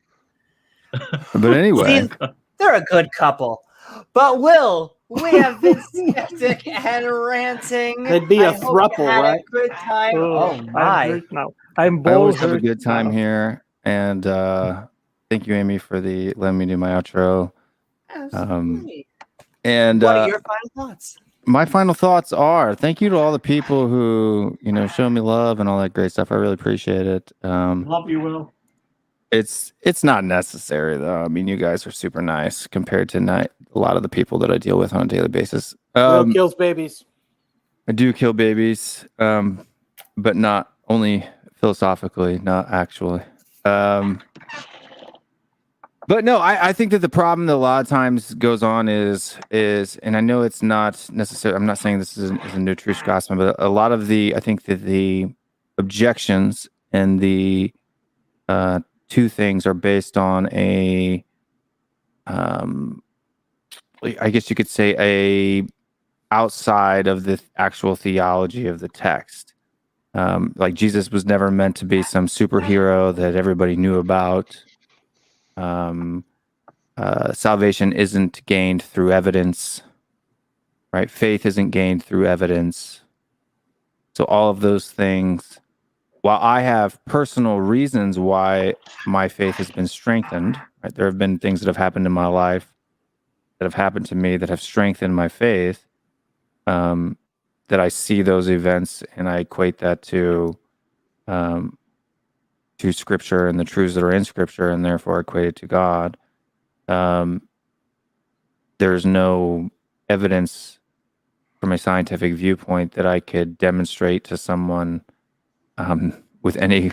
I mean, look, if Jesus Christ himself couldn't convince the majority of the people that saw him walk the earth, I don't think that I'm going to come anywhere close to being able to convince anyone that he is who he said he was 2,000 years ago.